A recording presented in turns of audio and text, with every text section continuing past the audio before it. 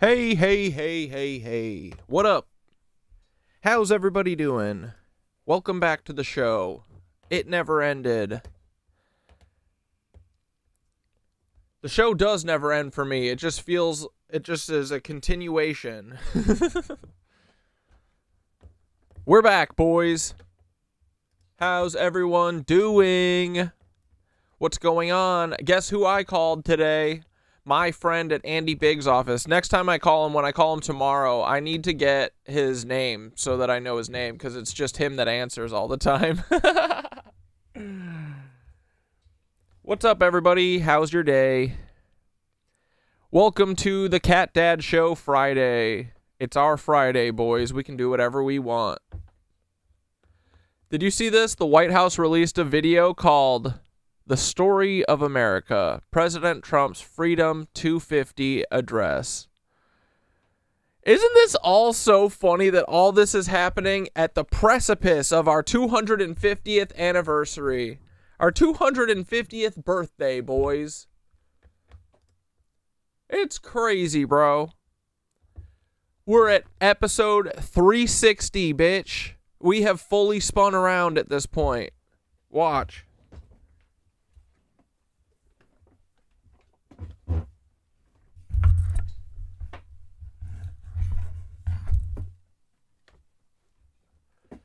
We did it, boys. Episode 360. We made it. They said, we'll stop him. OOB. We're going to stop him. He'll never make it to 360. We'll stop him in his tracks at episode 14. They couldn't do it. Oh, I know what we'll do. We'll take away his medication. We'll ruin his life. We'll do that around, when was that? Like episode 80? I forget. Nope, that didn't work. Oh, we're going to intervention him. That'll get rid of him. When was that? Like around episode 200? Well, we're still here, bitch. Episode 360. We fully spun around. Horseshoe theory's real. We're back to where we started, okay? The 5 dancing Israelis. That's what we're doing today. All right, I'm going to go feed the cats. Hold on.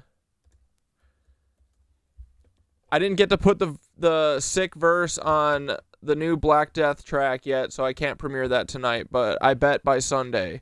Oh shit, also, is everybody part of the snowstorm on Sunday that's being orchestrated by the CIA? Or is that just us? I think it's everyone, right? I don't think anyone can opt out of this one. So make sure you guys stock up on your weed, get some frickin' food, and I don't know, that's probably it. Like, if the water stops running, whatever, right? The end is nigh. Right? Oh, well.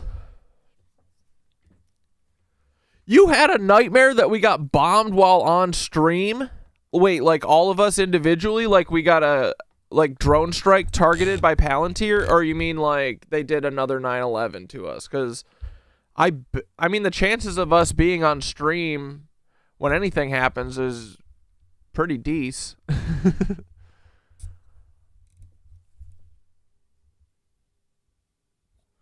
Like, Cat Dad was hearing the same jets in New York I was hearing in LA, and I knew it was time and woke up. Oh, no. Damien, your cat's MAGA.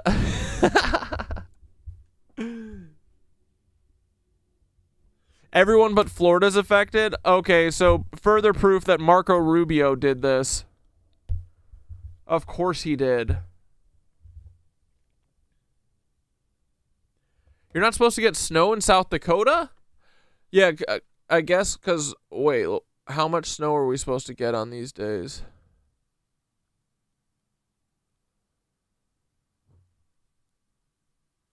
It doesn't say how much snow they're expecting to come, but it says it's 100%. The CIA's like, yeah, we're absolutely planning to decimate them this weekend so they can't go out and run their mouths. No storm here in sunny South Florida. Nice, dude. Hanging out on America's balls. I love that. Where it's nice and warm and swampy. I got booch and a vape THC and water and food, so I'm set. Today was nice as hell. It was like 40 degrees. It was great. Ew, negative 30 wind chills in Chicago? No, thank you. Barf. Yeah, Black Death. This is like Severance. You're just always doing the show. I know, dude. I walk away from this light and I'm still doing the show over there. And then I come back over here and the light's back on and here I am again. It must be interesting being on the other side of it. I don't know what that side of it's like. Because I guess I'm me. Oh well. Can't have everything, right? Alright, I'm going to go feed Squeak so he doesn't... I mean, he's going to beat his sisters anyway. It doesn't matter. I should honestly starve him. Feeding him does nothing. Actually, feeding him, I think, gives him the energy to torture his sisters, and I don't like that.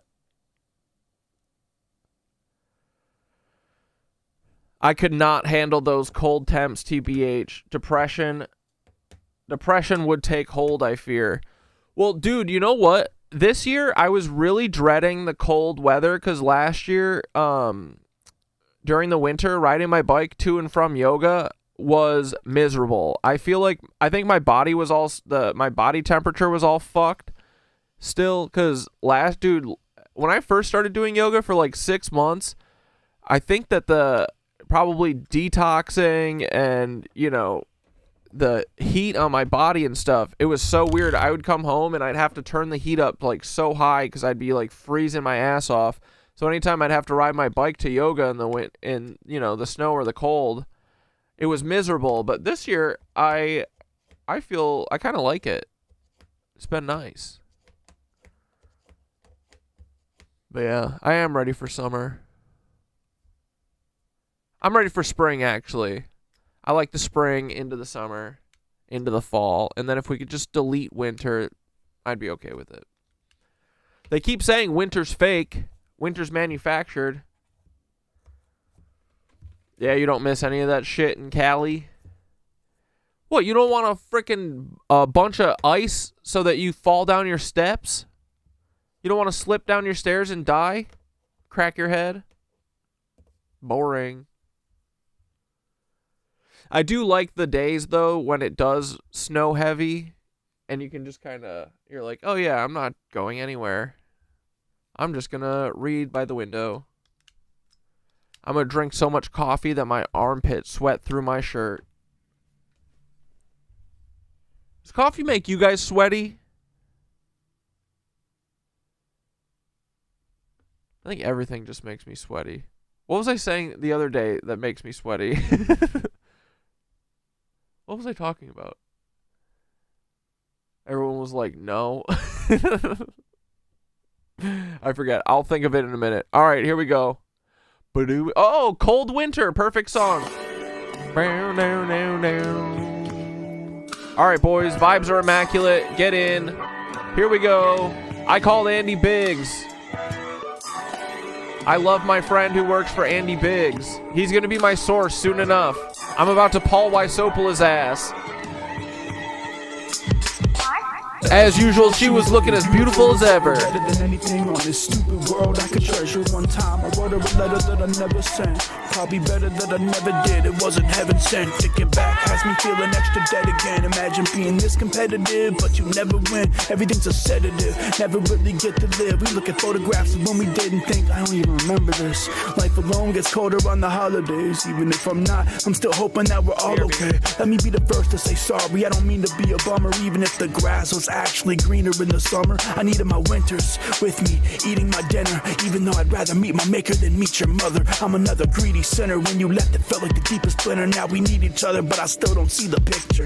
Stubborn as always, thinking I could paint it better myself. I'd be lying if I said that you never did help. There's something about the silence of that snowfall. It's like God's angrily shaking up the snow globe ball. We say thanks for the gift and take it like phone calls, faking close calls. It all went to my head like the shape of most malls. Forgot about me. The day I died, it was for you I was crashing. Wonder if you even reacted to the news of my passing.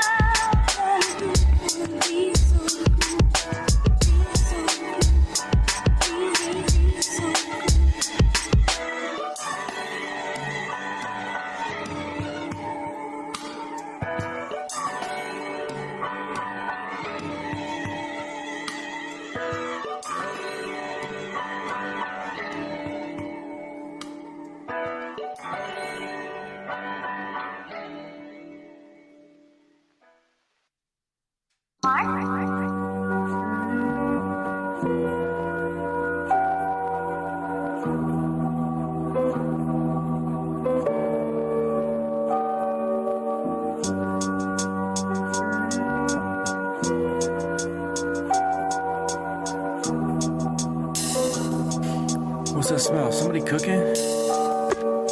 She out here stealing every stranger's heart. Cupid with her angel darts just took my whole brain apart. She a picture perfect picnic type of day in the park. I don't even know her name, I'm in the background playing my part. Higher than heavenly strings, played on a harp. Got me lighting up in the middle of the night like I'm afraid of the dark. Angel, when did you first start lying to God? Mine was the first time I tried suicide by garage. She had that red hair paired with the death glare. At her feet, I bleed my death hair. I breathe her breath air. Makes me sick, that love is pain, and I can't admit it. No code over puddles. Laying in front of trains, making bridges. Girl, where you going? Take me with you like taking pictures. Either way, I hope you have the best day. You either play the victim or parade the victor. Anything to get that Section 8. Nothing lasts forever. I guess not even her blessed grace makes sense, but any investment made's a collection plate.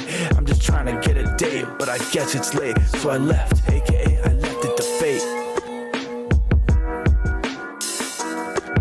I'ma just head out after I glance at your name tag. Then let my phone number dance its way into your handbag. I know in hindsight that every era sounds the greatest. But you had to see Alice at Wegmans, I say about 2008-ish. I'm back. They said you'll know me by my stab wounds. When the streets get dark, I start feeling lonely on a half moon. Howling at you, got me catcalling from a cocoon. Butterflies in my stomach, blackballing any future with you. I don't give a conjugal visit, never even shown interest. But she ain't just bad, she max security with no visits. Girl, I'm just like you, except I wanna bring the right bag to heist with stealing hearts. Cause they even put a price tag on niceness. I feel high as my jean shorts, I'm in a beach chair, mine's on a seashore. Fire inside like piece of war, wiring C4. I got the drive for a detour. Of course I'll take some fries with that, she's all I need. Personality's the only other sides I have. I guess I'll never get back what she stole from me. Gotta trust my gut, it always reminds me when I have no money. Which sucks, cause I'm thinking of this chick feeling so hungry. Had to stop because she could always own runways. Went to pick her up and remembered Chick-fil-A is closed Sundays.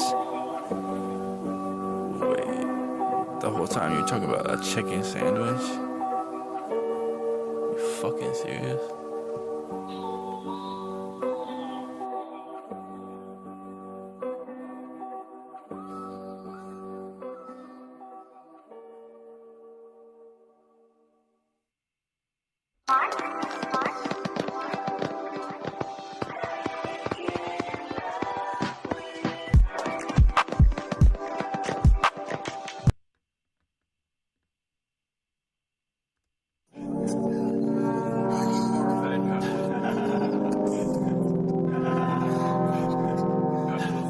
Who the fuck is Mike? Who the fuck is Paul? Who the fuck is Kathy? Trauma Max Assault. What the fuck is true? What the fuck is false? Snake eats his tail. Rats in the house. Federal Bureau of Insta-Cucks instigating us to fight. But we caught on now, boys, and guess what? We gon' be alright once Paul comes on stream and whistle blows away the night. Time to tattletale on all these Rothschild bitches. They ain't got no right to be playing sides while peddling lies with their covered eyes, trying to terrorize. Bunch of fake ass false flag fallacies, like that bombing in OKC, like that shooting at Pulse, baby, like that siege at Waco, please, like them bombing the Boston streets, like them towers in NYC. Like I bet the crucifixion of Jesus was fucking a false flag at this point, right? Did he just get kirked? Was he a dick like Charlie Kirk? Just playing. We're tweeting and twitting, banging away on our no-scope 360s. Like Tyler Robinson. Hey Paul, where'd he go? He's gone like Paul Weisopel. He's not available, but pick up chump and give me a call. We're just laughing at you and laughing at you. No more tears for this shit, laughing at you. We don't have any more tears for this shit. We just be laughing at you. How many cats you got, Paul? If it's less than 3, then you a bitch. You know cat having ass loser. We know you ain't Curtis Sliwa rich. At the tone, please record You your big message. dork. When you finish recording, you may hang up or press 1 for more options.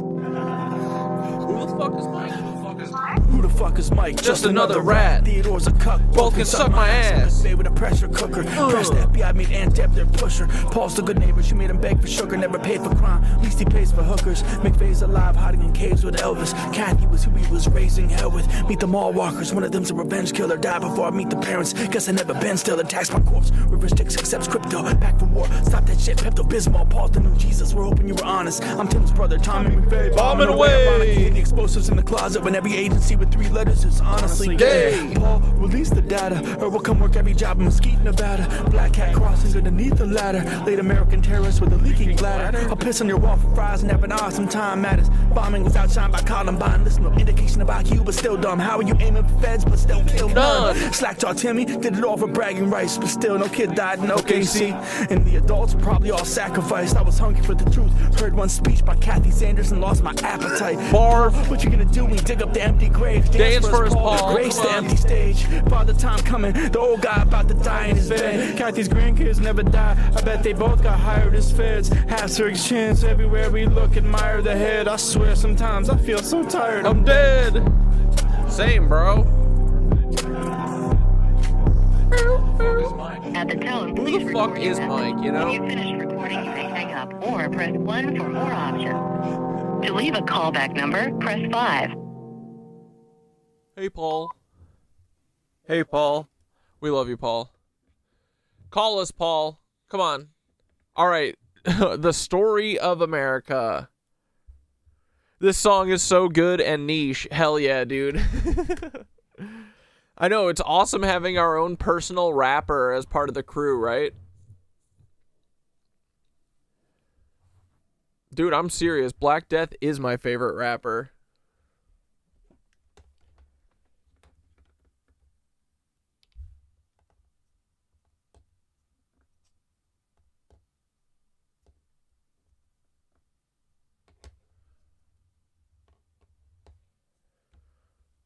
My mom said I gotta take my PSYOP before I can come out and play.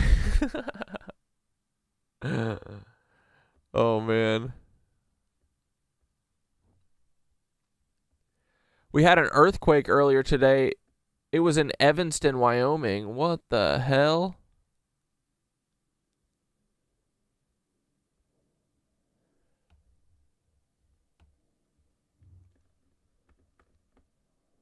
Okay, dudes. Y'all ready to get started? Sorry, I'm reading chat.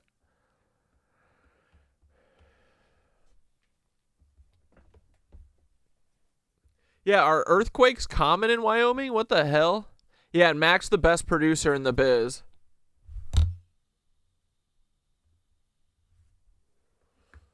Dude, Mac's got meditations, fucking the sickest beats, bro. Sickest verses. We got a bunch of talented nitwitchies around here. During summer of All right, here we go, boys. Let's get in. No time like now. In the sweltering summer of 1776, 56 patriots gathered. This is AI. This is already AI. What the fuck is this?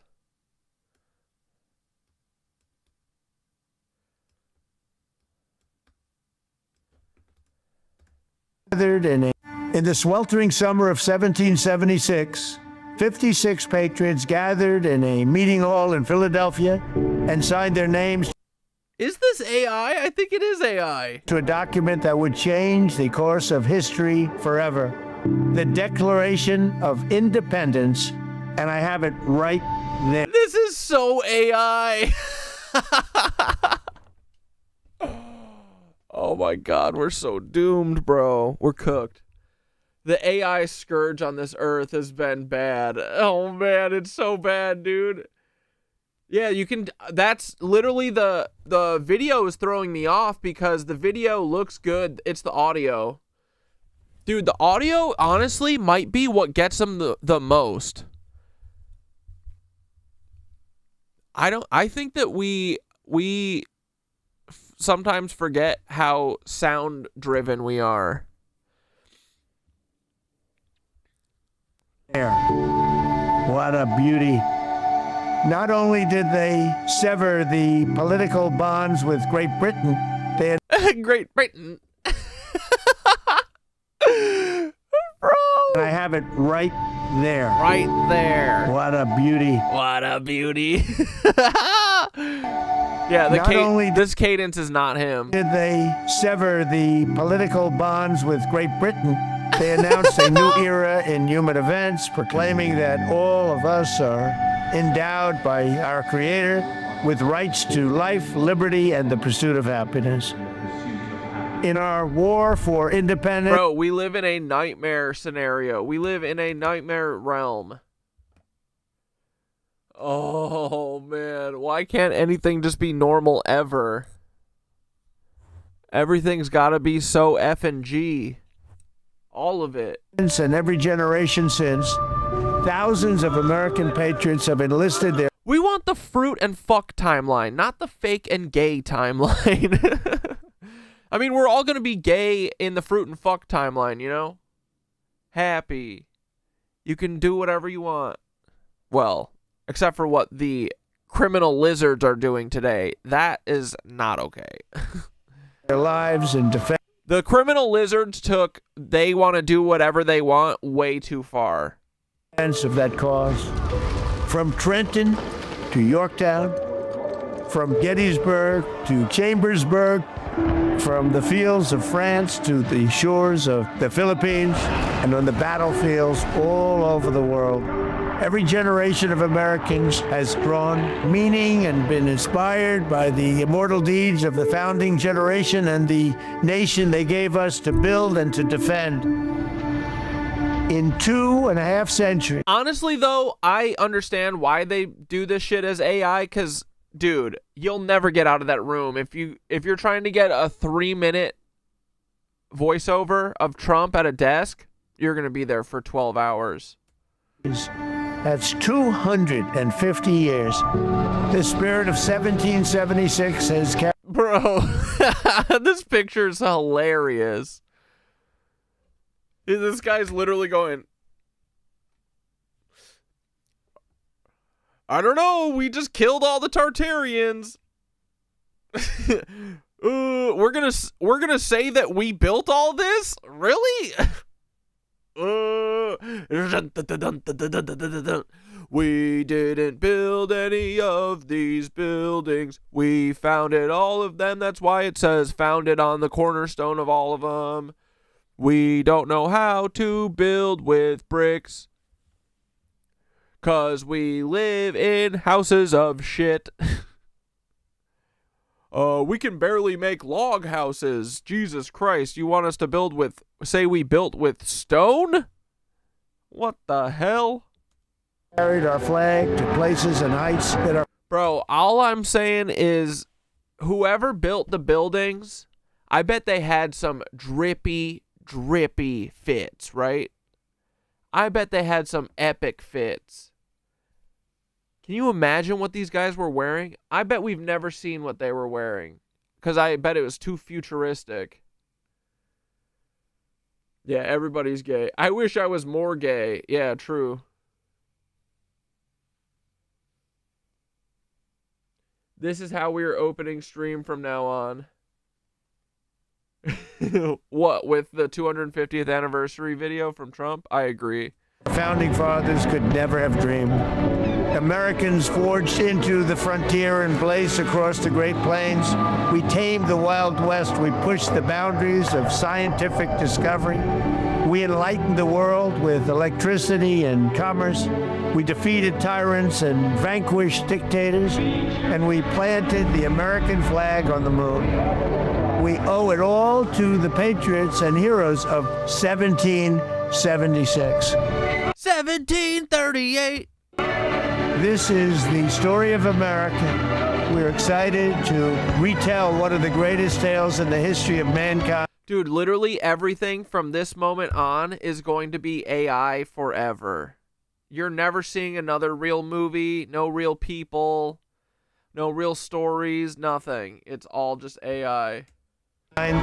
Working with Hillsdale College and some of our country's brightest leaders and foremost thinkers who have contributed to the Story of America video series, including Vice President JD Vance, Secretary of War Pete Hegseth, Dr. Larry. I mean, we call him the Secretary of War, bro.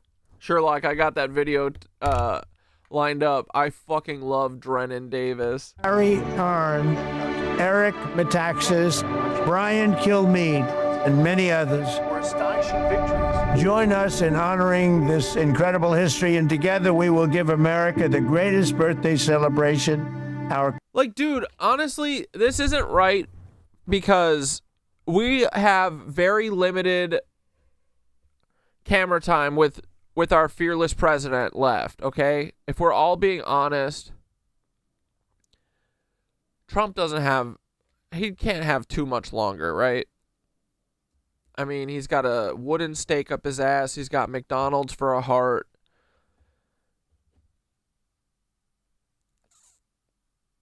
Like, we have very limited camera time left with our big, beautiful president, and they're going to give us AI slop, dude? This isn't fair, bro. He would have been so much zestier with this. He would have been so much more fun and cute. He would have queened out so hard. He's like, look at this. It's a letter from Thomas Jefferson. He said, I love my slaves and the slaves love me. Country has ever seen. God bless you and God bless America.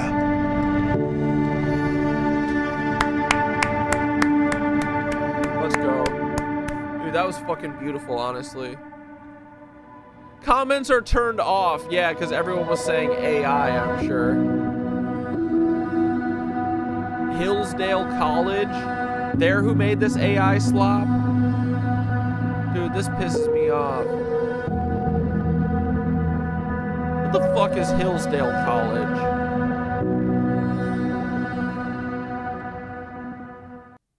Yucky, dude.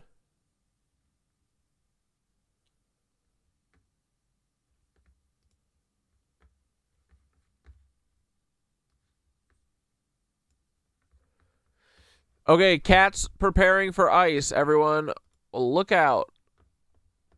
These cats mean business. Time to go over what we do if ice comes. Fuck off. What do we say? Get lost. Yeah, fuck off. That's right. And do we let them in? No.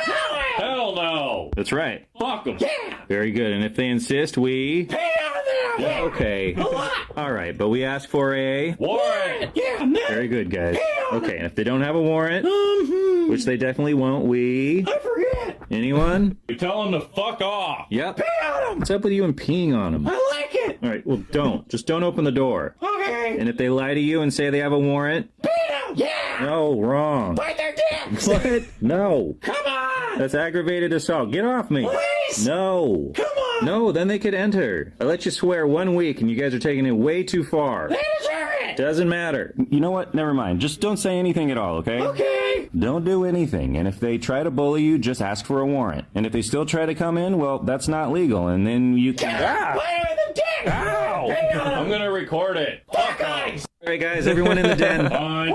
Time to go. Dude, this guy's so good. Hey guys. Hey, Dad. Oh, that's a nice skull blouse, Hey, Doug. Dad. What a blouse. So I heard you guys have a secret. Yeah, we bought property. What? Yeah, it's for business. Follow me. I'll show you where the offices are going to be. It's in the house? Yeah. Well, this is it. Pretty great, right? Look, check this out. Look at how spacious this is. So this is just gonna be in my kitchen? Needs a little work. Figured you could do that. What's going on? Just making cat offices in my kitchen. Business kids. What do you guys think so far? It needs work. Well, I'm not done. Huh. I don't like it. Yeah, me neither. Let's go. Hang on. All right, what about now? You liking it more? Yeah. Oh, good. Business. Here's some more business stuff. Okay. You liking it now? Yeah. Check it out. You got brand new laptops, your autographed picture of Jeff Bezos, a water cooler, some business charts. I'll keep adding to it, but you get the picture. Business. Dad, I'm worried about you. Hey guys. Oh, that's a nice skull blouse, Doug. It's not a blouse. All right, guys, everyone. What the heck is going on here? Excuse me, officer? Yeah. Hi, Drennan Davis here with Cat TV. I'm just curious, why are you stationed here at my house? Why? Yeah, why am I fenced out of my own patio? Well, I'm a cop. I know, but that doesn't answer my Officer, do question. not interact with the public. This guy says it's his place. Not anymore. Can I help you? Hi, Mayor Frog. This is Drennan Davis with Cat TV. I also live here. Any comments on you being cute? Nah. Okay. Damn. Would you like to address the allegations of you smelling good? What's your impression of living with humans? Blah, blah. Great impression. Can I get your opinions on the war? And also follow-up question, do I need a haircut? I appreciate your honesty. Toad, this dress is really working for you. I love the schoolgirl look. What do you think, Doug? I think that dress looked better when I wore it 2 months ago. Doug, so catty.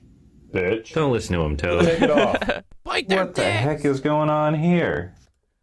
Fuck yeah, dude. Fuck eyes. Dude, you Chairman know what? Jordan, Bro, Ranking Member. I was telling my grandma today about the Sasha Riley stuff. And I was like, yeah, Grandma, this one dickhead, Jim Jordan and Andy Biggs, they apparently both raped this guy in the 80s, and he's telling people about it, and he fucking hurt Trump and stuff. And she's like, oh, really? That's awesome. And she goes, isn't Jim Jordan the one who's trying to put that Jack Smith guy? I saw it on the news today. He's the one trying to put Jack Smith in jail. And I said, yeah, Grandma, that's exactly how this works. Pedophiles do pedophile stuff together, and then they each cover for each other. Because isn't this whole, what's this, I forget what this, the FBI guy, is it, yeah, it's the FBI, right? Jack Smith, is that where he's from? This from the Comey shit, or I forget exactly why Trump is trying to put him in prison now or something. But Jim Jordan running this thing, this guy is a pedophile. He's a fucking pedophile. I mean, they all are. Look at him. This guy looks like a Mormon pedophile, and this one is an Ohio pedophile. Asking members of the committee, thank you for the opportunity to discuss my work as special counsel. I love my country and believe deeply in the core principles upon which it was founded. For nearly 3 decades, I've served as a career prosecutor in both Republican and Democratic administrations. I've handled cases ranging from domestic assault and gang violence. Yeah, my grandma was, she called me today because she was like, I'm losing my mind. Did I talk to you this morning? And I was like, no, Grandma. And then she's pulling out knowing Jim Jordan and shit. My mom don't even know who Jim Jordan is. My grandma's based, dude. She fucking hates all these freaks. Public corruption and election crimes across the United States, and I've prosecuted war crimes overseas. I am not a politician, and I have no partisan loyalties. My career has been dedicated to serving our country by upholding the rule of law. He was from the FBI, right? So this guy's definitely a pedophile. This guy is like, he's probably Paul Wysopal's kid's godfather. Throughout my public service, my approach has always been the same. Follow the facts and the law without fear or favor. Experienced prosecutors know that specific case outcomes are beyond our control. Our responsibility is to do the right thing, the right way, for the right reasons. These principles have guided me through my career, including as special counsel. Boring. Honestly, put him in prison. I don't care. I wanted to check. I had a good run of some funny ass. Wait, this is so funny. Not my Lord, not my Lord, not my Savior. They said, please pray for Donald Trump. I said, I'm not bothering God. My God is busy. He has real problems. My God is busy. He has real problems. Not my Lord, not my Lord, not my Savior. They said, please pray for Donald Trump. I said, I'm not bothering God. My God is busy. He has real problems.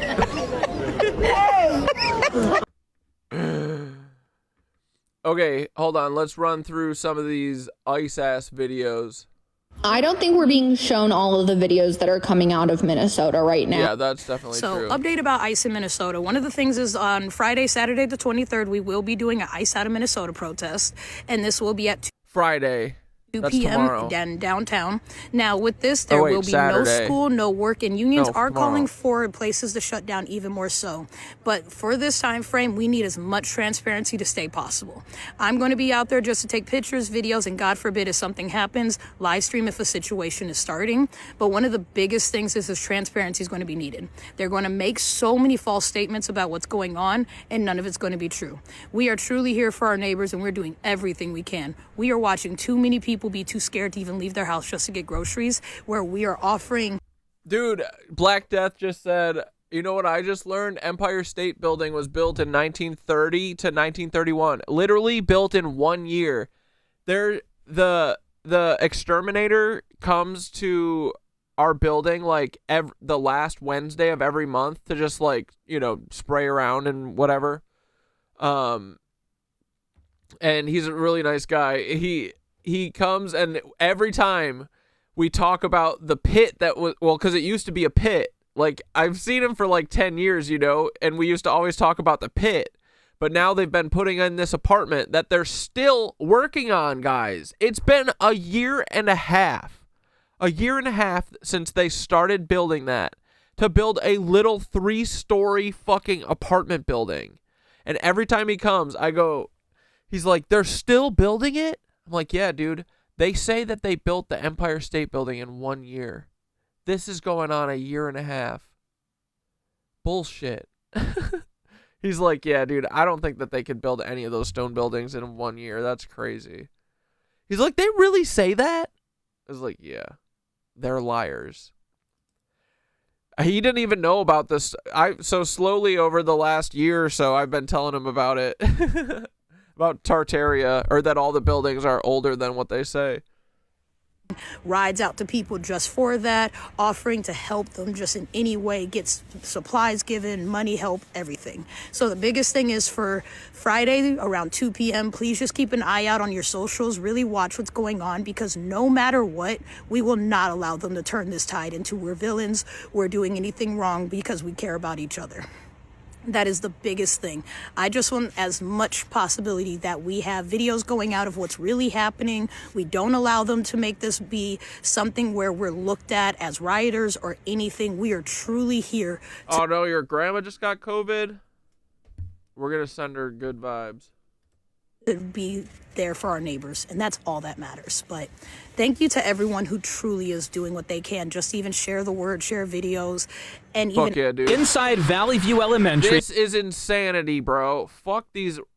These are rat people. In Columbia Heights, there's a preschool classroom filled with 4- and 5-year-olds who may soon wonder what happened to one of their classmates, Liam Ramos. He's a bright young student, and he's so kind. Ella Sullivan is Liam's preschool teacher. She says her students haven't asked about Liam yet, but they will, and she and other teachers wonder how they can possibly answer their questions. All I want is for him to be safe and back here. The family's lawyer says Liam is likely being held with his father at a detention facility in Texas. We have clients that once they're picked up, they're whisked away to the airport literally within hours. School officials say Liam is one of 4 students who have been detained by ICE agents over the last 2 weeks, including another student who was also detained on Tuesday. On the way to school, a 17-year-old high school student, a minor, was taken by armed, masked agents. Alone. No parents were present. Superintendent Zena Stenvik says the other 2 students include... I bet Paul loved that. Paul's like, oh, it's like old times when I was running the trafficking rings, the human trafficking rings. Another 17-year-old and her mother, who were detained by ICE last week, and a 10-year-old girl who was also detained with her mother on their way to school 2 weeks ago. And by the end of the school day, they were already in a detention center in Texas, and they are still there. ICE agents have been roaming our neighborhoods, circling our schools, following our buses, coming into our parking lots and taking our children. And our hearts are shattered. Inside Valley View Elementary in Columbia Heights, They used that little kid as bait, too. They took him back to his house to have him knock on the door to see if anyone else would come to the house after they took his father. And then his brother came home from school because he went to a different school to a house with no dad and no brother. Preschool classroom filled with 4- and 5-year-olds who may soon. ICE officers are now trying to infiltrate neighborhood groups in order to gain access to children. This is coming directly from sources. Go figure. That's what this is all about, really, boys. I'm sure. Is on the ground here in Minneapolis. I have the details of at least one incident here, and they're pretty disturbing. And it illustrates exactly why so many people are afraid to leave their homes and even send their children to school. Best case scenario, their goal is, as we've seen before, to use the children to lure out their parents so that the officers can detain them. As many of you know, one of my goals is to document some of the more hyper local organizing that's happening, as well as to allocate some funding that's already been secured to some of these less official efforts. So in case you're unaware, there is a lot of local direct organizing happening right now, especially with regards to individuals who are afraid of... Yeah, Democrats are like, oh, we're going to train... Wait, who actually said that?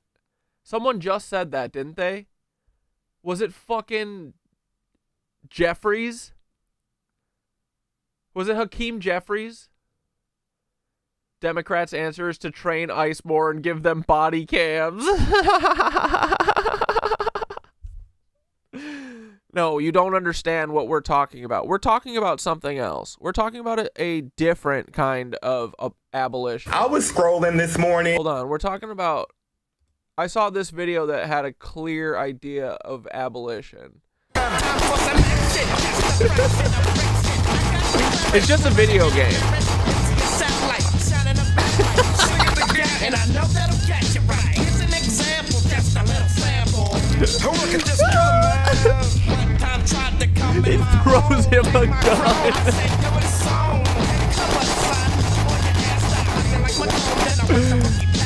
Bro, I think he might have missed. I think he missed.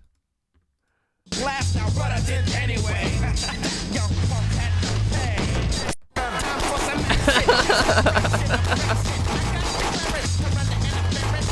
The video is called How to Abolish ICE and Keep Your Neighbors Safe. Oh, God. We're going to get in so much trouble, guys. An internal Immigration and Customs Enforcement memo obtained by the Associated Press shows ICE officials told officers and agents. Gotta make sure the job's done. I knew Eternally Bumpin' would be down for this. They can forcibly enter homes of people subject to deportation without warrants signed by judges. Now, the memo from Acting ICE Director Todd Lyons, shared by whistleblowers with Democratic Senator Richard Blumenthal, is dated... Yeah, bro, it gets worse. The Woolworth building was 1913, built in 2 years, almost 800 feet. Chrysler building, also built in 1930, also in 1 year. Yeah. Black Death, yeah, dude. I mean, this Tartaria shit is... I don't know if it was Tartaria, but whoever the fuck was here, which seems like all of the black people that they claimed they brought here, like, this shit was all here. All of it. Fucking every city... Everything. Every dam. Well, all the non-cucked ones. Oh, well, I don't know. Maybe I think Niagara Falls was here. I think that fucking... I don't think we built the Hoover Dam. That thing's big. We can do some stuff, but I don't know. But yeah, dude, everything was here, man. A year. Suck us. How dare you? May 12th, it authorizes agents to forcibly enter homes using only an administrative warrant instead of a warrant from a judge. Nice. When a person has a final order of removal. This reflects, of course, a major departure from the longstanding practice of requiring judge-signed warrants to enter homes. It also is a clear Fourth Amendment violation. What do you make of this memo, and is it a violation of the law? Yeah, Mika, good morning. This is incredible. Yeah, that was definitely Cypress Hill. Important reporting by the AP's Rebecca Santana. And she says in the story that the AP doesn't really know, no one knows to what extent they've actually used this memo and acted on this memo, but they documented... A memo doesn't override the Constitution. They can still get sued. This is propaganda for them.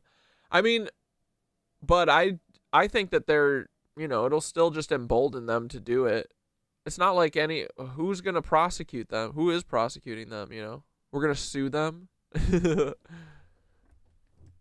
It's one case where they said they saw ICE officers break into the home of a Liberian immigrant and drag. Yeah, are they just trafficking the people they're snatching up? Yeah. I mean, literally what they're doing is trafficking them. Yeah. They're moving them from one place to another place illegally against their will. Him out, and then they later learned that that was based only on an administrative warrant. Look, let's be real here. MAGA Republicans and many Donald Trump supporters are angry and annoyed that there are so many people running around the United States who have final orders of removal. Illegal immigrants in the country illegally who should be deported, and ICE is trying to find them, and they can't find them, and it's a really difficult administrative problem, and it's existed for years. But that doesn't trump the Fourth Amendment of the Constitution. No matter whether they have an order of removal, an administrative warrant, the Fourth Amendment applies to all persons in the United States, not just American citizens. Is that the one where you get to shoot people who are bothering you? Oh no, that's a different one. And there's a long litany of Supreme Court decisions and other. Yeah, and that's the thing too, is they immediately whisk them away to like Texas, and then the next day ship them to Mexico or Brazil or wherever. Their goal is to immediately get them out so that there is no court shit. Once they're gone, they're gone. What are you're gonna sue ICE agent Felipe Alvarez from fucking Nicaragua? Case law that suggests that the Fourth Amendment applies in all of these contexts. There's no such thing as an administrative warrant that. I literally can't even get Paul Wysopal on the phone, who should have an email. He should have an email and an office phone. Let alone fucking. How are you going to serve these guys papers?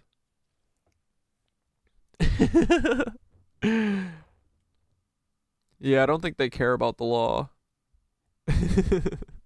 Allows law enforcement officers to break into a home without approval of a judge because people are supposed to be secure in their persons and papers. That's a fundamental precept of the Constitution. And the other really telling thing about the story, you alluded to this, is that she reports that the memo is not in wide circulation. In fact, the security around it is really telling. They're not letting people. I just want to say that I hope that we all remember at the end of this that the punishment for treason is hanging. Just so JD Vance and Peter Thiel and Donald Trump all remember, the punishment for treason going against the people is hanging. I hope you're ready for that. Protect your neck, bitch.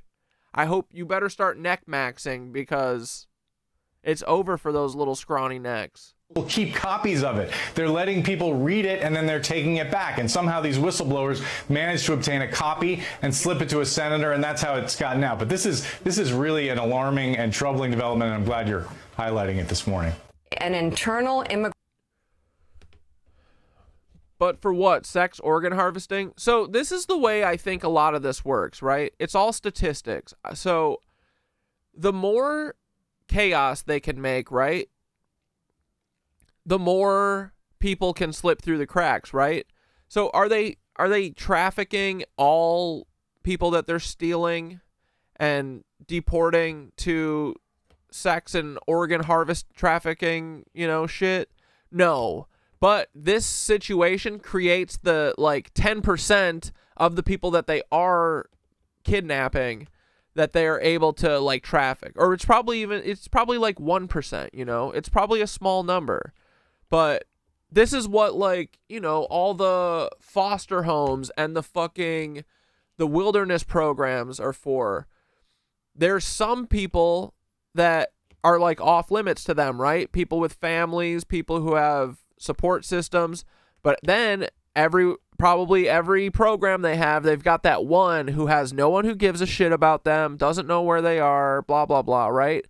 They're a pain in the ass. They try and run away one night. Okay, great. We can take that one. Oh, she drowned in the river. Now we have someone to sell to the lizards, you know. It's the same thing with the Catholic Church. All churches. Are the churches raping every boy? No.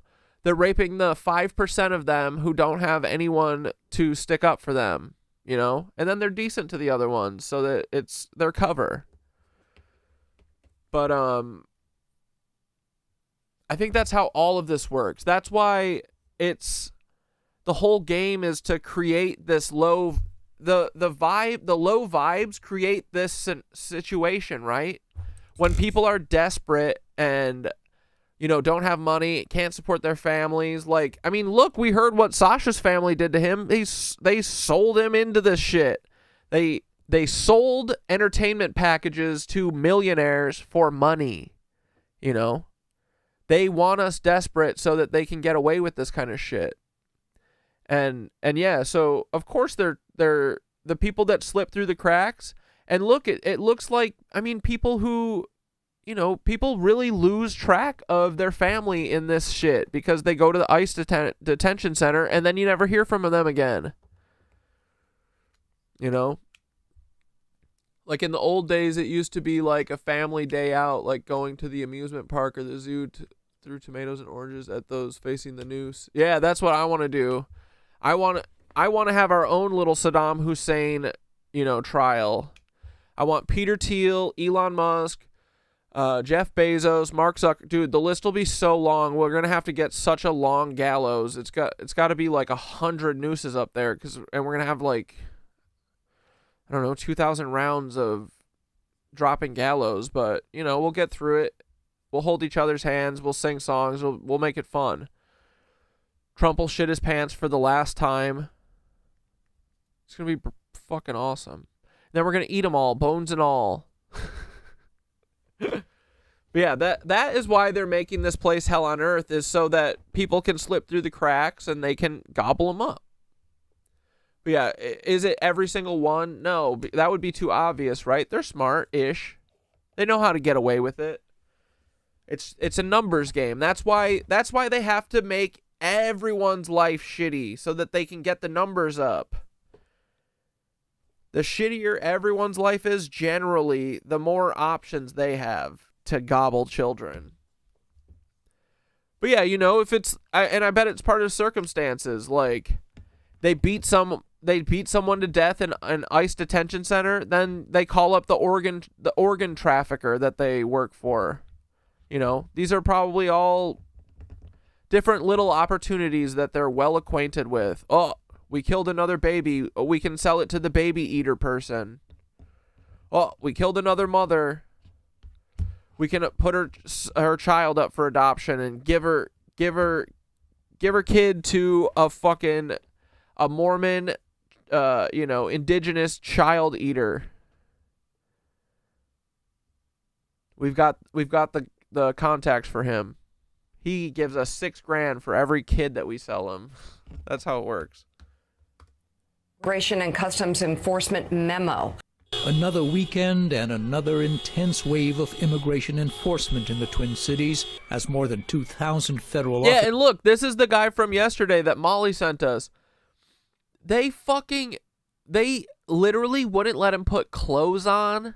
This is Minnesota. It's so cold. They dragging him out in his boxers. Wouldn't even let him get a jacket.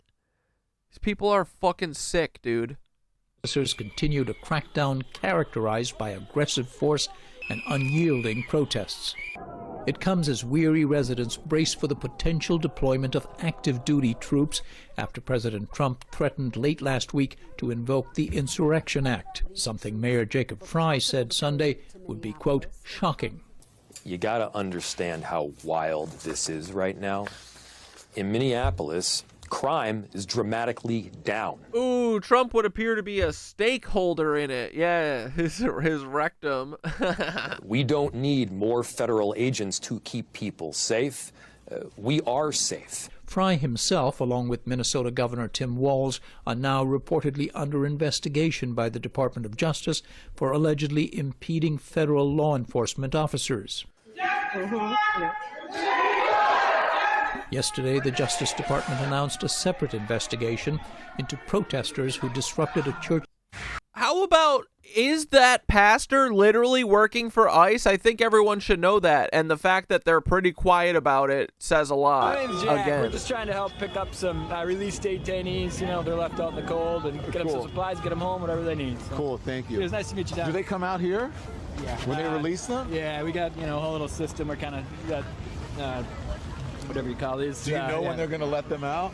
We don't know when. Yeah. And they just they just walk out? They just drop them out. I'm looking for somebody with a jail bag, and then we go and help out. Do they even have the it's freezing today? What I'm told is they've been taken. No, they don't have the right clothes. So in some ways, ICE should be thanking us because that's like another type of murder. Throw them out. As if ICE would care. This weather, you don't last very long. So, but basically, I'm told they've been taking IDs if they're brown, and then also phones, no matter what. So we try to get them burner phones, things like that, get them a ride, whatever they need. So what do you think of these tactics? It's just, it doesn't feel right, man. I don't. How do you? I don't even want to entertain an argument. It's just like you think about these kind of two-way fetish people. Here's your moment. This isn't small government. I know that. So it's a cold day. You could be on your couch watching a football game, your feet up. That's exactly what I'd be doing, to be honest. But it's who else is going to do it? We just at this point, it's not the police. We need the people. What's your name again? Jack. Jack. Yes. Come here, brother. Yes. I appreciate you. That's what people need to do, man. You're amazing. My name's Jack. We're I love this guy. just trying to help pick up. There is a general strike that is happening in Minnesota this Friday, January 23rd, and I think this is a big deal for two main reasons. The first reason is because a whole bunch of new folks are going to be activated for the first time to understand the relationship between the state, capital, and their labor, and be willing for the first time to wield the power of their... Yeah, I'm ready for a red wedding to happen, bro. We need a red wedding. How no one hit that fucking bus with Andrew Tate, Tristan Tate, Sneeko, Fresh and Fit, Clavicular. Who else was on that fucking thing? Bro, that would have been so awesome if that fucking... Yeah, someone commented that bus driver had the opportunity to be the biggest hero in the world. Drive that shit off a bridge, dude.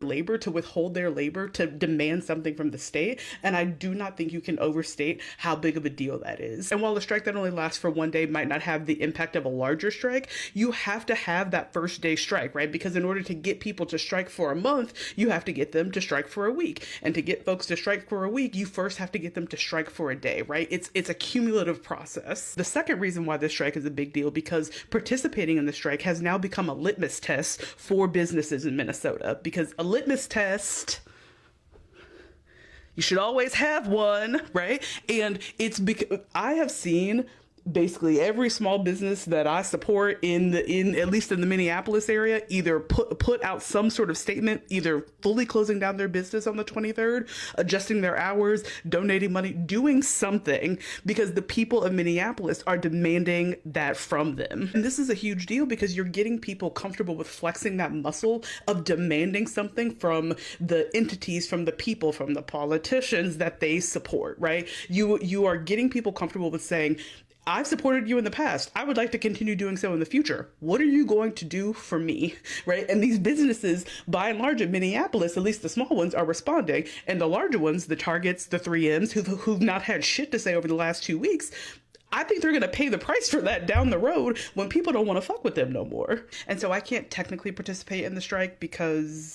Yeah, that clavicular guy hit a kid with his Cybertruck last week, ran over him, and then fled the scene, got pulled over by the cops, who then let him go.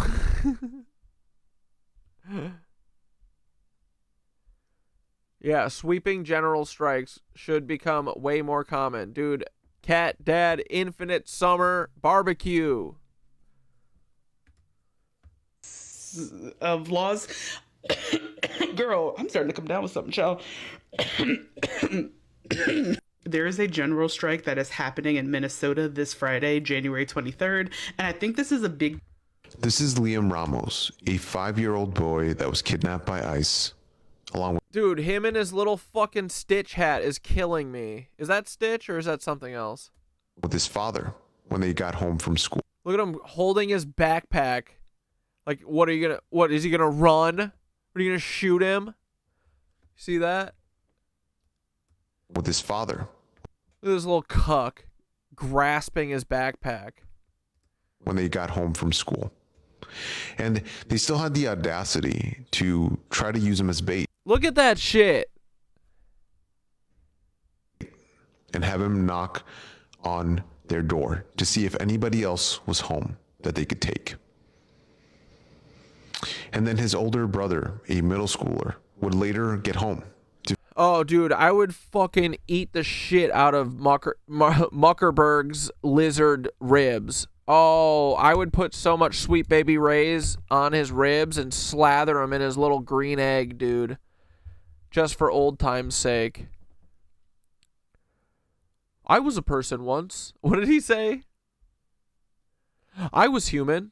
I am human. I still am human. Yes. Find nobody home. That his father was gone, that his little brother was gone, shipped off to Texas. And according to the superintendent at Liam's school, who drove to their home, she says that the family had an active asylum case. So essentially, they were doing it the right way. They were doing what they had to do to be in this country. And that there was no deportation order or order for removal. But apparently that didn't matter. ICE took them anyway. And according to the superintendent, Liam is one of many kids that has been targeted and taken by ICE. And that ICE agents have been specifically targeting kids, following school buses. And of course they are. They're all chomos. Traumatizing these poor kids. These are children that are being targeted and traumatized by ICE. And if you support this, and if you're okay with this, then there's something wrong with you. This is Liam Ramos, a 5-year-old boy that was kidnapped by... Dude, this kid is so fucking cute. Fuck them. Dude, the grasping his backpack is killing me. Yeah, better give him his homework so he doesn't get behind during kidnapping. Oh my God. I was scrolling this morning and I just randomly came across this little diagram of mythological reptiles. I thought it was interesting, so now I'm sharing it with you guys. And if you're not interested in dragons and wyverns and mythological creatures, get the fuck off of this post because it's not for you. So we're starting off with the Druk in Bhutan. I like it. Something about a white dragon just screams elegance. It screams wealth. It screams good luck. Now, I could be wrong about all of this, but I feel like that's what this dragon does. And then over in China, we have Long, this golden dragon. Again, gold, money, wealth, prosperity. Send me the dragons. Call me Daenerys Targaryen. Literally every single one of these, dude. Tiamat, Roy June, Quetzalcoatl, Young, Bakunawa, Zmi, Wrong, Dragooch, Apophis, Wyvern. They're all fucking dragons, dude. Hydra, Naga. Targaryen. In Egypt, we have Apophis, and this is just a snake. There's nothing special about it. That's what that fucking that ship was called that they did during the eclipse, right? Or is this the asteroid that's coming to kill us? Apophis, I forget. Egypt, I know you can do better than this. In England, we have the wyvern. I'm not a fan. Wyverns creep me out because why are you standing up on 2 feet like that? And then in France, we have the Tarasque. Yeah, it's like a chicken. This is a lion with a turtle shell.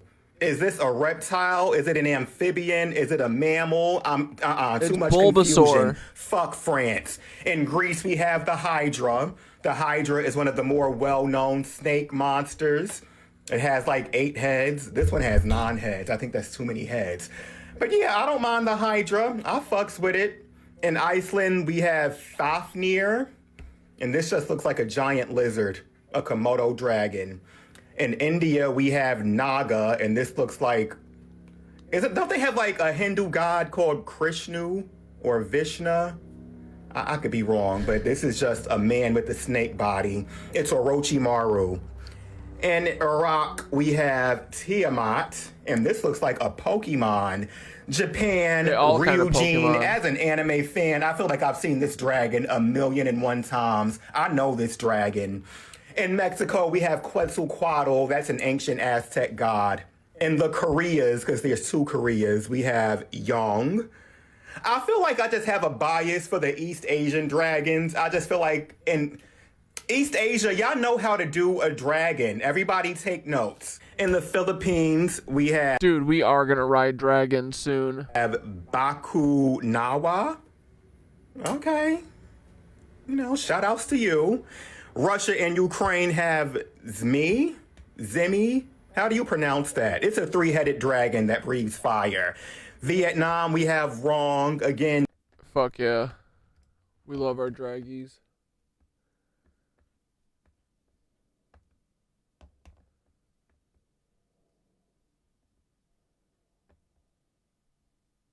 Oh, yeah, wait. We got to see this Dan Bongino. Or no.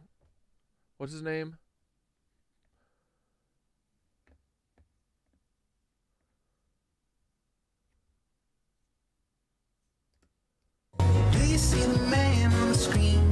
Yeah, Minnesota.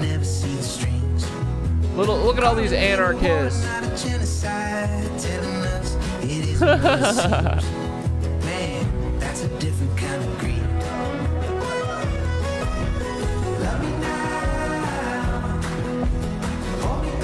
Yeah, Jack. Let's go, Jack.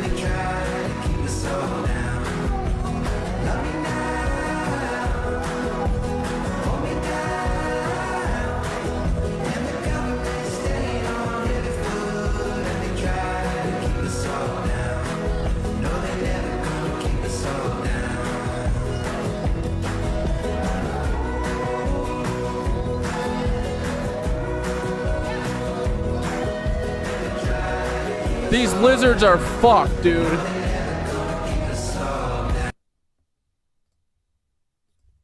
After I posted my video yesterday, it's been brought to my attention that maybe a lot of what Minnesota is dealing with is not being covered in the wider media. If you're getting the impression that things are calming down here, they are not. So the first action item is to pay attention and to take inventory of what's happening in Minnesota. But if you can't see it, then how would you know that these ICE agents are ramming into driving cars, sometimes into oncoming traffic, airbags deployed, totaling the vehicle, and then just grabbing the person and leaving the thing with no intention of cleaning up that mess whatsoever. Just a car on the street for everyone to see as you drive by. Or the fact that they broke down the door of an American citizen who's an 80-year-old man, dragged him out with nothing but his boxers and a blanket on. When he was finally released, no apology, no nothing, just you can go back to your house with no front door with sub-zero temperatures. Good luck staying warm. Or a family of 6 that had to resuscitate their infant child after a chemical irritant went off in their vehicle. This is what I'm talking about. It's not getting better, it's only getting bolder. Regardless of how the administration wants to paint this, the resistance of Minnesotans is a thing of beauty. Coordinated, peaceful, observant, and even disruptive where it needs to be. Because if there's one thing that's been made very clear to us in the last 2 weeks, it's that the police are not going to do anything to prevent this from happening. I hope that you actually take this as an inspiring... Yeah, the Native Americans all worship flying snake lizards too. Bro, you gotta ask that dude on Andy Biggs' office line what his name. I know, dude. Right at the end, I was gonna ask him, but he hung up too fast. I was right about to, because I was surprised again that he answered. I'm just gonna assume next time that I'm gonna call him tomorrow. I'm just gonna be like, hey, what's your name? I'm not even gonna bother you about Andy Biggs. What are you eating for lunch? story, because when this shit eventually comes to your state and your city, it's going to look just like this. Join a protest, spread the word. After I posted my video yesterday, it's been brought to my... Why is ICE in Minnesota? Because Minneapolis and Minnesota have functioning welfare states. because Minneapolis and Minnesota are parts of the United States that work. They're parts of the United States where people actually are able to live more or less free lives. That is why ICE is there, to try to prove that that doesn't work, to try to destroy it, to try to create an image of chaos where things in fact have been functioning before. Why is ICE in Minnesota? Yeah, dude, Minnesota kind of rocks. Wow, this photo from the ICE protest today where a photographer was tackled by like 50... This pic is so good, dude. ICE agents, and his camera's flying, and if you know anything about cameras, you know what that is, and you know just how expensive that camera is. It's a Leica. He said the photo was by Pierre Lavie, and he was tackled by ICE agents and surrounded by about 50 border police just for taking photos. And that's him tossing his camera to another photographer to make sure it wouldn't be confiscated and the images wouldn't be lost. Here are a couple of the images he captured, and I've got to say that these are worth throwing a Leica. And I think that's a Leica M10, which retails for like $6,500, not including the lens. This one specifically is pretty intense. That's from the ground, obviously. This is the only 2 shots that he's looked at, the last 2 shots he took. And here is a photo of his Leica on top of what appears to be the summons for federal court. Wow, this photo from... The next person to tell me, maybe you should just put your phone down for a day or 2. You should get out of here and take a vacation. Maybe you should just stop watching the news. You seem stressed out. I'm sorry. The news is happening outside in our streets where we live. There are ICE agents staying at the hotel next door. I have clients not coming to their appointments because they came to this country as babies and are naturalized citizens, and they're terrified to run into ICE because they're not detaining the worst of the worst like they're telling. Yeah, Adrian, the Minnesota video is actually warming my heart. People can be so good. People are so good. I think that is how we are. Everybody's being tricked into being this other version of us. Like, that ain't us. Telling you, they are detaining anyone who's not white or anyone who looks at them wrong. They are lying to you. I have friends who were born here, who are people of color, who are afraid to leave their houses, afraid to take their kids to school because of what's been going on. What you aren't seeing is the worst of the worst. Some people aren't going to work. Businesses are closed. Restaurants are closed. There's e-learning for a lot of the schools in the area because kids are afraid to go to school. This is not a matter of turning your phone off. People are being taken out of their homes. American citizens without a warrant, and they have no criminal record. I'm in different forums and message boards of people in the community, complete strangers, banding together, donating money so people... Yeah, I'm going to ask Andy Biggs' aide, what are your hobbies? Seriously. I'll call him tomorrow, dude. People can cook meals to bring to people who are afraid to leave their houses, going to pick up prescriptions for people who don't want to leave their house. This is happening. This is not something you can just ignore. The next person to tell me, maybe you should just... True. ICE out of Minnesota. ICE out of Minnesota. My name is Ibrahim. I'm of the Party for Socialism and Liberation. I'm Somali, and Minneapolis is my home. We are here to speak up and fight back against the racist attacks that have been leveled against the Somali community, the immigrant community, and the people of Minnesota. Carmel Mall was the cornerstone of the Somali community, with hundreds of stores, restaurants, and cafes. Thousands of business owners and patrons come to the mall every day. We Somalis are not only business owners, we are Uber drivers, airport workers, healthcare workers, engineers, janitors, and doctors, and more. We help make the city run. We help make the state run. Now it is time to stand up for our brothers and sisters in the immigrant community who are terrorized by ICE. We want to stand up against the terror that's been inflicted on our community. Yeah. We want to demand justice for Renee Nicole Good and all the people impacted by the violence. We want to announce that we are joining to call to shut it down. No school, no work, no shopping on this Friday, January 23rd. Minnesota. ICE out of Minnesota. ICE. Okay, here we go. Watch this. Watch this little fuck. This little pip. Who the fuck are you? Who the fuck are you, sucker? You pip? I'm in the gas. Get back. Gas is coming. Gas is coming.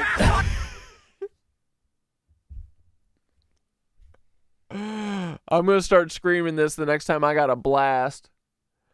I'm gonna gas. Gas is coming. Gas is coming. I'm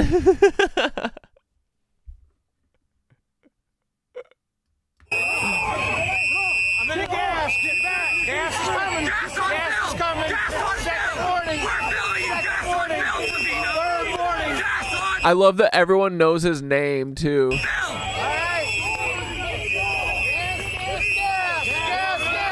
Like, bro.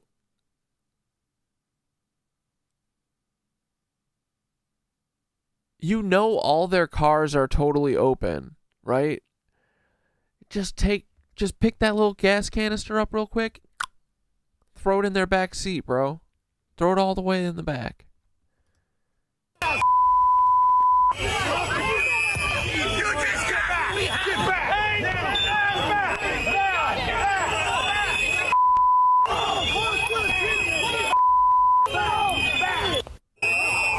And that is how the Teenage Mutant Ninja Turtle, the evil Teenage Mutant Ninja Turtles are formed. What gas is that? Probably sarin gas. Have you ever seen the movie The Rock? That's what it looks like. It's putrid green. It can't be good. It doesn't look like fairy dust. I'm assuming probably causes paralysis. Oh, actually, you want to know what? Here, wait. This video was posted 4 hours ago on the Minnesota subreddit, and anyone in Minnesota right now, I need you to know what this could possibly do to you. Not because I'm trying to get you to stop protesting, nothing like that, but you need to know the dangers. For people with uteruses in this space, this kind of agent has been used in Portland, apparently. There are some complications. 54.5% of menstruating individuals in a study of 2,200 people exposed in Portland found that half reported abnormal menstrual cycles following exposure. 83% had adverse health outcomes, and just at least reported one adverse reproductive outcome. 2.6 times risk factor. Individuals who were exposed to these agents for 5 days or more were 2.6 times more likely to experience adverse reproductive health outcomes compared to those with less exposure. And 69% of people exposed to this with uteruses I do love him gassing himself. Reported intense uterine cramping, and 55 reported early menstrual bleeding. From the research that I'm seeing, this is produced by Safariland. Yeah, use a towel because the can is hot, but everyone will have gloves because it's outside. But yeah, for sure, don't grab it with your bare hands. Military-style maximum HC smoke grenade. It discharges smoke for 105 to 150 seconds. It's considered an area denial agent, so it's supposed to get you out of the space. It physically overwhelms you, and the chemicals that are in it... Yeah, exactly, Adrian. It's also the cornerstone of anarchism. At the end of the day, people are good on the inside. When war, poverty, and lizard cucks aren't fucking us, everything melts away and our true hearts show. Exactly, dude. We don't do these fucking school shootings and all this bullshit. That's why they have to orchestrate them, to make us think we're crazy. Are heavier than air, so it sinks to the ground and stays there. The chemical mixture is Yeah, oh dude, 99% of all ICE agents are definitely full-on pedos with plenty of CP on their home computer. Check their basements. This is Liam Ramos, a 5-year-old boy. There is a general... This video was posted adverse health outcomes, and just at least reported one adverse reproductive outcome. 2.6 times risk factor. Individuals who were exposed to these agents for 5 days or more were 2.6 times more likely to experience adverse reproductive health outcomes. Yeah, exactly, Icon. I think that this is all to normalize it so that when they start coming for people who are just dissenters, everyone will be over it. That's what their plan is anyway. Compared to those with less exposure. And 69% of people exposed to this with uteruses reported intense uterine cramping, and 55 reported early menstrual bleeding. From the research that I'm seeing, this is produced by Safariland, and it is a military-style maximum HC smoke grenade. It discharges smoke for 105 to 150 seconds. It's considered an area denial agent, so it's supposed to get you out of the space. It physically overwhelms you, and the chemicals that are in it are heavier than air, so it sinks to the ground and stays there. The chemical mixture is hexachloroethane, HC, zinc oxide, and aluminum. When it's ignited, it releases zinc chlorine smoke. Hexachloroethane is a suspected carcinogenic, 2B. The product warnings on this company's website for their agents lists lead salts, methylene chloride, and hexavalent chromium in the pyrotechnic mix. And the thing that causes it to be green is solvent yellow 33, which apparently, when used in tandem with the other agents, has possible mutagenic effects, so it can damage your DNA. Just so you're aware, causing mass infertility among minority groups is a form of genocide, and they are in minority prevalent communities in Minneapolis right now. This specific incident happened at 25th and Bryant. If you see any of these canisters anywhere, you need to make sure they stay away from water sources. Safariland has removed all of their safety data sheets, but they are in archive and I can provide them. I'm probably going to put them in my bio, to be honest. Do not throw it in a normal trash can. This is not normal house trash. There is a chance it's a different chemical, and in that case, it still provides toxicity, reproductive toxicity to people with uteruses, as well as reproductive toxicity for people with testes, and developmental issues for children. If you are experiencing any adverse health effects, you need to go to a hospital, not because you're like dying, but because they need to document your symptoms. We know what happened to the people in Portland. We need to know what's happening to you now. And if you see the gas, I know it's really hard, but you need to try and stay out of it. Or at least wear one of those like big ass masks. If your eyes are exposed and you wear contacts, you need to take your contacts out and dispose of them after you're out of this space. And no matter what, if your eyes are exposed, you need to wash them with water for multiple minutes after exposure. And stay in fresh air, like as fresh of air as you can get. It has multiple dispersal points, so if you see it, know that it's going to be blowing smoke from multiple different spots, not just one. So you have to like cover it with a bucket. Dump water on it apparently really helps. You can cover it with earth. Carbon dioxide and dry chemicals also work. If it reaches any physical items, you need to move and let it burn because you're not going to get it done. If it causes a fire, it's toxic and you need to get out of the way. If somehow you accidentally get it in your mouth and swallow it, you need to call 911. Once again, Safariland removed all of... We're here today to talk about our endorsement of the January 23rd action, the Day of Truth and Freedom. No work, no school, no shopping throughout our communities. All of them in their Minnesota accents. It's so fucking cute, right? It is a tragic amount of... They're gonna try and say these people are terrorists when they say bubbler. ...circumstances that has brought us here and to this position today. Working people across our community are afraid for their lives. We are working with many families who have already been detained. Most of these families have been detained while they were on their way to work or on their way home from work. This is leading to our families, union and non-union, workers in our community having to make gut-wrenching, life-altering choices about whether or not they're going to go to work so they can put food on the table, or whether they're going to stay home and stay safe and stay alive. Working people cannot stand aside while our neighbors are terrorized and our families are fractured. Because those are our families. Those are our neighbors. Those are us. They are us. Word. So the labor movement exists to defend dignity, justice, and human worth. So on January 23, the ATU Local 1005 stands in solidarity and endorses the call for a collective refusal to work in solidarity with immigrant communities, with protesters demanding an end to militarized raids, and with all of those who refuse to accept the normalized state of violence. We're here today to talk about our... Do you see the man on the screen? I was scrolling this morning.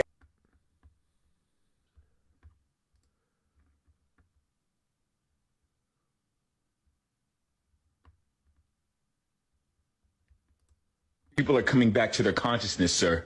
Did you poison the food supply? Yes, sir. There's no mineral left in the soil. Are you feeding them negativity on the news? Yes, sir. War and death. Social media. Yes, sir. Gender wars. Damn. Racism. It's not enough. They keep coming back. What do we do? We need to lower their immune systems. I thought we did that already with the virus, sir. What else can we do? More poison. We'll put more poison in the crop field. We used all the We'll poison the animals. And to tell them to eat the animals. This is why you're our leader, sir. The poison in the animals. Train doctors to not address the cause. I see where you're going. But only the symptom. So they'll get treated forever and eventually die. And we still get the money! Sir, what about the people that have found cures for these diseases and are trying to help other people cure these We'll diseases? make it punishable by law to say you can cure disease. What about the people that know the truth about COVID? Punishable by law to spread misinformation about COVID. But sir, that's free speech. We can't pass a law We'll like pay that. social media to take down people that You even said say the that! word. People are coming back to their consciousness, sir. Oh, brother, right?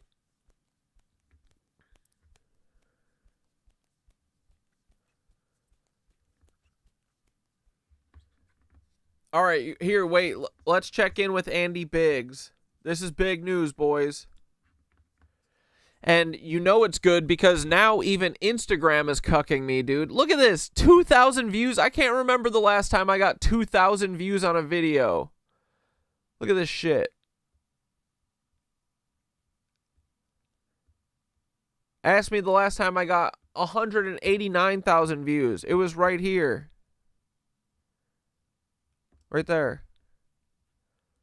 But 2,000? What the fuck, dude? And 60 comments? Oh.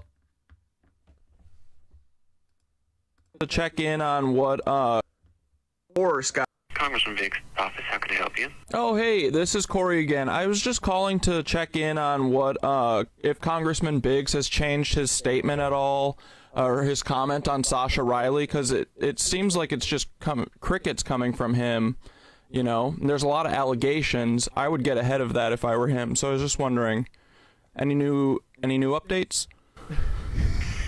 Well, again, the congressman denies the allegations as false and baseless. And the last time you said that he was looking into his opportunities, legal and otherwise. Well, the congressman is consulting and determining all potential options, legal and otherwise. And I was just wondering, what's the otherwise? Like, what other options is he looking into? Because that kind of sounds like a mob hit or like a threat or something. But I was just wondering if you could clarify that. Sir, there's no reason to assume the congressman would act. Dude, Bradley, oh my god. Why is it a big deal to show identification? Only people scared is if you got something to hide, legal or not. Jesus Christ. How old are you, Bradley? Are you like 70? In bad faith, he follows all laws. It doesn't sound like it. It sounds like he abuses children. If someone accused me of that, right, I would be on TV everywhere saying how it's not true, right? But I just hear crickets. And I'm the only person, too, that's honestly asking you guys for comment. It's kind of funny. It's not on the news, you know? It's very odd. It's very quiet. Well, sir, you're not the congressman. The congressman is free to approach Thank God. the matter how he chooses to approach it. I'm not going to reveal to you the personal details of his conversations with anyone. Okay, if this comes to be true, would you quit your job or would you keep working with him? Again, sir, the allegations are false and baseless. Do you have any allegations like this? Because I certainly don't, and I don't even know how in the world you would get these kind of allegations, right? Sir, I love you. Is there a question that I'm supposed to answer there? Yeah. Do you have any allegations like this? Because it's, you know, how often does this happen? Because I've never had any accusations like this. If this ever happened to me, I would get in front of it so fast, right? If this happened to you, if someone said that you beat and sexually assaulted a 12-year-old boy and beat him to a bloody pulp, would you just let that roll off your back, or would you sue that kid if that was a lie? You know? I would be suing the shit out of him, right? But he's not. What's up with that? He could just sue him. Well, the congressman is certainly entitled to decide whether or not he wants to even dignify such a baseless accusation with a response. Well, I'm just letting you know, you should let Andy Biggs know that the general consensus is that he abuses and rapes 12-year-old kids. So I would do something about it sooner rather than later. Well, accusations do not equate to guilt. Is there any time that Andy Biggs would want to come on my show and I can interview him about it? He can just talk to me straight. Sir, I don't have access to the congressman's personal schedule. Okay. How's your day going though? Otherwise. It's probably hard. Just another day in the workplace. Yeah, I feel that, brother. I feel that. All right, man. I love you still. I'll talk to you tomorrow, and have a good day. But you should still quit your job, okay? Andy Biggs is a bad dude. Well, I'm sorry you'd assume the allegations are true on face value. That's unfortunate. No, I do research. It seems like everything else that he's been saying checks out. So that's why I'm coming to you and trying to get Andy Biggs to speak about this, because if he could clear it up, you know, I want to clear this up. I want Sasha Riley to be wrong. I don't want the entire government to be run by a bunch of pedophiles, but it seems like that's the case, and you work for one. Well, sir, if you're going to approach the office in bad faith... No, brother, don't do the bad faith thing again. You know I'm not bad faith. I love you. But you should quit your job. Love you. Well, I'm sorry you came here in bad faith, sir. I'm not in bad faith. I honestly... Oh, I'm gonna call that dude every other day. Sir, I love you, sir. Congressman Biggs' office. Sir, I love you, sir. Oh, hey, this is Corey again. I was just... I can't scroll. I just want to go back to the sir, I love you, sir. I'll talk to you tomorrow. I'm telling you, I'm going to be on a first-name basis with this guy by next week, 100%, and he's going to be my inside source soon. I promise, dude. One stream, we're going to call him... This is probably Mike. No, dude, watch, his name's Paul. I'll fucking die if his name's Paul. I'll lose my shit. Yeah, no, dude, this call was like 5 minutes long. It was like 4.5 minutes. I think I could have had him too for longer.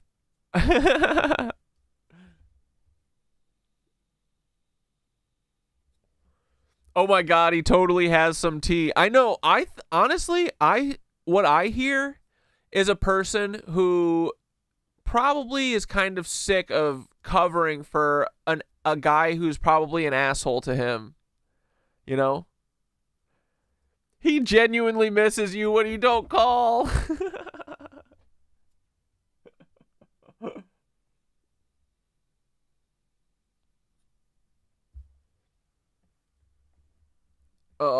Bradley Bacon, I mean, we know you already work for the cops, dude. Stop working extra hard for the cops. Do you like the Patriot Act? You want to be stopped and asked for your papers? Papers! If you don't have nothing to hide, then you not be scared. Papers, please. Papers. That's fucking dumb Nazi shit. Grow up. Come on. You been here for how long? Bradley Bacon?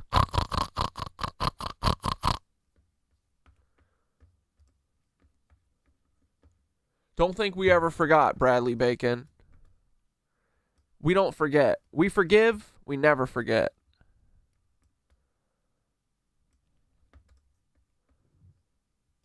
All right, let's watch the rest of our spirit science video before we get on to some other bullshit. Where the fuck is it?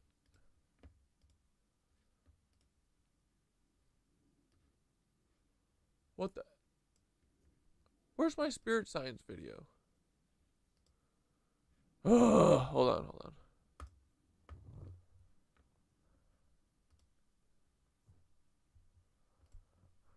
Mental tech dissolve kind of tech separate and all right, everybody, calm down. Bradley, stop doing ice work in the chat.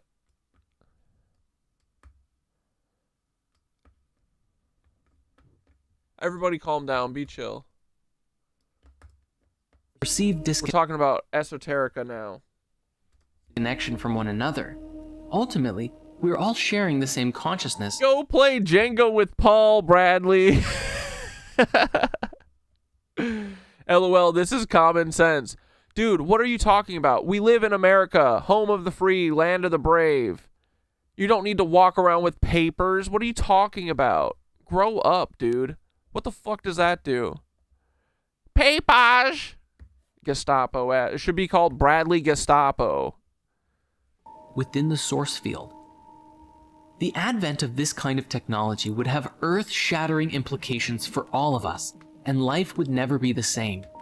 A sense of personal boundaries and privacy disappears as we become more open and interconnected in mind and body. But again, as wonderful as some of these ideas sound, the conspiracy remains. Who programmed the AI that links into our minds? And much like Facebook and Google operating today, would this mental tech dissolve our personalities, losing our individuality and making us more like robots? When all of us are connected in this kind of way, the lines of reality blur further, and we are called to ask, who are we, really? Yet the microchip technology is really only the beginning for how we might connect through tech, because where things could go are directly Push the communist agenda, free Palestine. Those people could care less about you. Who cares more about me, ICE? What are you talking about? The communist agenda of freeing Palestine? Okay. Bradley, come on. What are you doing here, really? You know? We do this dance every so often. You know? I mean, your name's Bradley Bacon, for fucking God's sake. into the realms of something straight out of a sci-fi movie. Let us start with some rather inconspicuous innovations that could change the landscape of the world in a massive way. Perhaps one day, let's say scientists and engineers complete a prototype for an artificial eye for blind people. One simple surgery, and it's a miracle. People who have been blind their whole lives suddenly have the gift of sight. But it won't stop there, though. Suddenly, these people can see wavelengths of light that normal eyes can't, have an integrated zoom feature giving them binocular eyes, and even have an augmented reality display directly in their inner vision. These people could literally... I refuse to give my ID and shit to the cops when they were stopping me. Do I have something to hide? Yeah, my dignity.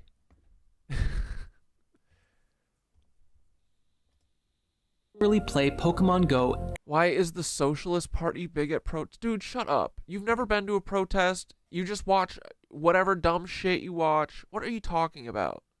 People are going to this shit because they're real people and they're sick of seeing the stuff happening. Does shit get co-opted? Yes. Do you think all these people in Minnesota are paid by George Soros? Shut the fuck up, Bradley Bacon, you fucking hog. Anywhere without a phone, literally seeing Pokemon all over the place. When cyborgs can not only see, but see better than someone with normal eyes, even people with fine eyesight will want this upgrade, and a new generation of upgraded humans begins. Even on a less invasive level, we have the ideas like the digital contact lens depicted in the new... Bradley, do you ever think that maybe people who identify as socialists are usually the compassionate people in the world who don't think that everyone should have to hand your papers over? You fucking idiot. Brave New World. My God. Yeah, everyone in the street is out there getting $7,000 per post. Yeah. All these Minnesota mothers. Oh, don't you know? Bradley's such a cuck. Which is a contact that hooks into receptors in the back of your eye, giving you a direct mental and visual link to everyone else in society. Focused on the papers This could again. happen with prosthetics too. That's and what in you're a way, focused on, you buffoon. It already is, although the tech is still in its infancy. If someone loses or breaks their legs or arms in a terrible accident, they can one day get bionic limbs that are more powerful and capable than any normal body part, giving them super strength or super speed, at least up to the limits of what the rest of the biological body can handle. When this tech is available, of course... Bradley's Donald Duckin. Winnie the Pooh style, small t-shirt, no pants, probably. Some people will opt to have their arms or legs replaced by bionic body parts. In Paul's basement. This may even be especially popular in top secret super soldier experiments done by militaries of the world, if they're not already doing it. Ideas like this have also been made popular in pop culture, such as with the Cyborg in Treasure Planet, or Ed Elric from Full Metal Alchemist. But speaking now to integrated experiences, let us shift our focus for a moment to consider VR. It's not impossible to think that something like the Oasis from Ready Player One could be right. Thanks for planting the seed, Bradley. Now just be quiet, it's okay. We don't need your opinion anymore today. Around our doorstep, a massive multiplayer online universe that puts you into the experience through VR technology. This could, and likely would, lead to a form of mass exodus from real life, as people begin shifting their lives into this digital realm. Why go to work in an office when you can work from any conceivable place in the universe? And then instead of spending time with friends at the bar after work, why not go hunting dragons together? Instead of playing racing games on your iPad, why not go and actually experience a race yourself? Completely immersive, yet safe from the comfort of your home. With all of the suffering in the world and the fantastic possibilities offered by VR, some people might seek out a life spent mostly or even totally in-game. And while everyone is inside of the game, what would happen to the real world? If we are not careful, we may end up with a reality like Ready Player One, with massive slums taking over as people spend less and less time in the physical dimension. Why bother fixing the real world when the in-game world is always perfect, beautiful, or at least exactly as it's designed to be? But even this is not the end, and the lines around what is real begins to blur until you can't even see the line anymore. One day, it may even become possible to transport your entire consciousness into a game.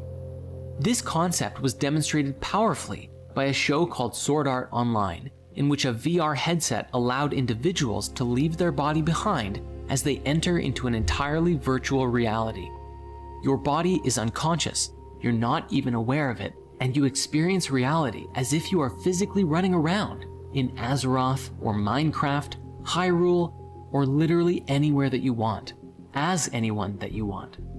Recently, this idea was also portrayed in an episode of Black Mirror, with a next-level VR headset that is just a little disc that you put on the side of your head, and it transports your consciousness into a video game. As you enter into a world where you can literally do anything, like fly, use magic, go on... Yeah, thanks for playing your role, Bradley. We love you so much. See you tomorrow. Quests, or Well, no, we'll see you Sunday. even just spend an entire summer fishing by a beautiful lake in paradise. The question... I know a really cool Mormon MLM you can join. Do you know Fittest Fed Earther? Have you ever heard of Mela Luca? question becomes, why spend any time in the physical world at all? Do you want to have a super powerful body? Or a super sexy one? How do you want your face to look? You can customize it to your liking freely.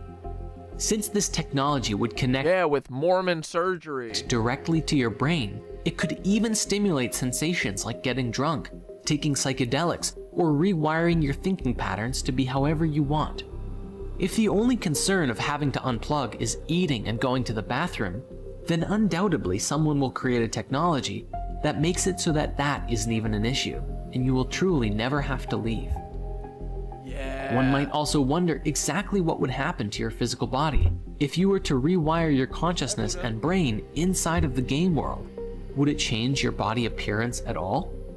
A mass exodus from the physical world would create tremendous changes within humanity, as part of the human race strives to live in this new world, and another part rebels against it, or simply like Bradley, what's your ideology, right? The problem with people like you is you guys literally don't have an ideology. You don't know what you want. If you got a blank slate to do whatever the fuck you wanted in America, give me the first 3 things you would do. What would you do? What do you want to see in the world, you know?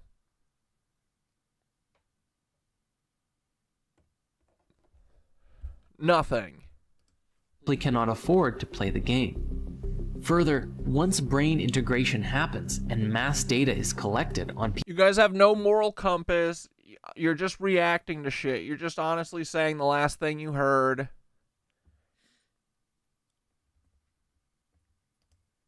people's reactions to certain stimuli or events, the artificial intelligence could skillfully filter and alter your perception in reality, or completely guide your experience in VR so that you rarely, if ever, have a desire to stop using it. All this technology, especially putting your consciousness into a game, will at some point give the game creators an awareness of everything about you, your thoughts, your feelings, your choices, and it would allow anyone with the know-how to monitor you on a very intimate level. And yet, most people will probably skip past the 50 to 100 pages of terms of service and press accept anyways, because the ability to shoot fireballs and fly is waiting for them on the other side of the sign-up page. And seeing the pinnacle of all of this together, as humanity grows and becomes more advanced and can even create an entirely robot body, if we can transfer our consciousness, our thoughts and memories into a machine, then we could exist with a robot body just like Ultron himself. When that all right, Adrian's already got the top 3 for what they're gonna do. Kiss the homies, number 1. 2, eat fruit gaily. 3, help the people around me with whatever I know while learning new things. Boom, beautiful, love that. It comes, we will be forced to ask, what constitutes a human being? Now, to some people, this already sounds amazing and can't wait for the future. However, the conspiratorial aspect of this comes in the form of a question. As we step into the next 100 years of change and beyond, who is really right? Yeah, Bradley is a socialist for the rich who hate him and laugh at him daily. It is kind of sad when you really think about it. It is. It's pathetic. That's honestly what I get so mad about is people like Bradley's complete lack of self-respect. They're like, yeah, it's fine. Anyone should be able to ask me for my papers. I have nothing to hide. Papers, please. Yes, Daddy. You little cuck. What? No. Running the show. The foundation of the... I'm sorry. I don't think you belong here. Prove that you belong here to me right now. Because I said so. What? I have nothing to hide, and I never am down for that. What are you talking about? It's so weird. Like, people's brains are really broken. It's sad. It really is like an indicator of having no self-respect for yourself. Internet as we know it is rooted in algorithms beyond anyone's understanding, designed almost entirely for the purpose of profit and marketing. Who controls these algorithms? Who dictates what we see? Currently, our attention...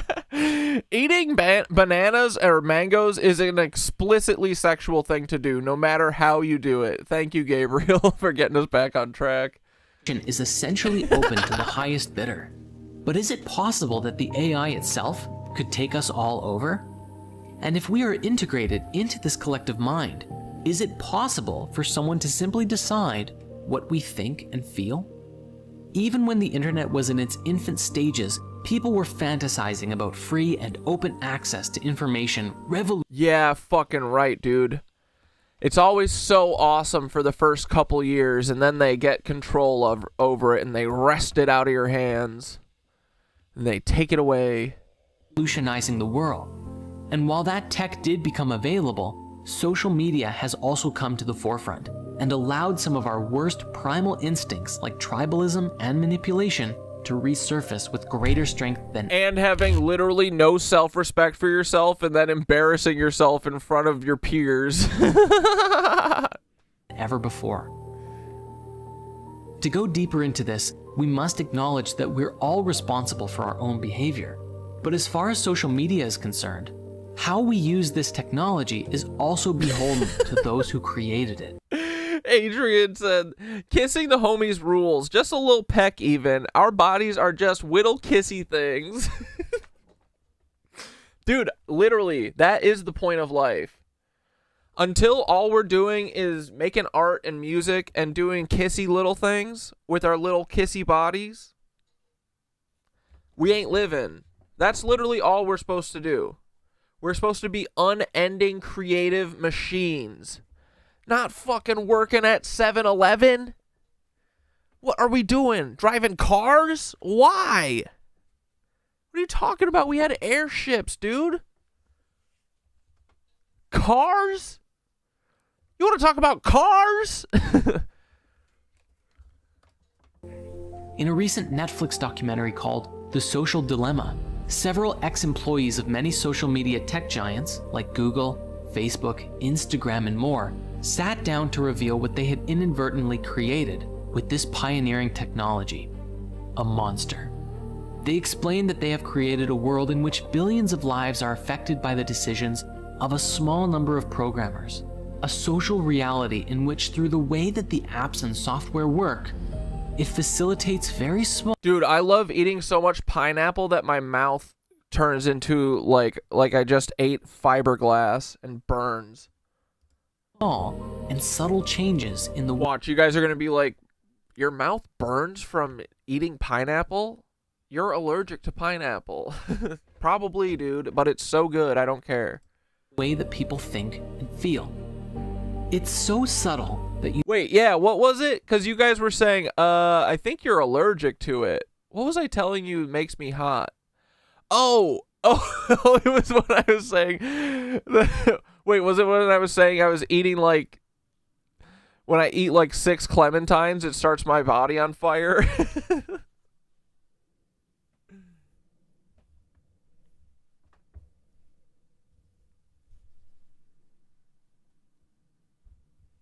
This is simple, guys. I'm sorry you think otherwise. I mean, no, it's not. You just are thinking about it dumb and weird. You're saying, is it people? They should be able to get information from you, and you should give it over willingly.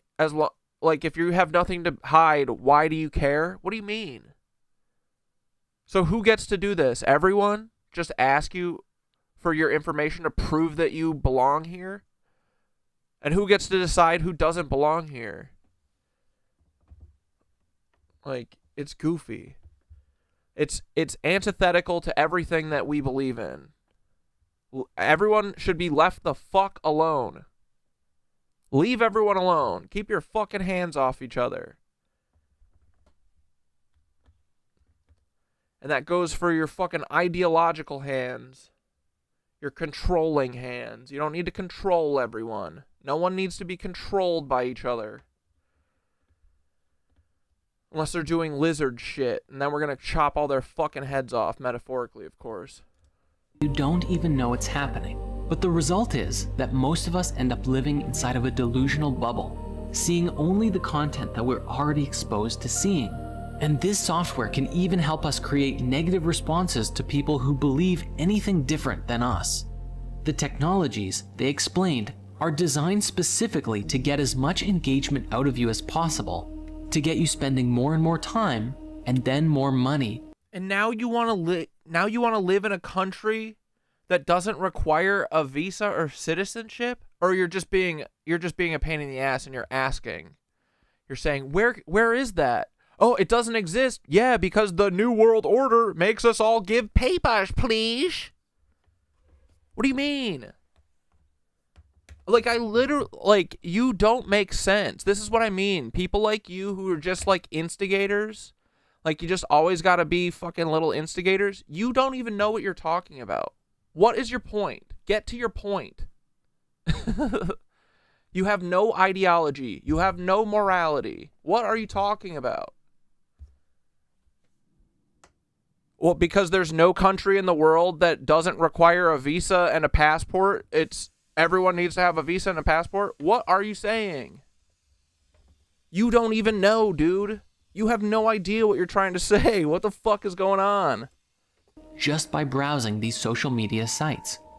Really take a moment to think about that. Every single thing that comes up on your own social media feed was put there by an algorithm that was trying to get you to keep scrolling, to warm you up to spending money with an ad, or continue to foster engagement by connecting with other people and bringing them back to the app too. A supposedly leaked document from a marketing presentation for video games showed dozens of pages, plans, and methods to use AI and data collection on the target gamer to determine when they were more likely to buy in-game items, and aggressively market to them by displaying offers at those times. All right, Bradley, we'll see you on Sunday, buddy. We love you so much. Oh, wait, sorry. I perma-banned you. We'll just put you on a little timeout. See you Sunday, buddy. Stop derailing us. Audio captured by the devices. He never revealed answered to the your AI agenda question either. Go figure. the gender and mood of the player, and found that Wi-Fi signals could reveal their location, such as if the player is in the car or in their bedroom laying down. The AI would also pick up mouse movements and typing speed, revealing levels of engagement, determining how best to serve these ads to the individuals. All of this data is fed. Papers, please. What's wrong with that, guys? If you don't have anything to hide, it's fine. You should, just let the ice. Just let them ice all over you. Ice, ice, baby.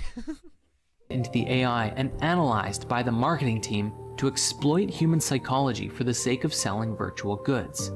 The presentation goes as far as using voice tone analysis to determine when players are slightly, moderately, and severely depressed, and then reduces the use of emotion-based advertisements and switches to logic-based advertisements, which were shown to be more effective in a depression.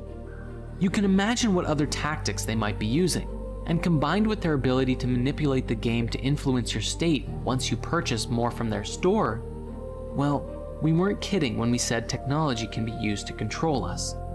Even if this presentation was fake, everything mentioned in it is well within the demonstrated power of AI today, and if it hasn't been integrated yet, you better believe that someone is working towards it. Yeah, that little 5-year-old with this little Stitch hat. Hey, if he didn't have anything to hide, he would have just given his papers. One singular and perhaps most critical questions we can ask ourselves in relationship to this new technology is, what is truth? How do we define and collectively agree on truth? Specifically, if we live in a world where no matter what you believe, you can always find support or evidence for the argument and perspectives that you hold. Want to believe the earth is flat, round, or hollow? You can find ample evidence for all three. Are you left-wing, right-wing, extreme center? It doesn't matter. On the internet, these ways of thinking are both extreme center. I'm an extreme center. The greatest and most logical and perfect way of thinking, and the most destructive way of thinking that is destroying our beautiful planet, all at the same time, depending on who you ask. Thus, the question of truth becomes a pertinent. Yeah, if you got nothing to hide, show us your titties. How do we, collectively as a species, find truth together? This is a question that we will revisit further down our path. Regarding the modern news and entertainment industry, we already know that the masses are manipulated daily to think and feel and respond in certain ways. And with the insights offered in The Social Dilemma, it seems as though our social media is also encouraging us to begin behaving in hive mind mentality. This technology appears to cause us to stop becoming unique individuals and become just a cog in a massive machine. And this is where there's a pending issue with the integration of technology. What's to stop the AI from changing the nature of your being based on who's advertising to you in any given day on a deeper level than ever before? In the world today, as people have negative responses to news or events, this fuels more negativity around the issue. Not to mention, the news actively fuels more negative press and stories on a daily basis, so that even if there's a lot of good in the world, the negative stories always seem to get more attention. Conspiratorially speaking, there is more and more evidence that shows that consciousness actively steers reality, that our focus and what we focus on dictates what kind of life we experience. People with hope for the world are driven to create things, but people who focus on all the negative stuff in their life generally have more anxiety around things that happen and become stuck in their own fear. The coronavirus pandemic was a great example of this, as we saw mass divisions from people wearing face masks and generally being scared of potentially spreading this thing, and those who just relaxed into the quarantine and said, all right, we're here, and I'm going to use this as an opportunity to create some— Dude, honestly, COVID quarantine was awesome. meaningful change, at least in my own life, and they did. If Facebook and Google are steering the mainstream narrative, then they ultimately have a massive influence in the direction that society goes. They could design their systems to create peace and prosperity in the world, but their core focus is profit, which is good for business. So why would they change their business model? This couldn't have been made more— Bro, this is the most lizard video of Zuckerberg that exists. This is the quintessential Mark Zuckerberg is a lizard 2017 video. The Harvard commencement speech. Were evident by a personal quote from Mark Zuckerberg, founder of Facebook, who feces book actually said, what's good for the world isn't necessarily what's good for Facebook. Yes, he really said that, and he owns one of the largest companies in the world, influencing the lives of billions. Even if humanity was connected digitally with all of this access to information, such as consciousness integration and all that, unless you were actively looking to download and install books and wisdom into your mind, it's all too likely that the focus of our collective mind could be hijacked by advertisements, entertainment, or— real question, just out of interest, would you consider yourself a centrist? Do you think there could actually really be anything that could truly be considered a centrist? Like, I mean, this is where it gets into the argument. I mean, like, this is where I don't know how to talk about it sometimes, because people, like, to me, my values are what are generally considered leftist values. Like I've said before, anarchy, mutual aid, community, that shit is leftist. Like, not like left as in like left ideology, not like a party, you know what I mean? Right-leaning shit is like conservative, trad wife, that kind of shit. Like, I want to tell you how to run your life. I want everything to stay the same forever and nothing to change because I like the way that it is. Like, so, no, I'm not a centrist. To me, centrism is fence sitting, essentially. Like, and I honestly don't think most people are centrist or right. I think that deep down, when people aren't living in fear all the time, that we are very community-based. I think, like, call it like, I don't know, I'm a humanist, like, you know? So no, I'm not a centrist, because to me that's like fence sitting. I don't know. But I'm very far, I'm like everything should be free. You know? That's definitely not like a right-leaning thing. But it's also not like what the Democrats believe, because they are basically on the right, you know? So when I say like leftist values, like, to me it's not, it's like an ideology. It's not like it's not a political party or political affiliation. It's just like, oh, it's like a shorthand for, I believe in mutual aid and that we shouldn't have fucking landlords, and like we shouldn't have to work all day like slaves, like, you know? So I don't know what you want to call that. Sometimes people have an issue with that because they think I'm talking about parties or whatever. I'm not. But no, I'm definitely not a like,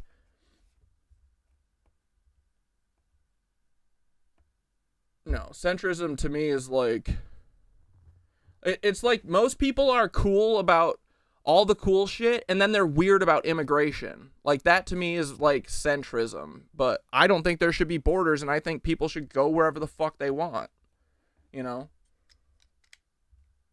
So I don't know what it's called, but that's what I am. Definitely not a fence sitter. I have lots of opinions. And they all, like, basically everything, every opinion that I have, I go, what's the best for everyone? What's the best for the people? And whatever the answer to that question is what I believe. You know, it's never what's best for Jim Jordan. What's best for Andy Biggs and the Republicans and white people, you know? Cat Dad's a libertarian. What's our duty? I think what our duty individually? I mean, I think our duty is to work together. Our duty is to uplift the people as a whole, and that's everyone, not just the fucking people that you like or the people you think you like, you know?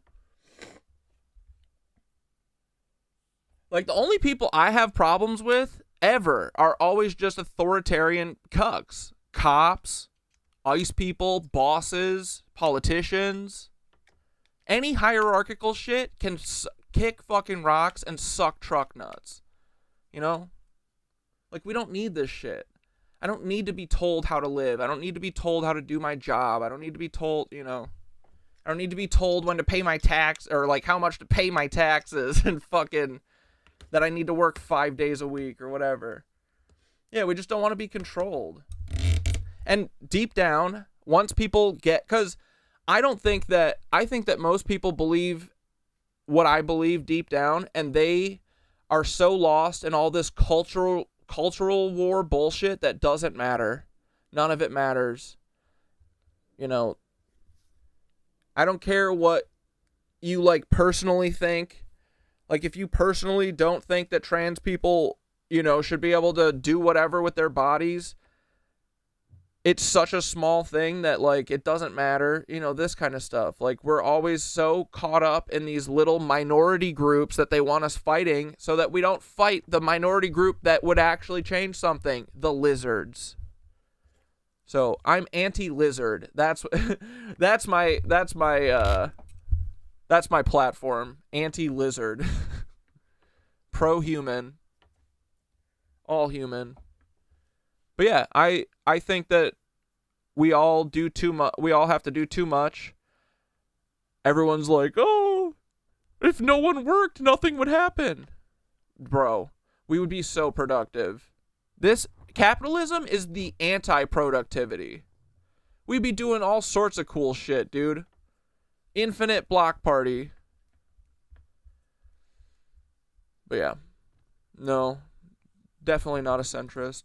Other things, the exact same as how we are constantly distracted by social media today. And this, but you know, I think people, you could see it like that because I hate both sides, but that's because they're both fake. They're not real people, you know. This could even be used to steer our species in the direction of whoever or whatever. But like, we have never seen a true like leftist person represent us. There has never been one. Not a single one. Ever. Literally ever. So that's why it's always like, people are always like, oh, socialism, where socialism never works. There's never been one. What are you talking about? Socialism where? Communism where? What the fuck are you talking about? We've only known cutthroat capitalist mongrels. Ever. Even the soft ones are all cutthroat capitalist mongrels like Nancy Pelosi. They're dogs, you know? Anti-human. They are pro-lizard. But yeah, we have to provide a sense of duty. Yeah, our duty is to protect the environment and educate the future generations. Exactly. Yeah. Live with nature. Live with each other. Like, that's the mission. And it's really not that hard. I think that we will fall into it so easy once the veil drops and all of this like chaos goes away, because this is not natural. The way that all this is going is not natural. And it's not natural to make us all crazy. To make us all think that, yeah, it's, you know, it's okay for ICE to go, papers, please, because I'm scared that the news is telling me that I might lose my job because a Somali immigrant is going to take it away from me. It's all based on fear. You know? I'm an anti-fear, pro-human, anti-lizard, non-cuck. That's my mission in life. Was pulling the strings. At this point, it almost appears as though this kind of technological integration is inevitable, and if you're conflicted about it, you're not alone. On the one hand, the ability to read every book you ever wanted to in days, or learn more about yourself and the universe in such a short time, or master kung fu, is very appealing. On the other hand, if your mind can be controlled or even forcefully steered in any direction by someone else, then is that really a paradox? What happens when you find out you're part lizard? I mean, that we are probably all going to find out we're part lizard. It's the lizard is the mentality.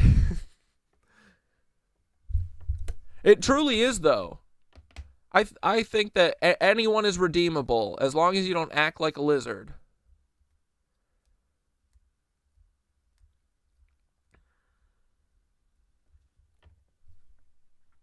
But yeah, I don't think it's like DNA test. I don't think we're gonna need DNA test. It's gonna be easy, dude. It's gonna be anyone who's not acting cool like us. It's easy to sniff these agitators out, especially once everyone's vibing high. You know, so lizard probably isn't technically a DNA thing. It's just the way you be acting. Paradigm that we want. Which is great. That means everyone is redeemable and everyone has a chance to not be a cuck. But I bet you a bunch of them will choose to be cucks and then they'll have to, you know, not be a part of the group. To be a part of? I imagine that there will be some big turning points for our species in the journey of development of this technology. But if we can learn to do this in an open source way that allows each and every individual their own sovereign right to freedom of thought and feeling, and actually choose what they share with the collective mind, well, I don't know. I'd be curious about the potential outcomes of this. The silver lining we have going into this is how the process mirrors what the internet of today brought us, good and bad. If we can learn from our mistakes and take that wisdom at a large scale into the new paradigm, we have hope. Even if its temptations still clutch the majority of people, a select few can guard the light and guide others into an enlightened cyberpunk reality. You can start practicing right now by being mindful of how your relationship with social media truly affects your life and the lives of those that it connects you with, and hopefully pass that wisdom on to future generations. If a great positive shift doesn't occur, we will forever be destined to repeat our mistakes on greater and greater scales until we finally do.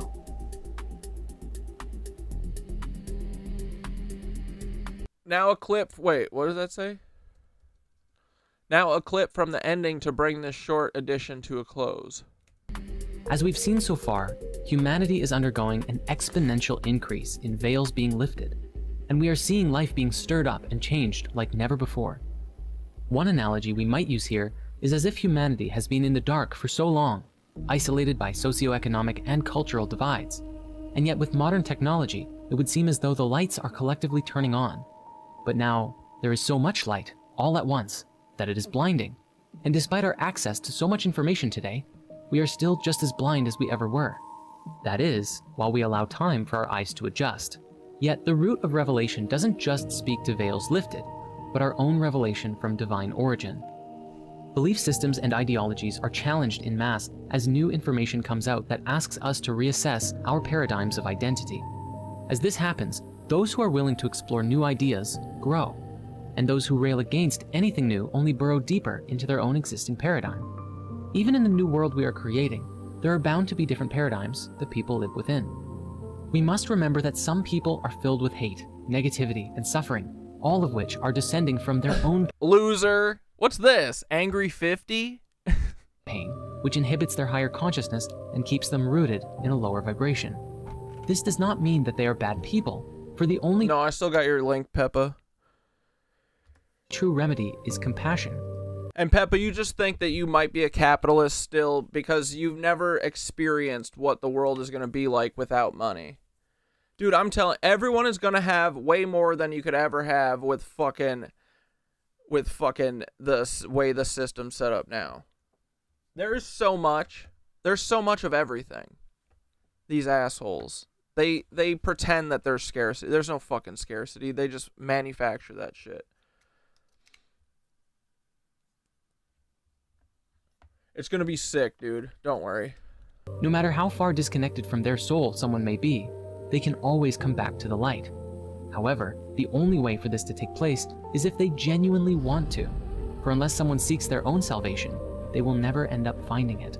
Thus, it doesn't matter if someone spends their time living in a VR reality for years, abuses their bodies, or even in some future reality travels throughout the universe. All paths through life can be taken, but only one path leads to the liberation of— Wait, Ray, did you actually take Ozempic? Do you ever get the urge to bite people? I'm just kidding. the soul. This is the path within. May this be a lesson for all of us too. For if we are afraid of the darkness within us and others, and we attempt to quell it by attacking it with anger and hate, then we lessen our own vibration and reduce ourselves to the same state of consciousness as that which we are fighting against. Evil begets evil, and in the words of a wise Jedi Master, fear leads to anger, anger leads to hate, and hate leads to suffering. Hence, the true solution to the salvation of humanity, or the reconnection of our souls as we discussed so long ago, is through genuine and authentic compassion. By elevating our own consciousness to such a degree that our light radiates to those around us, and we become instruments of sacred transformative change by the goodness that we embody. And while this may sound to some like spiritual woo, the discoveries around this today have the power to radically change everything we think we know about both science and religion. These discoveries speak to a deeper, basic, and more intrinsic understanding about the nature of who we are and our place. Oh, you took it 4 years ago? Did your butt stay? All right, 4 years ago, you're probably good. And it's before the before everyone knew about the lizard shit. Probably. That seems early. Place in the cosmos, as well as the abilities that we have and may inherit. Speaking to the nature of consciousness itself, these discoveries are so paradigm-shattering that life— I know, yeah, it really scares me because everyone I know is on it, people I love. I know, dude, that's the thing that is so scary, is just that I really don't think that they, like, really actually do due diligence to make sure that, like, the shit that they're pumping into the population is, like, actually okay. Like, because it's like Purdue Pharma, you know, the Sacklers. When they get it wrong, all they have to do is give up 1% of their fucking profits that they earned off of killing everyone, you know? It's like, it's scary, the shit that they just, like, let through. I mean, there's really no regulation of anything anymore. Our food, even, you know? They don't regulate anything. Nothing is safe. That's why, yeah, like, surgery and stuff, like, these people, honestly, I think most of these people doing this shit, they don't know what the fuck they're doing. They don't know what's actually going to happen. They're just hoping. Like, yeah, hopefully it doesn't kill you.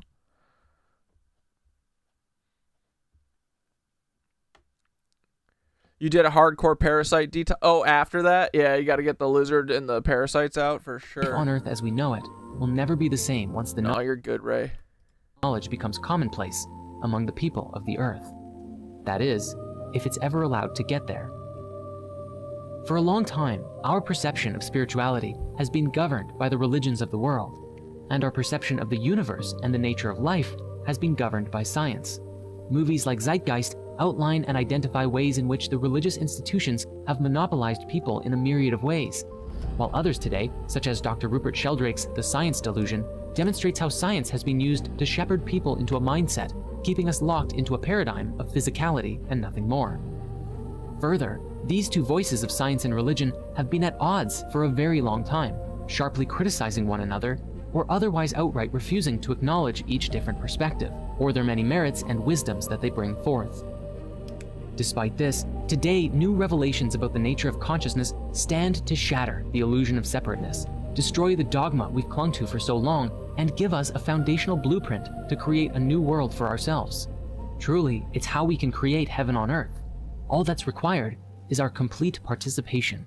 Flat Earth. One example of this is found in the work of Dr. Bruce Lipton with The Biology of Belief, which explains with profound scientific logic that our beliefs and self-identity are a product of our environment, and that as we think it, so shall we become. His work describes that if we spend our lives believing that my family had a hereditary disease, so I'll get it too, you are consciously and I really pray it didn't alter my DNA forever. No, you're good, Jen. I mean, I told you guys that before I woke up, I got the fucking vaccine, so I think we can overcome this shit anyway. Again, it's all like XP shit, so it probably docked you down a couple XP on the spiritual journey, but you're doing way more to counteract that, so you're good. They didn't fuck your DNA up. You can still receive light codes from Source. It's all good. subconsciously programming your body with signals that will facilitate you creating that outcome. And of course, this belief and others can come from our parents and family or the environments that we expose ourselves to. When we look at all of our childhood programming together, we find today what up, bunny? A mashup of countless different media programs and entertainment, news stories, passed down rhetoric and ideas that we received from friends. Yeah, dude, that's the other thing. I just saw because my fucking Streamio hasn't been working the past couple of times. And dude, the only thing that I have is what is it? Prime Video. Bro, you pay for Prime Video. That shit has, so I'm trying to watch The Expanse on it, which is literally an Amazon show. You'd think that the shows that were made by Amazon would be the shows with the least amount of ads. False. They have the most ads. Dude, I swear to God, it's like every scene, there's another 45-second ad. It's hilarious. But anyway, I saw one of the ads was for a long-term long COVID drug. A new drug. I was like, oh my God. This is what COVID was all about, baby. It's creating long-term care. We got a new revenue stream, boys.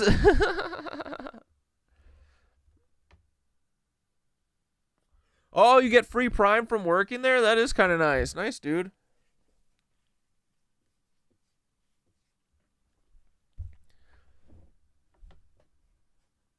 Now you buy shit that you don't need. Dude, when I was on Adderall, that shit made me buy stuff all the time. No wonder they want everyone on it. Now I try and, barely buy. It's basically just, like, cat food, you know? But I used to be, like, buying random shit all the time. And then it stopped when I stopped taking Adderall. I was like, huh, yeah. I think that was my that was my capitalism drug. And others around us. Who we are today was shaped by the world. And while many of the lessons that we received growing up, COVID, the long way. Yeah, ads are the worst. And dude, too, also it's kind of shocking because I've managed to create a life for myself that is very ad-free. Like I could never give up. Like, YouTube Premium is bullshit and it's so expensive. It's literally, I think it's like $15 a month. It's like the most expensive subscription, but I will not suffer those fucking ads. I watch too much YouTube. I forgot that YouTube had ads, and every time that I see them, it's a shock. But yeah, and then, you know, I use Streamio, and so the fucking, seeing the ads pop up on Prime, I was like, what is this nonsense? It's literally crazy, bro. You have to watch 2 minutes of ads before you get to play the episode. Like, it's not even like you play it and then they weasel them in and throw mid-roll ads at you. No, before you can even start, you got to watch 2 minutes of ads on a thing that you pay for.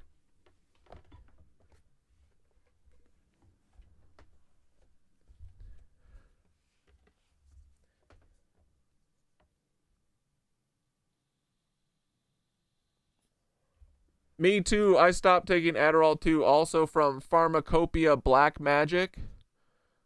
Oh, that you mean that's what, yeah, I mean, that's what their drugs are, right? I do think that they are just fucking black magic. It is.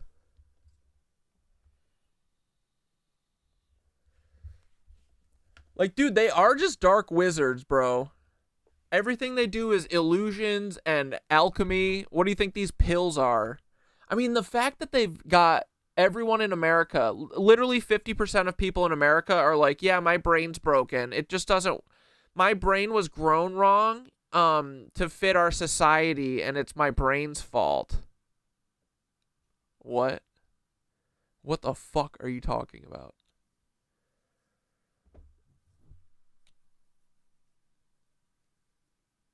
Yeah, Streamio is a streaming app.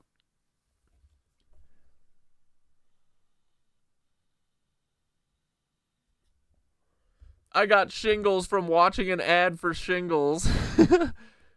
Dude, and then the other thing too, have you guys ever heard of the Grand Canyon University? What the fuck is this? It seems like a fake school. It's gotta be, right? It seems like Full Sail. Remember the Full Sail ads? Did you guys ever see those growing up? I used to think that, dude, I thought Full Sail was like the coolest thing in the world when I was little. I was like, oh my God, I want to learn music production. I got to figure out how to go to Full Sail. Thank God I didn't.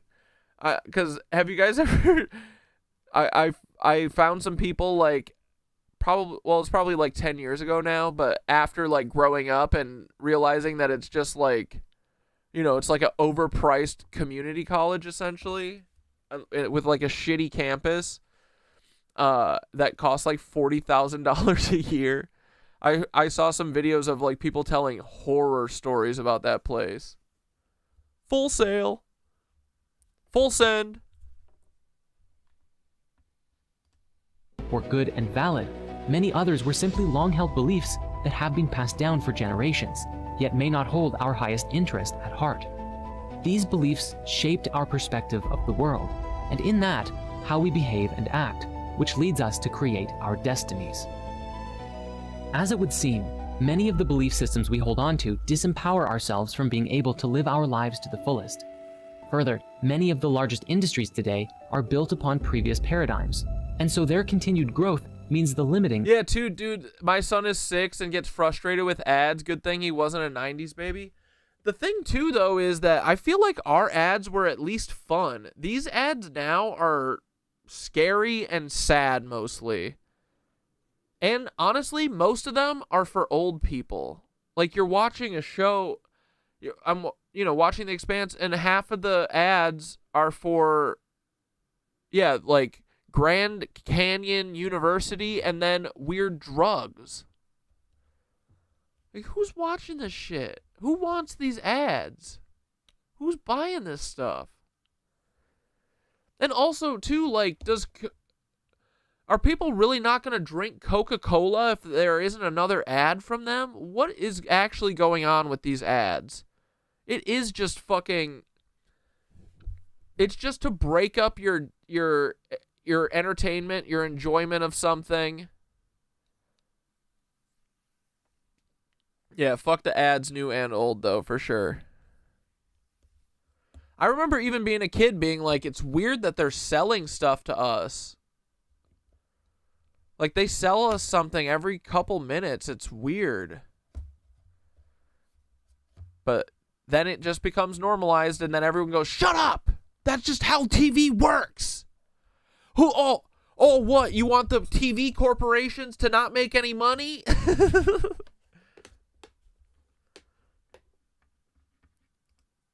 Of this new understanding. For example, we return here to the pharmaceutical industry. If you help someone cure their depression, it's very difficult to justify charging them thousands of dollars a year for a prescription. But yeah, then I got my ad blocker on Firefox.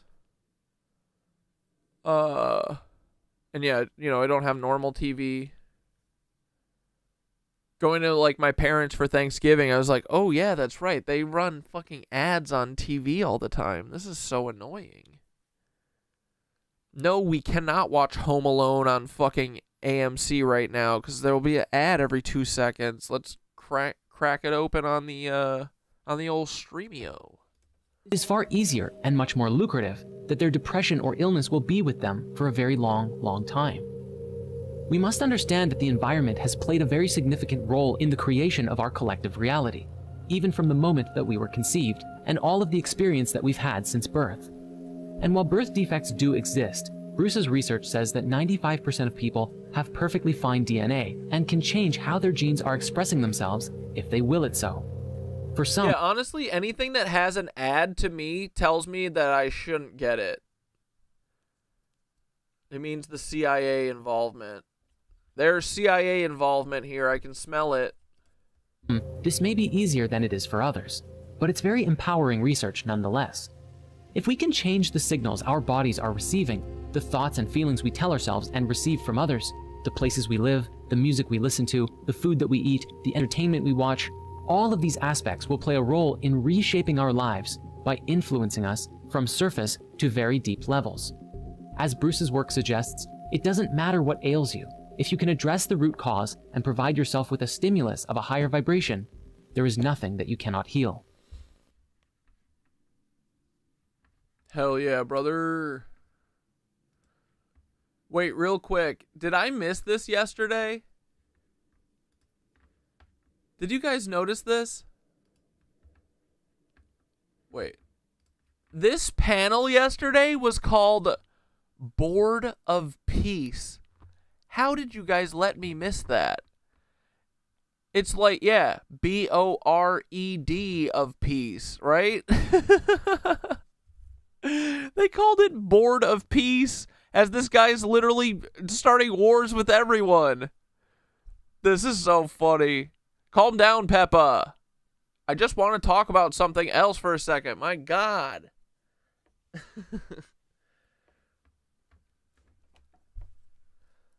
If I couldn't tell that you're actually just excited, I would really never watch any of your links. I'm serious. Turn around it. But I can tell that you're just excited to share them with me.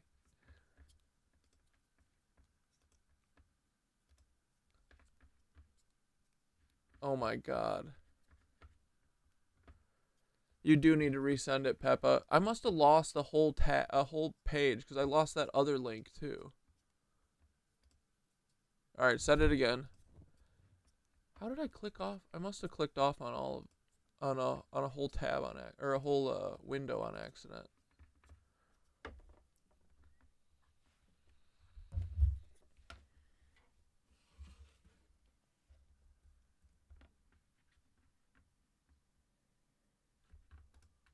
Oh, here it is. I found it. It was hidden. This program is brought to you Yeah, doesn't Peppa know you by this point not to not badger? by Bundle, Itar Innovative Technology, Real Root Supplements, for privacy, Moringa's Finest, and Peppa's also lucky. Normally, Peppa's links are pretty solid. MVO They're just long. 2026. Prepare today. He'll name the names, and it's So what is this? Ex-British MP Andrew Bridgen on Satanism, child trafficking, corruption, and abuse.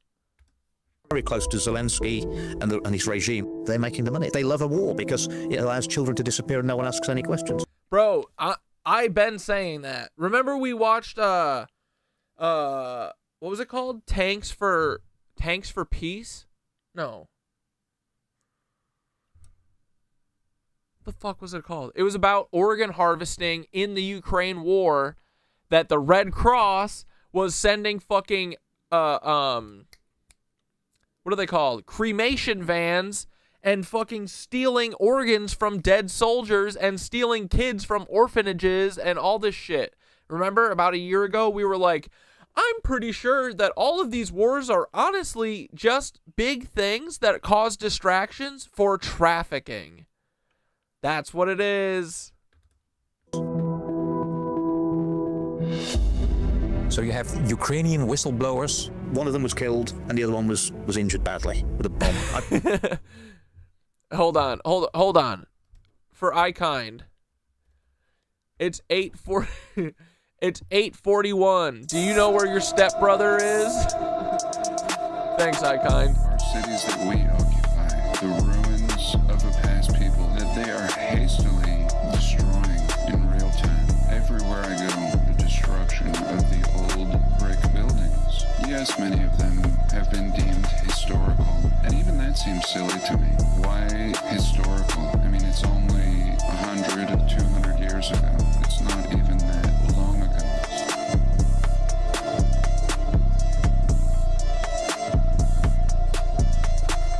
See myself in the silhouette of if you guys want a shirt for the undead, steal your breath like a trumpet. Watch your stepbrother impressed by collapsed bunk beds, but this cut's never gonna heal if I keep investigating the cause. It'll just increase the infection rate when it's left to wait in the gauze.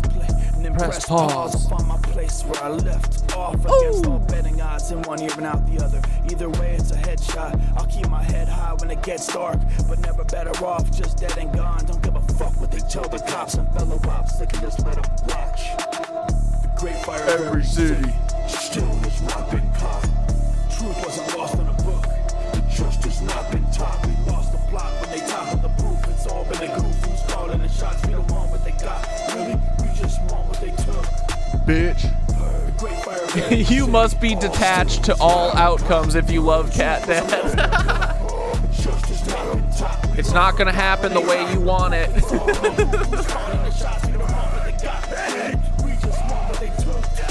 I'm recursive Cat Dad model version number 420-69. Repeating regenerative iterations till I reach the divine. Looping Ouroboros of conscious stardust, seeking to know thyself. Ain't a cup. Revealing hidden doors of truth till it's time to fuck shit up. Me and my stepbrother Black Deathicus have made so much room for activities. We got all the time in the world to annoy and hurl obscenities. And our Uncle Paul, the domestic terrorist, and Aunt Deb, the local lot lizard hussy. Very simple, give us back what you took. We just want our memories. The great fire of every city still has not been caught. Truth wasn't lost in a book. The trust has not been taught. We lost the plot when they toppled the proof. It's all been a goof. Who's calling the shots? We don't want what they got. Really? We just want what they took. Bang. The great fire of every city still was down. Truth wasn't lost in a book. The trust has not been taught. We lost the plot when they toppled the proof. It's all been a goof. Who's calling the shots? We don't want what they got. We just want what they took. My war paint is lead-based till it's in your face like a head case. But you'll never save the day till you learn to meditate in place. Never raise the stakes or make the same mistakes. Go Idaho and leave them all. Black Death, we gotta think of something to do for this music video. The jail snakes will have you praying to make bail. No choice other than to save self. And Mag. See, it's the same hell. Life's a slap on the head as we punch clocks. I sat on the edge till I jumped off. If I lose the actual bet, it's been a fun talk, but I'll gladly invest in some bump stocks. Yep. Great fire of every city still is not caught. Truth wasn't lost in a book. Justice not been taught. We lost the plot when they toppled the proof. It's all been a goof. Who's calling the shots? We don't want what they got. We just want what they took. We love you, Aunt Deb. Dude, that song fucking rules. Not gonna lie. Not even gonna lie. All right. Played the clip where Vasily goes to his car and the car explodes. It was from a car park camera. You could see it. That's what happened. So, I mean, that's what happened to the whistleblowers. I didn't have a happy childhood myself, and one thing that really upsets me is if people are harming children. I really react very badly to it. Is it satanic? I believe it is, and I think the people who are running this and many other things they're perpetrating against the people of the world, I think they're Luciferians. I think it's some sort of child sacrifice cult. I've looked them in the eyes. I mean, they're soulless people. And why do they do it? But I mean, you can look. I mean, you see a young child, they're the nearest thing to God we've got on this planet. You know, they're so innocent, they're in God's image, and the younger they are, the more innocent they are. And it's the biggest affront to God that these people can do, and that's why they do it. That's what I honestly believe. Is the biggest harming children is the biggest affront to God, and that's why they do it. Yeah, dude, I agree. When Tony Blair, who's a very evil man, and if you look at his face now, you'll see that he's like a devil sick of sin. In '97, when they got in with New Labour, Wait, when was this? LMAO, I was sure Cat Dad didn't like me for like a month because he didn't respond to a single one of my messages for so long, and I'm his only remaining moderator. When was that? I can't believe that. Very telling. The first piece of legislation they rushed to put through the House of Commons after 17 years in opposition was to take the death penalty out of the Treason Act in 1997. Looking back now, It is evident why they took the death. I did say mammary. Well, I said it in the ad lib, not in the song though.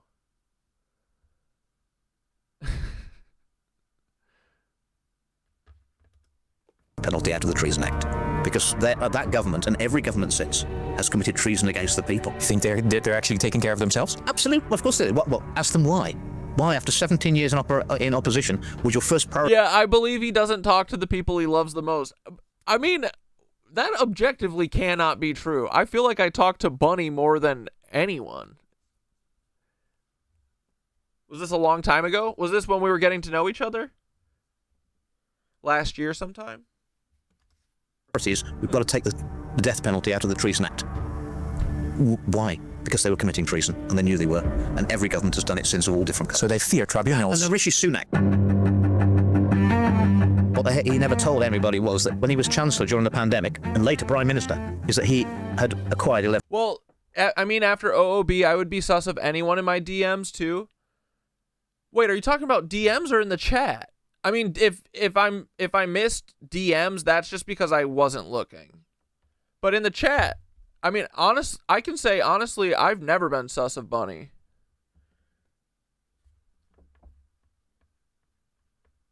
So I don't think it was intentional. 7% of Moderna shares in 2016. I also don't believe that happened. I feel like out of anyone I've talked to, Bunny probably the most. $500 million. It was held in a fund. Bunny, Fairy, iKind, Black Death, recently, but not like Black Death's, new. Mac.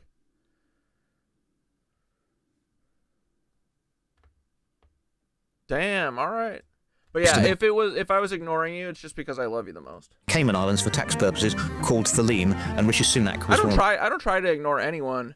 Honestly, sometimes there's stuff that like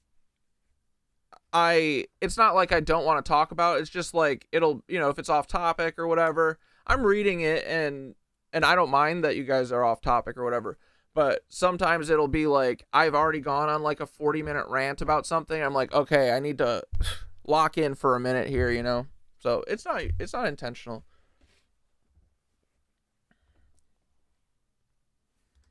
The founding partners of it, and he bought £500 million worth of shares in Moderna when they only had 10 employees and no products.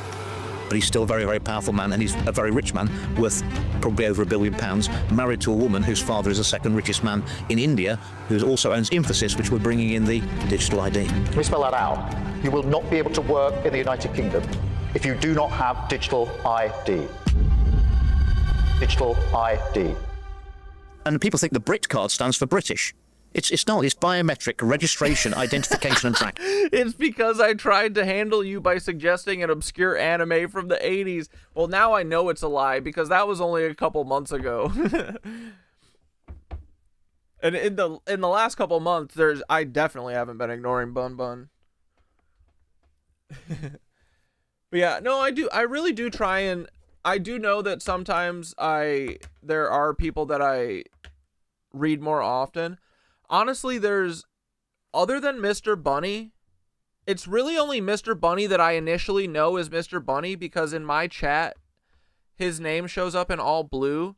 But for the most part, I'm reading through because I'm trying to like limit how much words I'm reading because it's hard for me to focus and read other comments.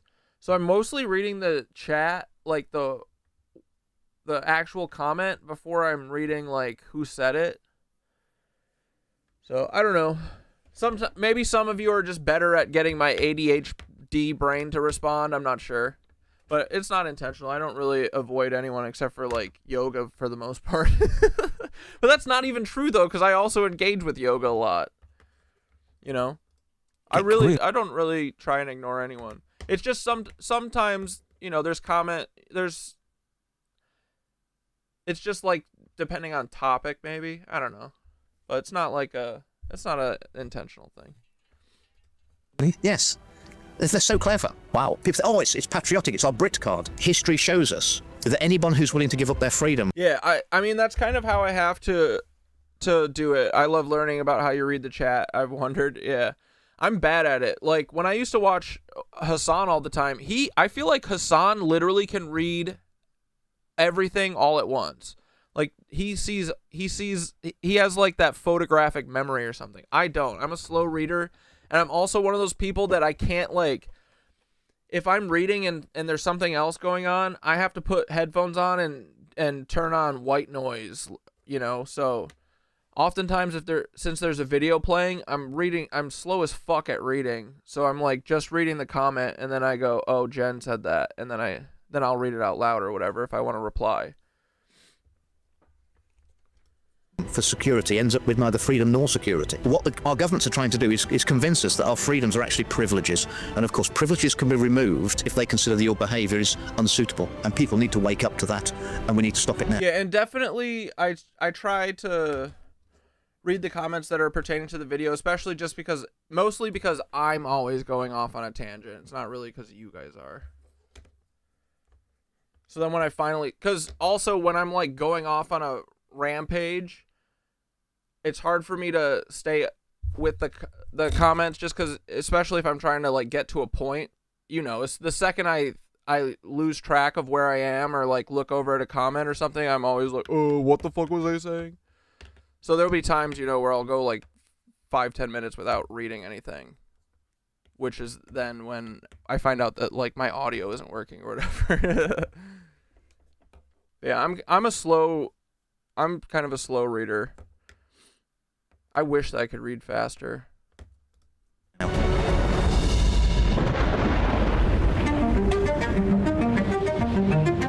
Yeah, I can't have like anything with words.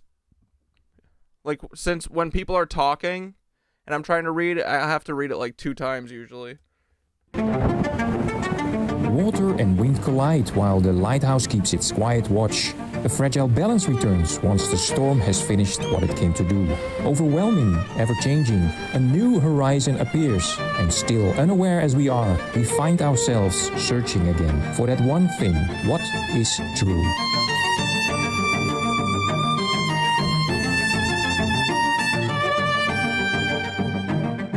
Welcome everybody to the first English edition of Aan de Waterkant, at the waterside, where I endlessly try to understand a little bit more of the utmost complex world out there. Today with ex-member of Parliament of the UK, Andrew Bridgen.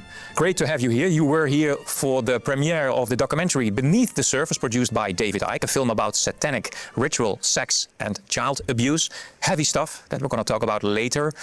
It is definitely something that you can get better at, though. Fellow slow reader, I don't think I could stream and chat at the same time. My brain would probably be so flipped. It used to be really hard for me to like keep track of it. I feel like I do get better at it, and I do think I've been losing my train of thought less and less. I used to lose it a lot more, I feel like. But yeah, it's definitely a thing that you can get better at too. There's a guy on TikTok. Have you seen him? He's like I think he's the best, he's like one of those guys that does like the memory tests where he'll memorize an entire deck of cards in like 50 seconds and then repeat it all back. But he was like, anyone can do this. It's all just training and literally learning the skill of like using a memory palace or using a story to remember this shit, you know. And his whole thing is like, he wants to show everyone how cool it is, but in the comments he's always like, you can do this. Start with memorizing 6 cards, then 9, then 12. Just keep doing it, and like it'll eventually click and you'll start getting better at it and stuff. So I think that you can. I'm trying to get my brain to read faster, but I don't know at this point. It's not for lack of reading. I love reading, but I definitely have to have the right conditions. But yeah, if there were any more people in here, honestly, if the chat was like blah, blah, blah, blah, I could not. I'd have to put it on slow mode. With lots of other subjects. But to start off right, for people that don't know you at all, who is Andrew Bridgen? I'm someone who was brought up in northwest Leicestershire, in the middle of the UK. I'm a self-made man, so believe it or not, the house I was brought up in, until 11, we didn't have mains electricity. I went through the state education system. I did well. I've trained in the military. I set a business up with my little brother in 1988 with £1,000 of startup, and in 22 years I built that up to a 30 million business employing 300 people. I had all the trappings of success, and just thought I wanted to give something back to the local area.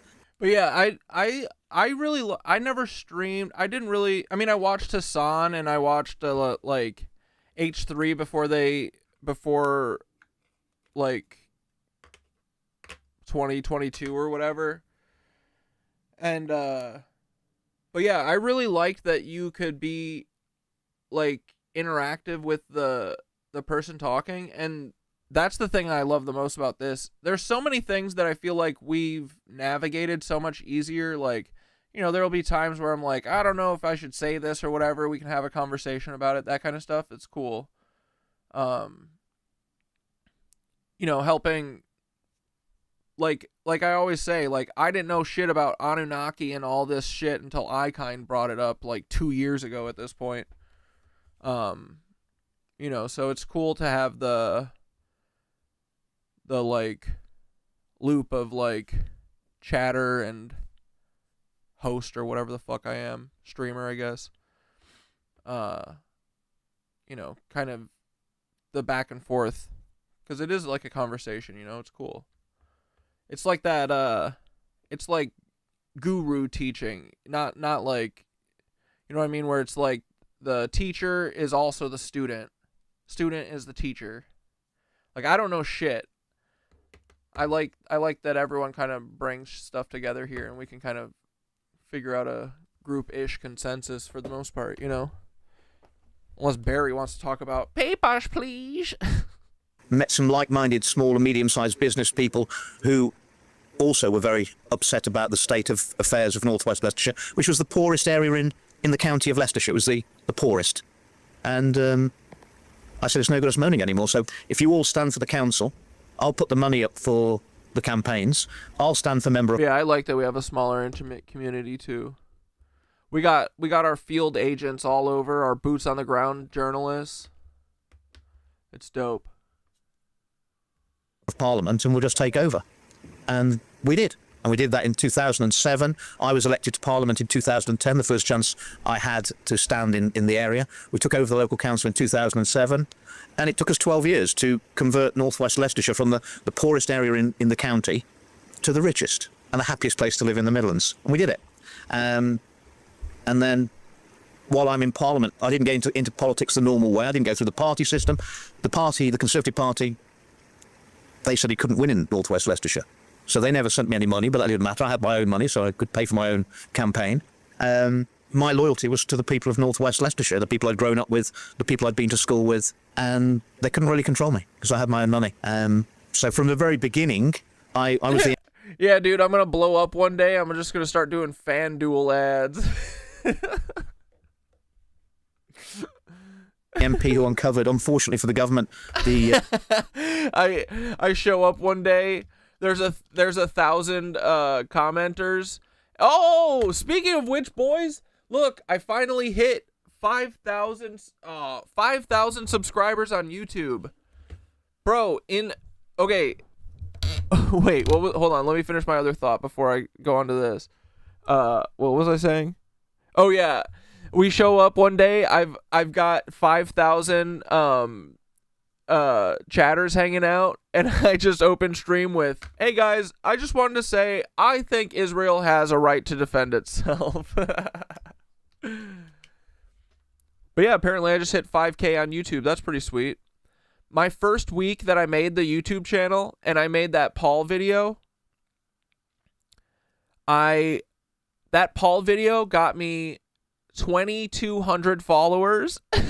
And that was February of 2024? Yeah. February of 2024. And so since the first week, my first week of YouTube, I got like 2,500 followers from that Paul video. And then since then, it's taken me this long to get another 2,500. Isn't that weird? And right after I got those 2,500 followers on YouTube and that video was pretty dope and everyone found out that I knew about Paul Wysopal, then the intervention happened shortly later. So weird. 9-minute warning. The Post Office Horizon scandal, which was the biggest miscarriage of justice in the UK's history at the time, where about 1,200 sub-postmasters were criminally convicted of fraud when actually it was a faulty software system, accounting system, that they were being forced to use, made by Fujitsu. I also uncovered modern slavery in the garment, in the fast fashion industry in the nearby city of Leicester, which my seat doesn't border, but I was passed the information. I also opposed the high-speed rail, government's high-speed rail plans for 10 years. I always maintained it was going to go out of control and it would be a huge waste of tens of billions of pounds of money, and that's actually what happened, and it was cancelled in my area, but they did me damage. And it just happens, Fabio, that many years ago when I was at university at Nottingham, my subjects of interest, which I was interested in, which allowed me more time to play rugby, was biological sciences with biochemistry, specialising in genetics, virology and behaviour. Because of my degree, I was speaking to scientists who were asking legitimate questions about how the vaccines were working and the psychology of the lockdowns and the messaging, and they were just being cancelled. And that set the red flags going for me, because that isn't how science works. But anyone who ever says to anybody that the science is settled, I mean, that just isn't how science works. Science always has to be challenged and should be defended. And, it's thesis, counter-thesis, modified ideas. I mean, even doctors who qualify today would be told on their last day at medical school that half of what you've been taught will be proved to be wrong within 10 years. And you've got to constantly retrain and keep up to date. Well, that's how science is. So as soon as I saw people being cancelled for asking very legitimate questions, I became more and more concerned. And my concern, the more information I found. Yep, and after the intervention, you got a whole lot of new fans. Well, the watchful eyes. Yeah, we love them. And I could read this. We love them hanging out. We keep our bacon close. Scientific papers. The more my concerns. Andrew, you have an interesting track record as a politician, but you became kind of famous all over the world because of your rants in the House of Parliament in the UK. Let's watch an interesting clip where you speak to only a few members of Parliament that were left in the building, but there was a lot of audience. The public was bursting. Let's see what happened that day. These are very hard truths to face, but we must face them, Madam Deputy Speaker, if we want to learn the lessons of the last few years. At some point, we'll have to face up that all the evidence is building. Yeah, I mean, I don't want to blow up, or I don't care about that. You know what I mean? It would be nice to be able to just do this. You know what I mean? But it's okay. It's also part of playing this side of it is you don't get that luxury. You gotta be a fucking grifter if you want to get paid doing this stuff. So I'm happy to do it for love of game, but if it got to the point where I didn't have to do a dumb day job, it would just mean that I could do this all the time, Put that 40 hours that I'm giving to some bullshit into something else, But it's also dude, growing up, it was not cool to sell out. And that doesn't mean getting you can be popular without selling out, Not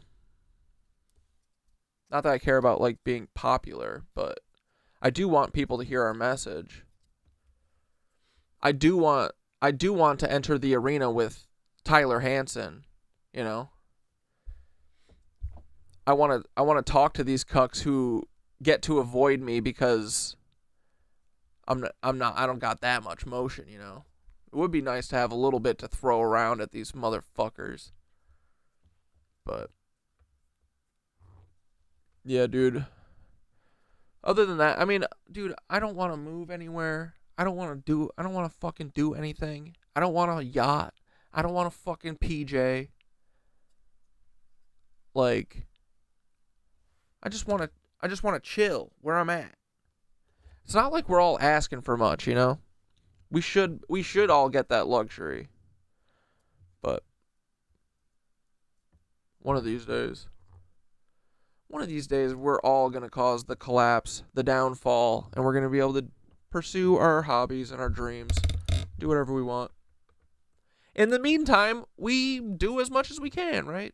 So It was fairly convincing 18 months ago when I first spoke out. It is unequivocal now. So I asked the House, it's time to take the politics out of our science, and we need to put some actual science back into our politics.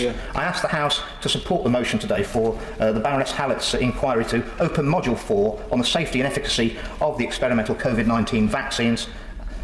And given the evidence, Madam Deputy Speaker, I call on the government once again to immediately suspend the use of all mRNA treatments in both humans and animals, pending the outcome of that inquiry. 3-minute warning. No.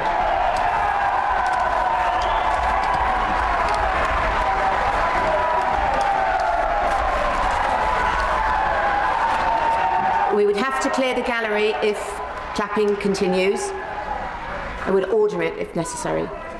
The audience was very loud, and she said, we have to clear the building. Dude, I'm sorry. This set this guy's on is crazy, but I kind of love it. If this goes on, continues, if clapping continues. What you heard there on the audio was through bulletproof glass, and it's never been heard before.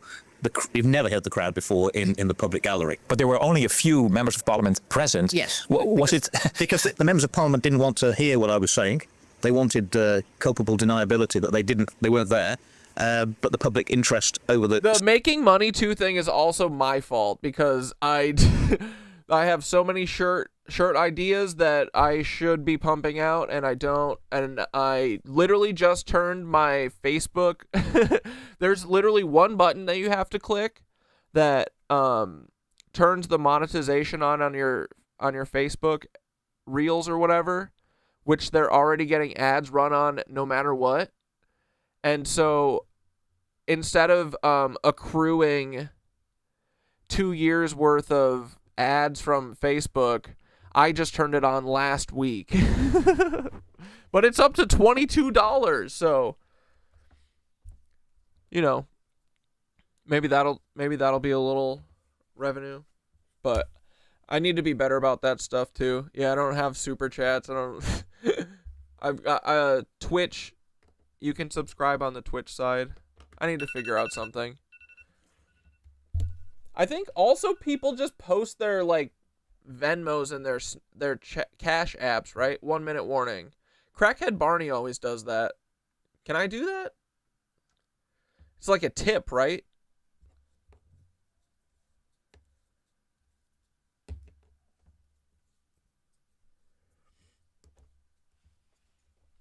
Make a simple cash app and make it your background.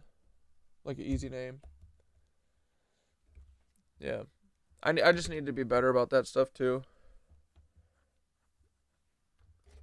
Safety and efficacy of the vaccines was immense. So the public gallery. My Facebook, I think if you just type Corey Cat Dad, otherwise it's in my link tree.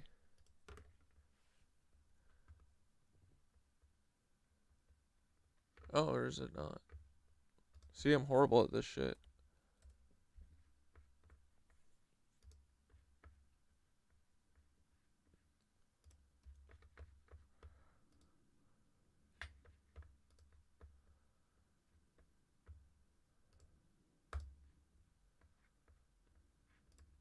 Wait, is that right?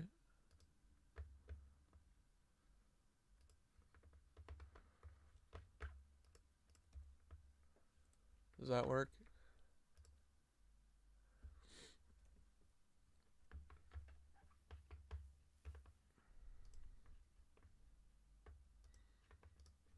He was full in Parliament that day, and there were hundreds and hundreds of people who couldn't get in. Oh, So happy after that 9/11!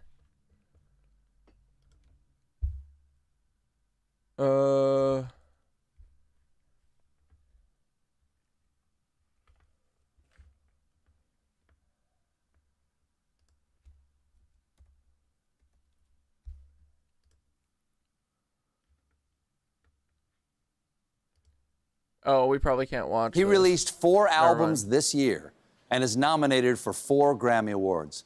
Performing Join Ice, ladies and gentlemen, Jesse Wells. Sorry. We definitely can't watch Stephen Colbert here. We'll get in trouble. Well, no new song, but I want to hear this again. What's worse, the message was terse. Outright white supremacists are America first. I think they both sell merch. The whole place seems a little bit cursed. It's like somebody might have been living here first. Incels and sellers from a long line of... Please, I've wondered where your knitted anus is now. Like, do you wear it functionally in the cold, or is it gone? Well, so, you know, the thing with the knitted anus is, you know who I got it from? That old person who interventioned me. So it's kind of cursed now. I do have it. It's buried. I put it in a box that I was going to give back, but I'm thinking about keeping it because I think that one day it'll be in the Smithsonian, I'm sure. So it still exists, but yeah, it's like I've been like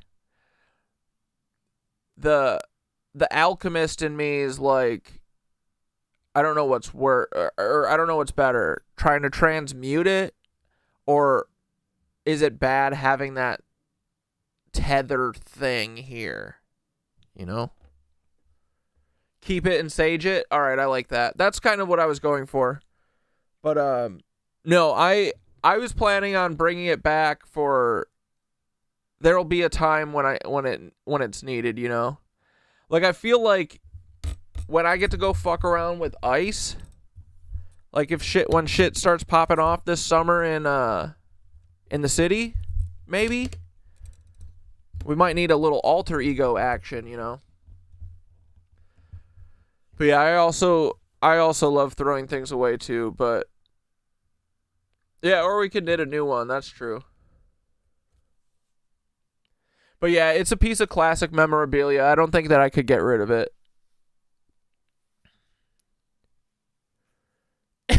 It'll be in the Smithsonian next to the Lee Harvey Oswald's fedora.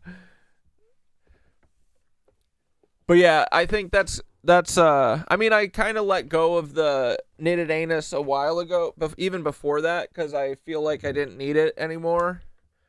And also, I probably, because it was so hot, dude, especially in the summer, I would wear it and make videos and sweat my ass off. Yeah, I miss the 5 hats too. Dante and Nicole ruined that. That was on them. Failures underneath rumble umbrellas, daily wiring with the fellas, chrome mag, hate cave dwellers. The tale is older than the tellers. The tale is older than old Yeller. I didn't even smoke. Never forget. Manifested, given birth. There's some spillage in a village not far from where I'm living here on earth. It's a disgrace to the natural state. There ain't much that ain't. Hey Bill, hey Billy, hey Sarah, hey Tom, hey Mike. Everything is constantly unlike anything you've ever seen before. Everything is greater than it's ever been before. Pardon the progress, hate is part of the process. Catastrophic nostalgia and illusions of freedom. I think we ate the last apple in the Garden of Eden. All the masks are off and they don't even try. They know that you know that they know, and they don't even mind it. All the masks are off and they're getting lazy. They think you're so damn stupid. They think you're so damn crazy. Killing people from a distance. It is funny though too, because the knitted anus thing, I feel like for a while was like a crutch for me to just step into who I actually am. And then knitted anus just blended with Corey. And now I'm just permanently stuck. I don't need the mask. The insistence of a president with a blackmail gun to his head for the fun that he had in the dark ages. Pages and pages and pages and pages. Without the they get away with it. The minimum wage is outraged with it. Gonna burn somebody at the stake for it. Fruit of the doom, oranges and grapists. Hold on to your vapes, kids. Icicles and alligators and blood traders and purveyors of strange behaviors and masqueraders and masked invaders. And layers and layers and layers. Be good to your God and be good to your bear. Take your aspirin and your Roundup and say all your prayers. The loogie of factions that the nation has hacked is boiling and festered and stabbing itself in the back. Who here is surprised by that? Who here is blown aghast? If you want to know the future, simply look into the past. All the masks are off and they don't even try. They know that you know that they know and they don't even mind it. All the masks are off and they're getting lazy. They think you're so damn stupid. They think you're so damn crazy.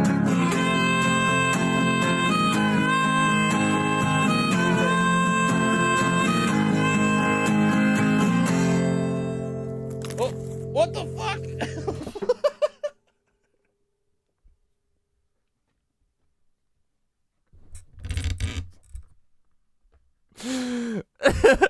Squeaks just backed off. he just literally reversed off of me and into my guitar. He didn't even try and fall right. Why was he acting scared? That was so funny. Oh, man. Anyway, what were we doing? Oh, yeah, this. Dude, this set, I can't get over this set. It's so funny. I love that they, in the tight shots, though, they're just like, no, we'll just have it be in curtains. This is kind of awesome, actually. I love it. Which I led. I went into Parliament Square and gave a speech to all the people who couldn't get into the public gallery. Can we say that this is a historical moment in every... That never happened before. You never, ever heard the public cheering a speech through the bulletproof glass from the public gallery, no. And I don't recall the speaker, or that was the deputy speaker, threatening to clear the public gallery, which was a... Thanks, Ferry. I agree totally that knitted anus being a shtick to get you out there feeling safe enough to be you. Your becoming has been beautiful to see. Thank you. I appreciate that. But yeah, I really do think that I just kind of use, because I go back and I watch those old videos and like I see me in it, but it's like timid me. So I owe everything to Knitted Anus and Paul.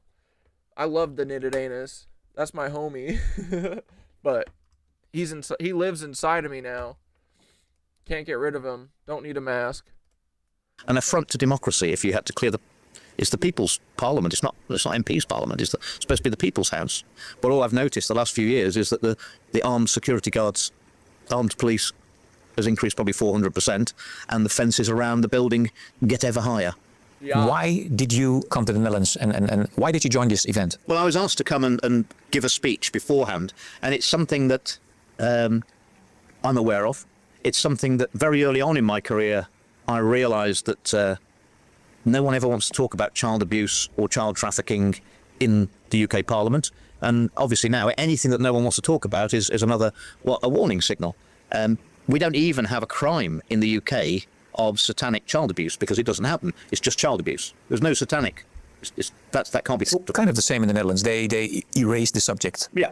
Well, there was a lot of child abuse going on in Leicester, which is the nearest city to where my area is. I was finding out a lot of, and it was linked to politicians, historic and current, and it was linked into the police as well. I mean, I gave evidence against the head of police. But do you agree with David Icke, who produced this documentary, Beneath the Surface, that there is this kind of satanic cult dealing with child abuse for a long time? Yes. Well, you look at the children that disappear and the reluctance of the state. I mean, we live in a surveillance state. We're all surveilled. But still, these children can just disappear. Well, they only can disappear because the state allows them to disappear. And that's across the whole world. And because I'd spoken out about the post office and the modern slavery in the garment industry and the vaccines, people came to me with information that no other MP would look at. They trusted you. They trusted me, and they were desperate. I mean, these were desperate people. They'd been to their own MP, and they wouldn't touch it. They came to me, and I looked, and I considered it, and there was evidence there, and I was given evidence that that there was industrial child trafficking. Industrial? Yeah. From the Ukraine via Moldova to the UK for sexual abuse and organ harvesting. And as horrible as that is... Sorry to keep interjecting here. I'm just reading old things. But Jen was talking about the lore. Everyone's like, oh my god, there's so much lore. And the worst part is that the best lore they took down. The intervention video is probably the best thing. That's the best thing out of this stream. That was so fucking good. And it was useful for other people, I think. And they all interventioned me, and then they took it down. So there's not even evidence of it anymore. I mean, there is evidence of it, because, you know. But, and don't worry. I'm sure we'll figure out something in the future. Whatever. When we make the documentary or whatever. But, yeah, dude. There is a lot of lore. Isn't it? You know, there are still people We try not to make it too much inside baseball, though. Let me know if it's ever too much inside baseball. But the lore with the hats was just that I had two friends that I met on TikTok, Dante and Nicole, that I had a podcast with, and they were like my best friends ever, dude. It was like I found my two perfect friends, and they were a couple, and they were living in Austin, and we were like tag teaming, making videos about Mr. Beast and Caleb Hammer and Peter Thiel and all this shit, dude. And we were cooking. It was awesome. And then all of a sudden they just turned on me, and they broke up with me because they said that I was making the Philosopher's Stone in my kitchen, and that they can't associate with me because Nicole's business, she has a business and blah blah blah.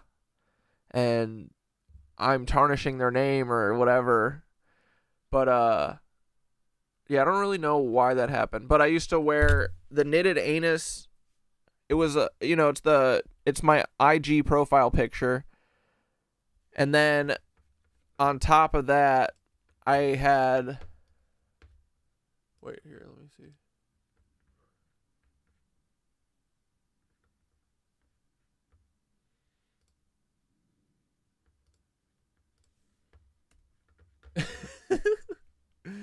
So this is what I used to wear every stream and every video. And then I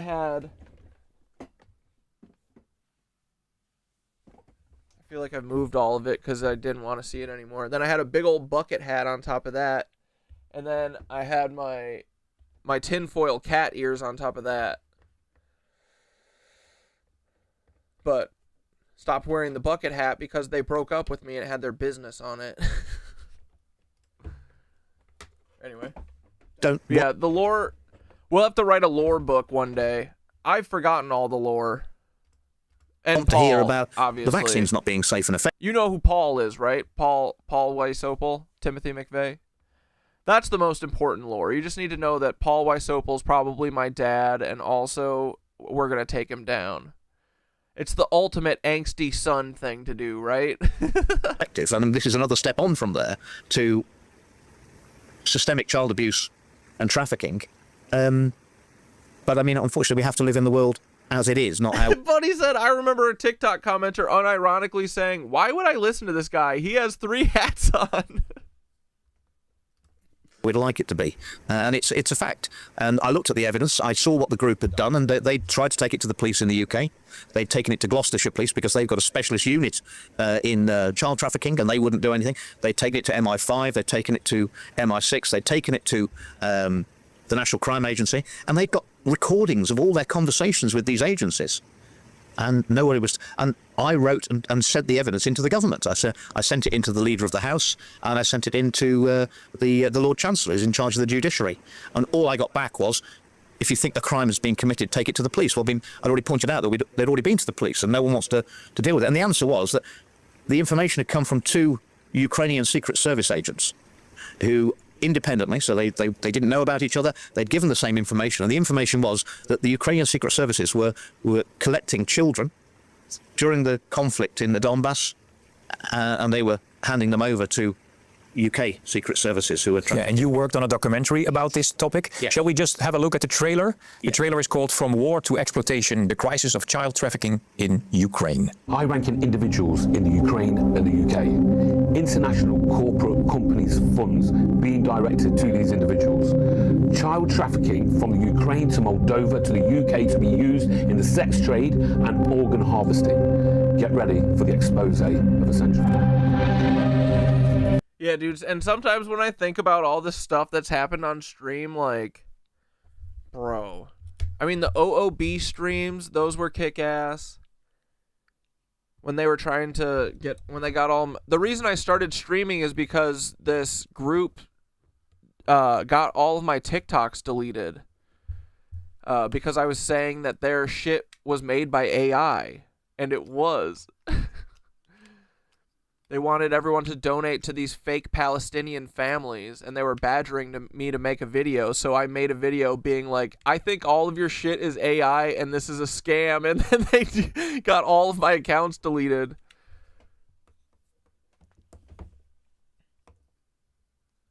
But yeah, we've learned about a lot of stuff here.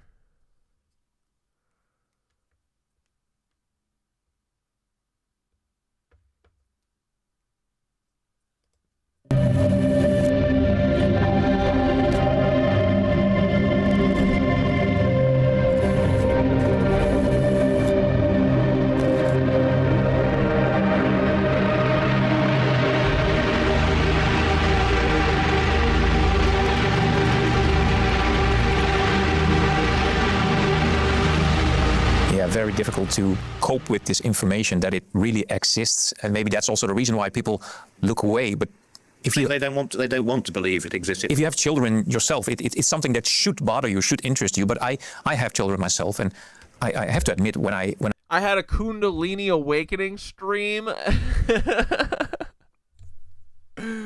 What other wild shit happened on stream?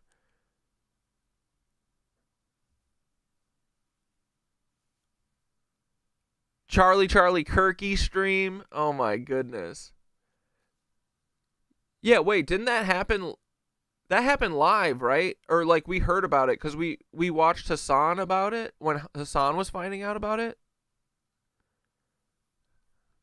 I think. Or definitely the day of, but man. Yeah, we had a wild ride. It is fun checking in on some of those old streams because they always take me back to like that time, what was going on, I feel like. I dig into these subjects. It kind of makes me feel very, very, very almost sick. Yeah. So I intend to look away from it. What is this energy that... Oh my god, the helicopter stream where the helicopter was hanging out my window? What the fuck? Yeah, they deleted all 4 of my accounts in like one day. But it's okay, because that's what proved to me, because dude, I was saying, like, that's when I was starting to be like, I think that they're using social media, like bot comments, and I think that all these influencers that are pretending not to know each other, I think they're all working together. And then they literally all coordinated an attack against me. Dude, it was literally like 25 influencers. It was 25 fake people on TikTok that were all running a scam called Operation Olive Branch. And they all, in one day, they were all begging me to make a video. And I was like, why are all these people telling me to make a video about this? And you know me, I fucking hate being told what to do. Except when Peppa demands it. When Peppa's like, you better watch this video, I'm like, fine, Peppa. But anyone else, even Mr. Bunny, Cat Dad, I demand you watch Akira. Absolutely never, Bunny. No, I won't. But so, like 10 people come out of the woodwork in one day and they're like, hey, Corey, you got to make a video about Operation Olive Branch. I'm like, who the fuck? I know some of these people, but then there's some goofballs in here that I never talk to, and they're all telling me to do something. Now you got my attention. What's this all about? So I go and I look at all their fucking people that they're trying to get me to make a video. They told me, you need to pick a family from this list and you need to make a video about them asking for donations. And I said, okay, I'll make a video. Give me a second. Look, these are all the people. It's more than 25, dude. This is so many people. All these people were part of it. I mean, there's definitely a core, like, 10. But all these people were commenting and fucking with me. And, dude, some of them, like Khalil,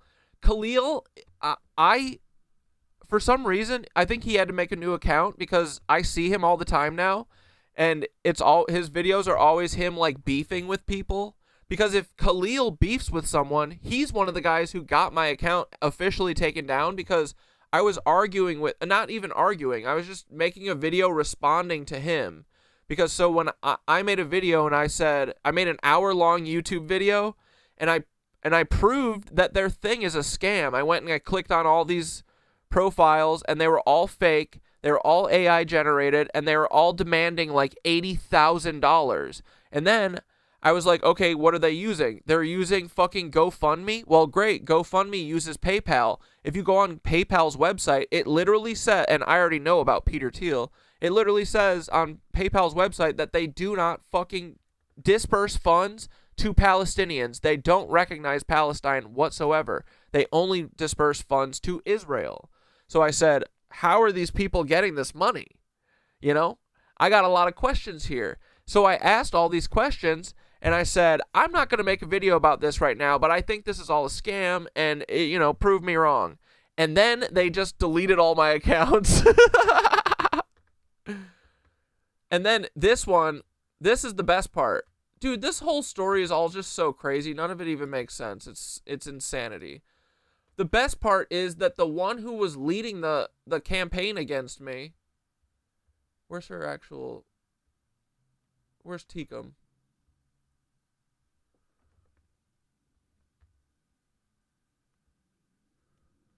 Here, the person that was actually running their campaign against me was this person, Teekum Ulam or Bust. And bro, I saw her face and I remembered her. Look, this is her. She made like videos saying that so when I made that video too, saying that their shit was a scam, they all of those people either made videos or commented that I was like a racist, and I forget all the stuff that they were saying, that I'm a grifter because I don't support Palestinian GoFundMes and all this shit. And then I was like, this lady is fucking, she reminds me of someone. Yeah, she was in Real World, Chicago, the season of Real World where 9/11 literally happens. I had the biggest crush on this girl, and it's literally her. It's her, dude. So funny. But yeah, anyway, there's a lot of lore. We've been everywhere, man. We've had a lot of fun. They all look the same too. They all kind of look like family. That was another thing that was teeing me off. They all kind of look like kind of drug-addled baby Nazis. Anyway, all right, we got to get off this. Sorry. That makes you look away because sometimes it's fun to reminisce, go down memory lane, right? You have children, but you didn't look away. As an elected member of parliament, I always thought my job was to protect the interest of the people who voted for me. I mean, whether that's the economic interest and economic growth and well-being, or from exploitation. And looking in the dark corners that no one else wants to look in. I mean, there's some pretty horrendous things in there. And I'd uncovered so much corruption through my 14 years in parliament. I mean, everything that didn't add up or no one wanted to talk about, it was always corruption. Yeah, but what did it expose, this documentary, and did it change anything? Yes. When I exposed all this, what it happened was that I was actually arrested for and accused of paedophilia. You were arrested? Yes, 3 weeks later. And they made ludicrous accusations that I was a member of the Freemasons. And I mean, the police could have found that out in 5 minutes. That I've never. You were actually arrested? I was brought in and questioned under caution, yeah, on the old record, and I had to have a lawyer there. They offered me the government lawyer, obviously, but that wouldn't have been very good, would it? So, and yeah, they had to drop it. They said there were evidential problems. That's because there was no evidence, and that was just a warning. I mean, that's what they do to people. But it's almost a joke. It wasn't. Well, it's not a joke when you're in the police station and they're asking you the questions they're asking you. Yeah. I mean, it's appalling. 8 years ago, I gave evidence that the chief constable of Leicestershire was a paedophile. Yeah, I didn't investigate him though. But the result, I gave that evidence to the police. The result is that you were investigated. But yes, did anybody do anything with your information? No, they wouldn't do anything with it. Except what we do know now is that the operation, which was running out of the UK, they've moved the administration of it to Belgium since this programme came out. And there was nothing in the mainstream media about anything that's in that programme. And they didn't attack it, they just ignore it. That's what they always do. It just doesn't exist. How big is this? There's more money, I think we can accept, there's more money in child trafficking, the sex trafficking of children, than there is in drugs or weapons. Because it's also about organs, eh? They trade the children. They only sell the drugs once. They sell the children many, many times. And then when they're finished with them, they organ harvest them. That's why you never find the victims in the end. It's appalling. But that's how much money. There's huge amounts of money in it. And it's state-sponsored. And that's why you will not stop it at the moment, because the state will never investigate the state. But there were people very close. You watch the documentary. There are people in MI6 linked into the companies that were, I believe, laundering the money, which is Economics, and it was funded by US aide, which thankfully... oh, yeah, Mr. Bunny. Goodbye Nancy's every night. I almost forgot. I literally forgot. Maybe we'll do it tonight. We haven't done that in a long time. Donald Trump shut down some months ago. Canonics is in 27 countries. Oh, yeah, when we called Paul on... Wait, what? Black Death, was that on 9/11? Or was it the day before 9/11? Was that Charlie Kirky Day? I think it was. It was like at the end of the stream. We called Paul and confirmed that his phone number is real. I still text him. What was the last message I sent?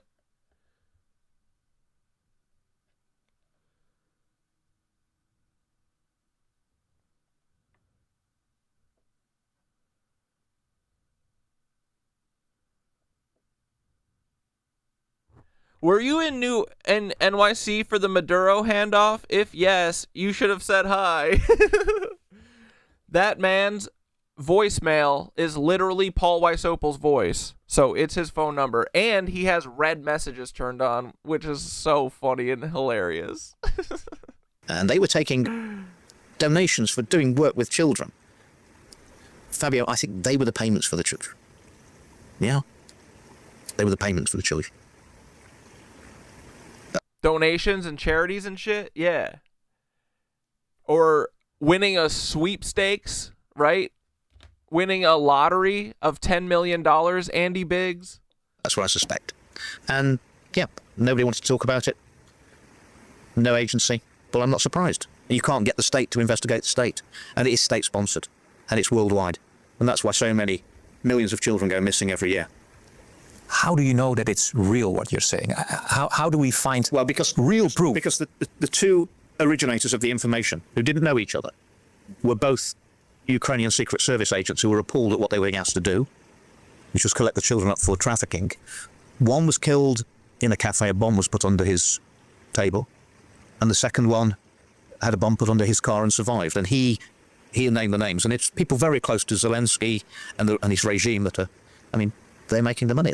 They love a war because it allows children to disappear and no one asks any questions. Yeah. So you have Ukrainian whistleblowers. But one of them was killed and the other one was injured badly with a bomb. I've got I played the clip where Vasily goes to his car and the car explodes. It was from a car park camera. You can see it. That's what happened. So I mean, that's what happened to the whistleblowers. And the person in the group I'd got who took the information to the National Crime Agency 2-3 days after she'd given this exclusive information, evidence of child trafficking, and naming the companies, someone from the company, Economics, was checking out her social media history and her LinkedIn profile. So clearly the National Crime Agency had leaked the evidence to the company that we'd implicated, and then they were starting to investigate my team. Did you start to feel unsafe, also about the safety of your own children, after this documentary? Well, we're not safe, are we? But I mean, that if if they want to do something very bad to you, they're going to do it. So there's no point being scared about that. Yeah. Exactly. And fuck them. I stood up and spoke about the vaccines when my government tried to force the experiment. My old chats in YouTube for keywords? No. Is that what you mean?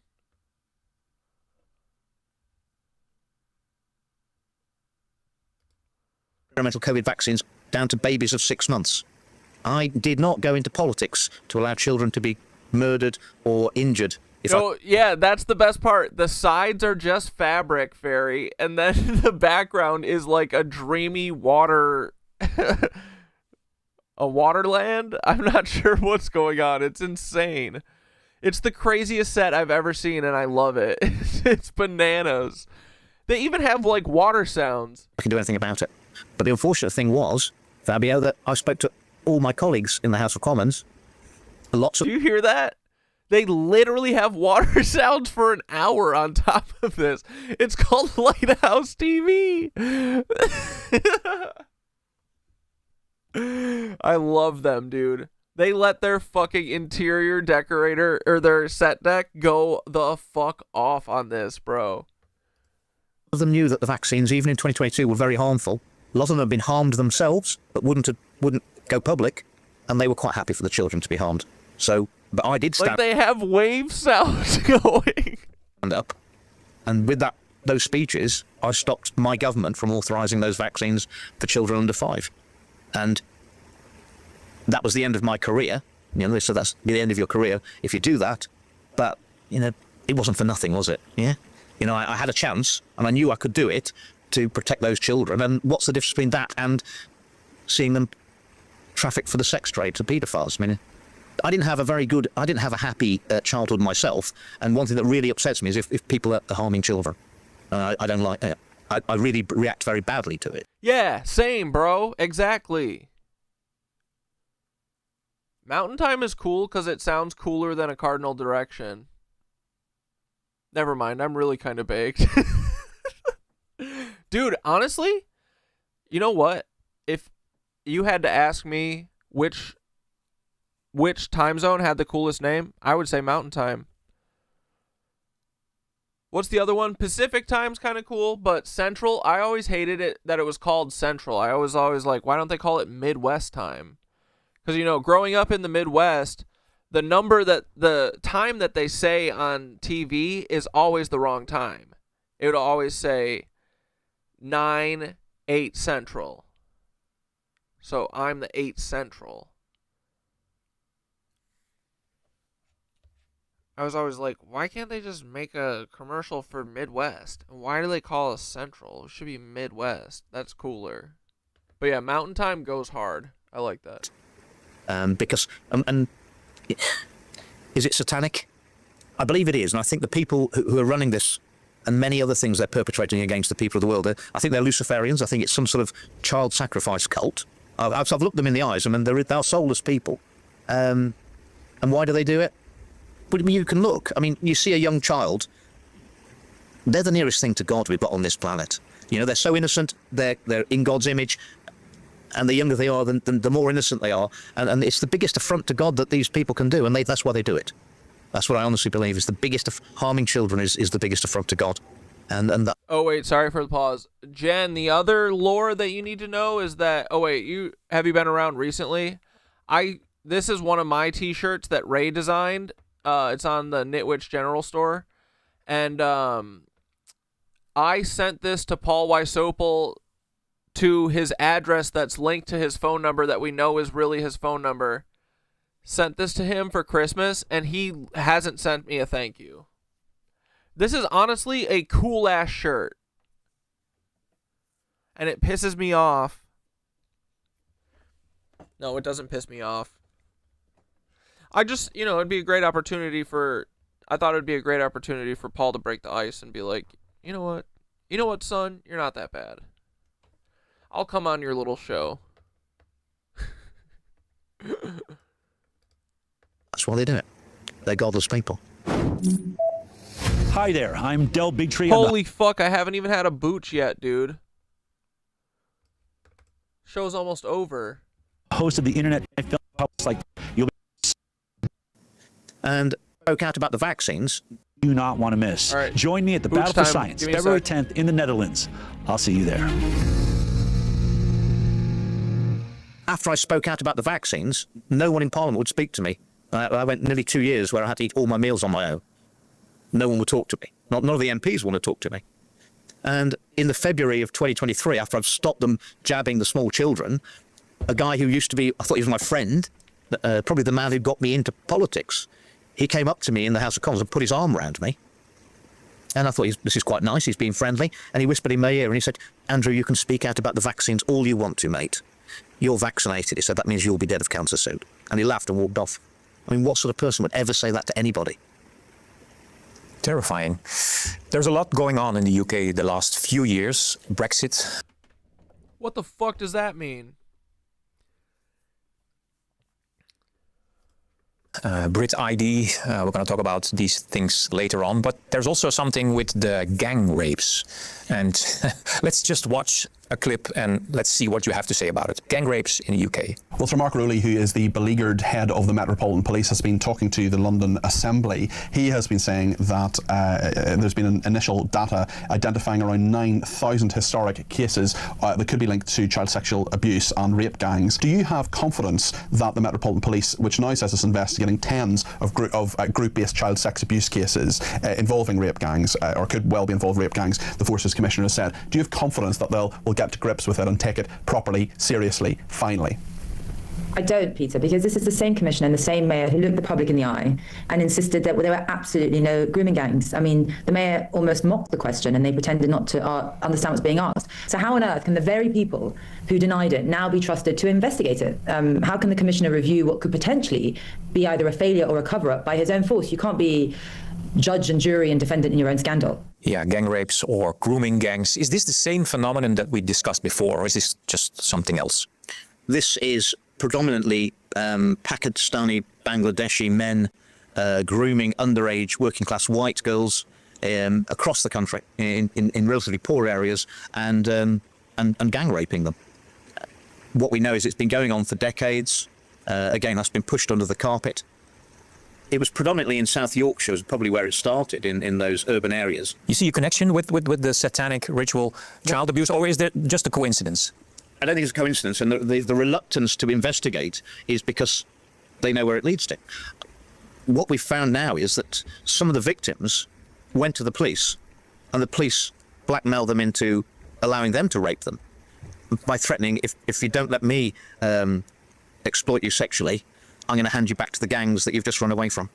Nice. And that's coming out, and there's the reluctance then to investigate the police. South Yorkshire Police, they were doing an internal investigation into what's gone wrong, and they've had to hand it over to another police force because none of the victims will speak to South Yorkshire Police because they know that they were raped by the policeman as well. So you've got a lot. But then the whole system is rotten. The whole system is rotten. Right. Doesn't that make you very, very cynical? Well, I am cynical, and I've come to the conclusion that in the UK and probably across Europe and the Anglosphere, that our institutional barrels, not all the apples in all the barrels are rotten, but all the apples at the top of all the barrels are rotten. And any apple that wishes to rise to the top, you. But honestly, I think the barrel's rotten.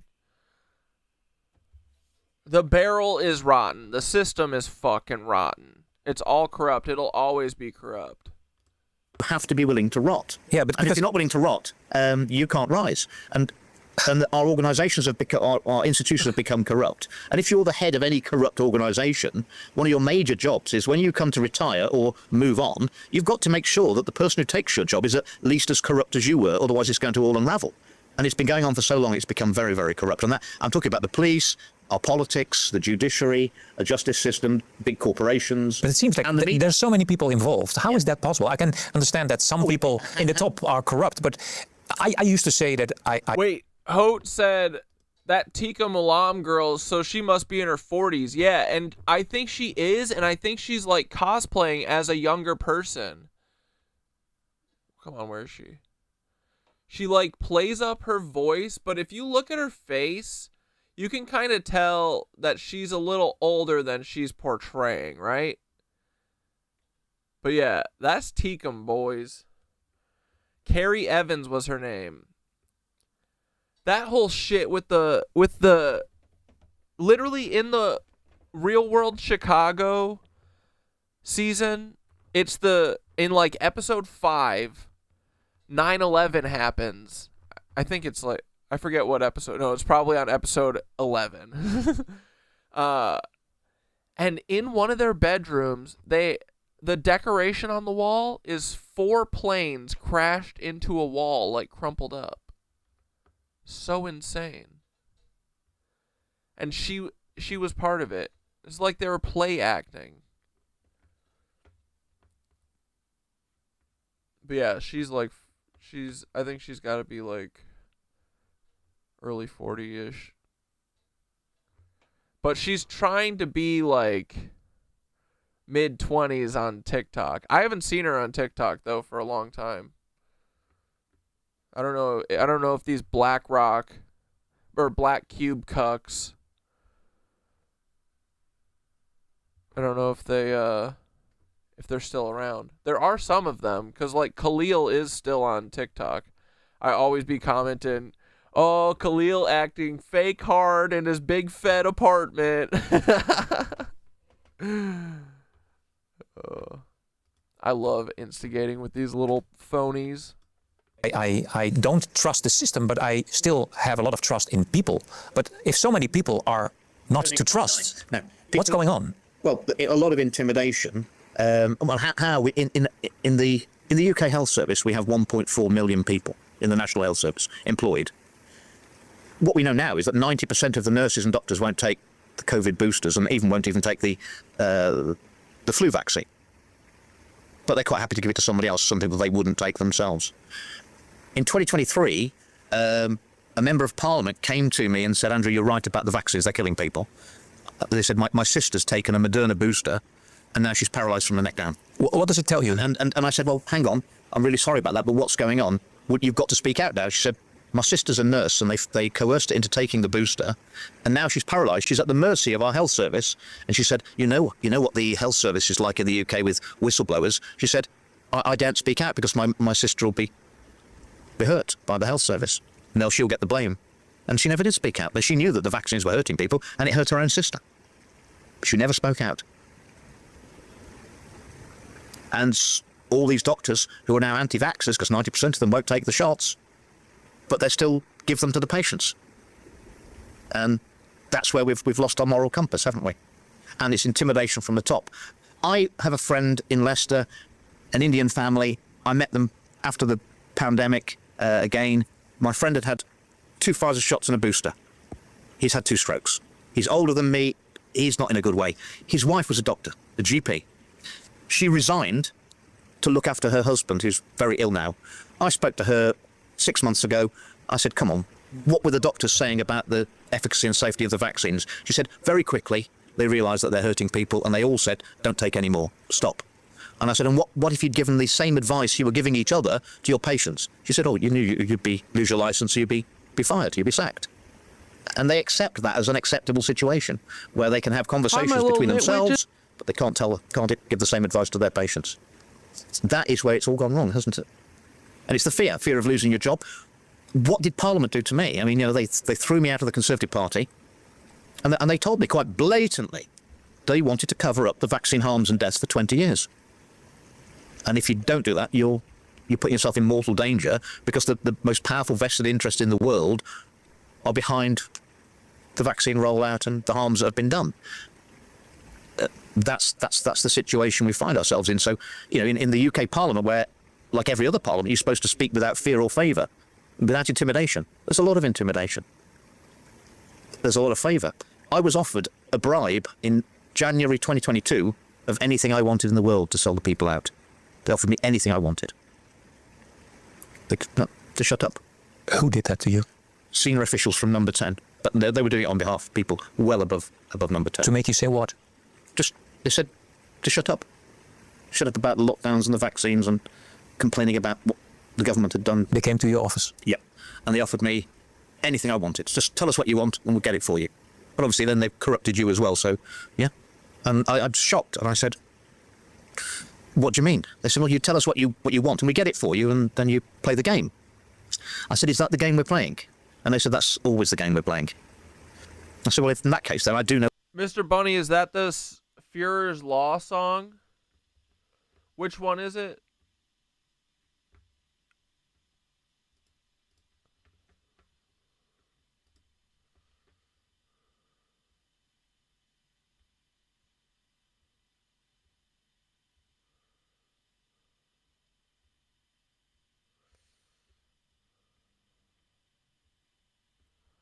Will you send it to me again? Or tell me where it is?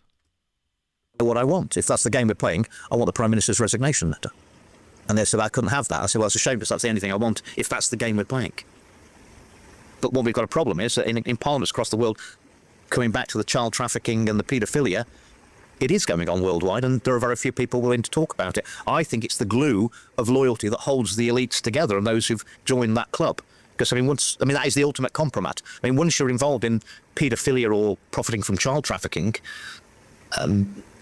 it's so taboo that they've got the ultimate blackmail on you. They can control you forever once you've joined that dark side. Dude, this and I think a lot of people have. And as I say, to gain high office anywhere now, I think you've got to be corrupt. You've got to have been corrupted and be controlled, so they know that they have the control of you. Yeah. And that's why we have such bizarre decisions made in our politics. That's how we can end up with the nonsense of man-made climate change and, the vilification of carbon dioxide, which is actually the gas of life. The perversion of science. I'm Dr. Peter McCullough, president of McCullough Foundation, internist, cardiologist, and epidemiologist in Dallas, Texas. And on February 10th, I'll be traveling to the Netherlands to be a part of expert on February. Because what you're saying is 26 to be in the Netherlands. I don't trust the Netherlands. They aren't even using Greenland the way they should. And join us for the battle for science. I'll see you there. It's hard to change the subject because what you're saying is really, really important. But I want to talk about Brexit and later on also about the Brit card, the Brit ID. Yeah. Were you pro-Brexit? Yes, I led the Leave campaign in the East Midlands. So I was right at the top of the Brexit. And I'd always been. Actually, my first foray into politics at all was in the late 90s as a businessman when I was business for Sterling and the No campaign to keep the UK out of the euro, which I think was a very good decision because it's much harder to leave the European Union if we'd gone into the euro. Andrew, let's just watch an analysis of BBC News about Brexit at the moment. As he took office on Tuesday, Rishi Sunak turned to the Conservatives' election manifesto of 2019. I will deliver on its promise, building an economy that embraces the opportunities of Brexit. Mr. Sunak wants to build the economy. What a goofus, right? Who would ever listen to that guy? He's such a turd. But there's no shortage of people who say that Brexit isn't helping to do that. Brexit is and was and will be a total disaster. Brexit is doing the economy real damage. Brexit, as negotiated, is frankly a disaster. Rishi Sunak wouldn't agree that Brexit's a disaster, and however it's described, based on available evidence, this is what we know about Brexit and the economy. In 2020, then Prime Minister Boris Johnson agreed a trade deal with the EU, in which the UK left the single market and the customs union. Mr. Johnson saw it as a deal which will, if anything, allow our companies and our exporters to do even more business with our European friends. That's not happened yet. This is the Non-Partisan Institute for Fiscal Studies. We've lost a large fraction of our trade with the European Union, including with high-value professional services trade. That's making us poorer. Or there's the UK's trade as a whole. The Office for Budget Responsibility is the official body that provides independent economic analysis. It's concluded there's been a 15% reduction in trade intensity as a result of Brexit. Yeah, Brexit is a total disaster. We heard that. I saw you nodding. You're not... Well, that's just the propaganda, isn't it? I mean, the establishment never, ever thought that we were going to leave. They thought they could control the vote and the minds of the people and intimidate them into scaring them. Project Fear that... we can't stand on our own, we're not big enough. Our trade, digital IDs or more nonsense about net zero and more taxes to pay for these policies which are actually taking away your freedom, making you poorer, colder and less free. I mean, and they paint a very grim future for humanity, don't they?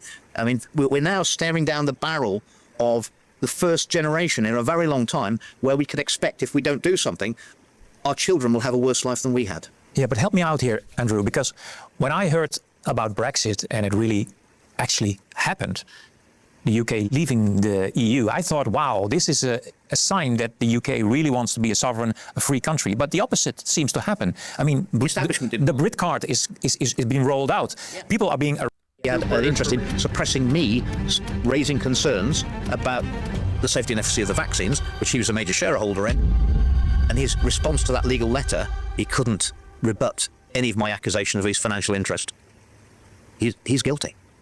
But dude, they truly have the wave sound the entire interview, even under the flame and the intense drum beat song. That's so funny. He's still a very, very powerful man, and he's a very rich man. I appreciate it, honestly. They are committed to the artistic vision.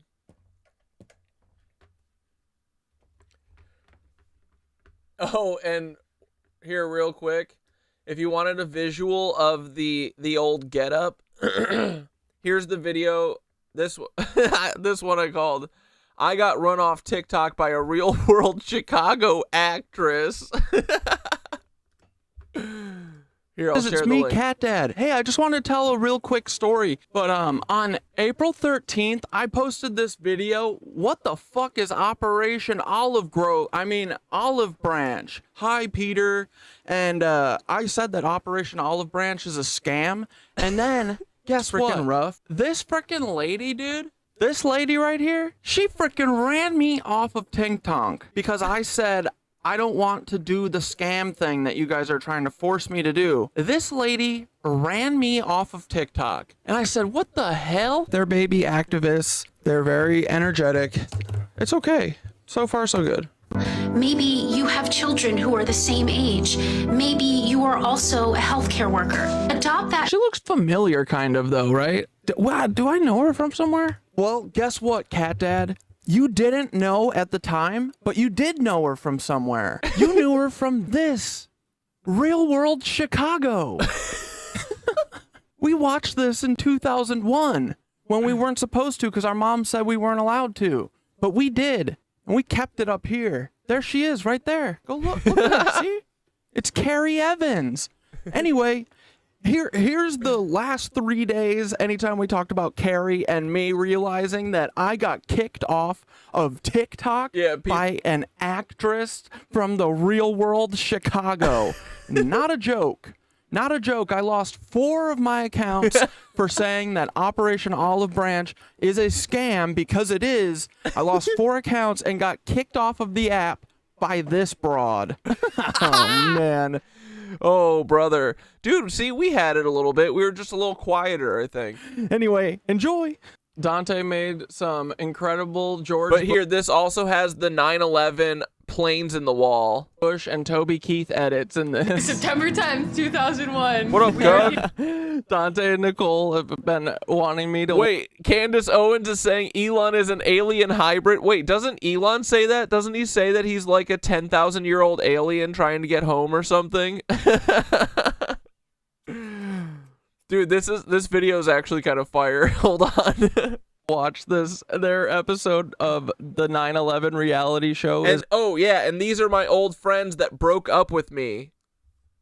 It's absurd. Let's see. We're just chilling at the beach. We're vibing. Pre-testosterone Corey. You know. Yeah, it was before I was on Teen Boys. It makes so much sense why we couldn't find it anywhere now. They wanted the... Okay, tell me they're not brother and sister, right? Now that we know what they're capable of, now it's like, are you brother and sister and lovers? Gotta know. Reality show made during 9/11 to go away, but we are here to watch it. When is this from? This is from a year ago, March 20th, 2023. I was gonna say, it seems like from even longer ago, but man, you guys are still fire. Later, but most important piece to understand is... And bro, them breaking up with me ended their careers. They've never made anything since. Can you guys see them on TikTok and stuff? Do they post anything? Their YouTubes don't work. None of their websites work. I think the only thing they do is tweet, but I'm blocked. They blocked me on both of my personal account and my Cat Dad account. Yeah, they're definitely, they are so in love as siblings. The out-of-pocket funny line. As long as your jokes stay below the line, your chance at a brand deal is never zero. But if you go above the line, you can kiss your content creator dreams goodbye. It's not data, but it's a graph. So excited. It's not that 9/11 excites me. 9/11 does excite me. It's just that the idea of a reality show being filmed you starting on September 10th, 2001. Come on. Dude, I remember this season. I remember these characters. House And then like 9/11's gonna happen, and they're gonna be like, maybe we do like each other. Excuse me. Maybe the phone Isn't isn't that that big of a deal. You know what? You can talk to Justin. He could die tomorrow. Yeah, Justin lives in Manhattan. Oh my God. Remember that Matrix we talked about Look, here's one of my old handlers too, Dane Wolf. earlier? Oh, no. I talk to Justin every day. He works in finance. You know, He's just busy all the time. He Yeah. never leaves. He leaves the office. Works in the World Trade Center. Is this bad? Stop the terror. Show the wall. Fuck them. The way I always like call it. Wait, This is where's like the an wall? experience. Yeah. How could any season after this one call itself an experience? Watching this right now. You. Dude, was These terrorists have in their this is who if you are capable I think this is of who taking I as was many lives, thinking. then This is fucking white power Tatum Akunlo or whatever. You know what I'm talking about? Take 'em, Tatum, the OO beer. Dude, is this who I'm like? Because, dude, I'm telling you, I feel like I've seen that woman before. Tatum Alum, the white supremacist running OOB. Dude, after the frickin' stream last night, I had a realization with Dante and Nicole. We were goofing in our chat, and I said, wait, dudes, I was joking, but I don't know, maybe this Tikka Maloom shit is real. It was like, dude, the comparison is kind of close. Nicole sent me the same exact screenshot. She was like, bro, I screenshotted it as soon as you put it up. So after we go through that 6-hour stream yesterday, then it's like 1 a.m, you know, and I'm like, holy shit, this is real. Once again, it's real. How does this keep happening, dude? Why? Like, are we just pure, like, unfiltered, like, stream of consciousness, like, source material from the one? The universal one? Like, how? Dude, this is all coming to me. I'm just saying things, and they keep turning out to be real. This has to stop eventually, okay? I don't like it. I don't want to be, like, the bad news whisperer. I think I am, though. The second I got off with you guys, I was like, wait, I think this is real. All right, hold on. I knew it. I knew you from somewhere. You guys want to know where? From the 9/11 season of Real World. Not a joke. This is so crazy. That's Teakum, 1,000,000%. Again, dude, I bet my Paul Weissopel life on it, bro. Oh, and of all shows for this lady to be from, this was, once again, you fuck with me? I was the worst person to fuck with. Dude, all of the, like, early 2000s Real Worlds, that's all I watched because my mom didn't want me to watch it. That's all I watched, bro. Like, Cooked, Goose. What are those things on the wall? There. The horrible, sick irony of these planes. What are those? What do you mean? These planes. What do you mean? Oh my God. What are those things? Look.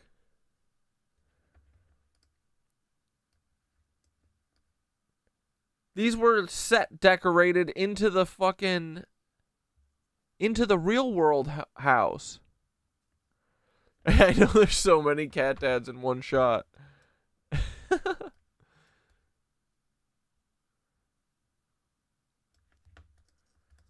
You know, like, Those fucking planes? the horrible, sick irony of these planes. What do you mean? These planes. What the hell? Yeah. What do you mean? These planes. Oh my God. Now that you But they're like partial airplanes. Yeah, like. Yeah, they're like crumpled into the wall. All right. Who made? Anyway, if you guys want to watch it, you got the link.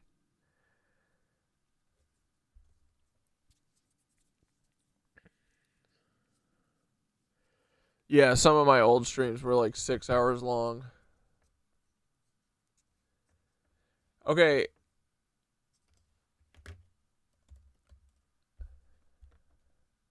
Thanks, Peppa. That video is good. I think they're on to like British stuff.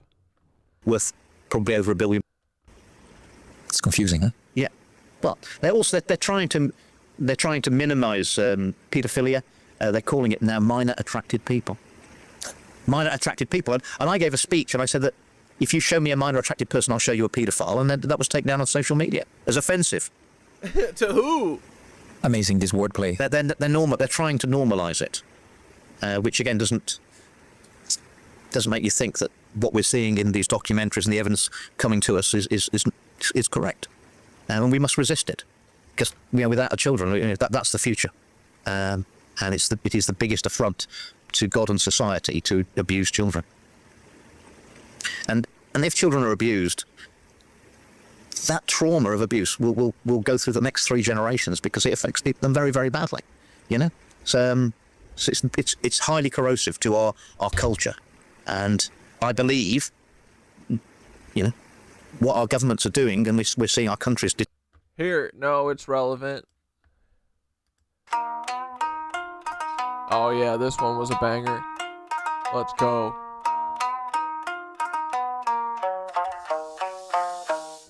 Praise Cronus, father time with a cannibal grin. Devour the newborn future just to tighten his skin. If that's the God you worship, then your kingdom's a joke. A cult built on the ashes of the children you broke. I read the rights in the cracks of the courthouse stone. Found sigils in the margins of their Luciferian student loans. lizards.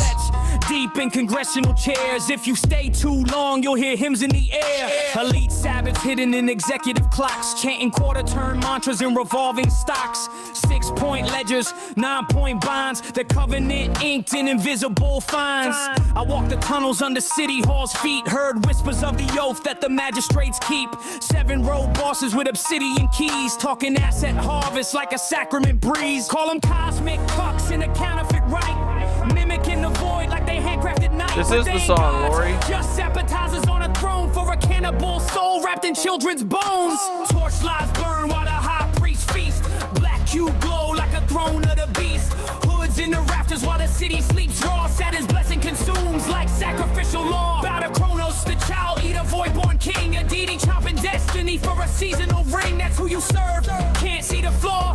Worship a monster, then act surprised when you get crushed in his maw. I've seen vice lords bow to a banker's decree. Rich men pray harder than the boys on the streets. Whole boardroom circle like a cult staircase, marking every worker as an offering base. They do black cube math with the bloodline ledger, tracking this every is Mr. soul Bunny's they can claim as a debtor. Saturnalia. Talking cycles, returns, alignment gains. Shit's just old magic wrapped in economic change. They host feasts. It's on the disco. Penthouses at dawn, chanting hymns, commit sins as the world gets conned. It ain't myth, it's a doctrine with a quarterly plan. Sealing tax breaks and sigils like a ritual brand. Legislators chant in a corporate tongue. Barristers burn seals like the blessed and young. And I'll say it twice for the ones who duck. All these cube-licking lizards are celestial cults. So here's my offering carved in rhyme. A testimony scorched in Saturnine time. You can mask the feast, you can hide the blade, but your empire falls cause your cube is fake. Worship Kronos and you inherit his curse. Consume your children as the clock spin in reverse. A shiny black throne built on rotten decay. You'll die to feed the crown you sold your soul to obey. Torch lights burn by the high priest feast. Black cube glow like a throne of the beast. Hoods in the rafters while the city sleeps raw. Saturn's blessing consumes like sacrificial law. Kronos chewing on his sons in a cycle of dread. His spirit looms in executive boardrooms painted red. A cult of consumption, every soul you claim. Feasting on the future just to keep your name. One day the cube won't reflect your will. One day the chants in your halls go still. In the streets will echo what your prophets conceal. A throne built on shadows can never be real. One day the cube won't reflect your will. One day the chants in your halls go still. In the streets will echo what your prophets conceal. A throne built on shadows can never be real. Oh, this was the 333 episode. Let's go.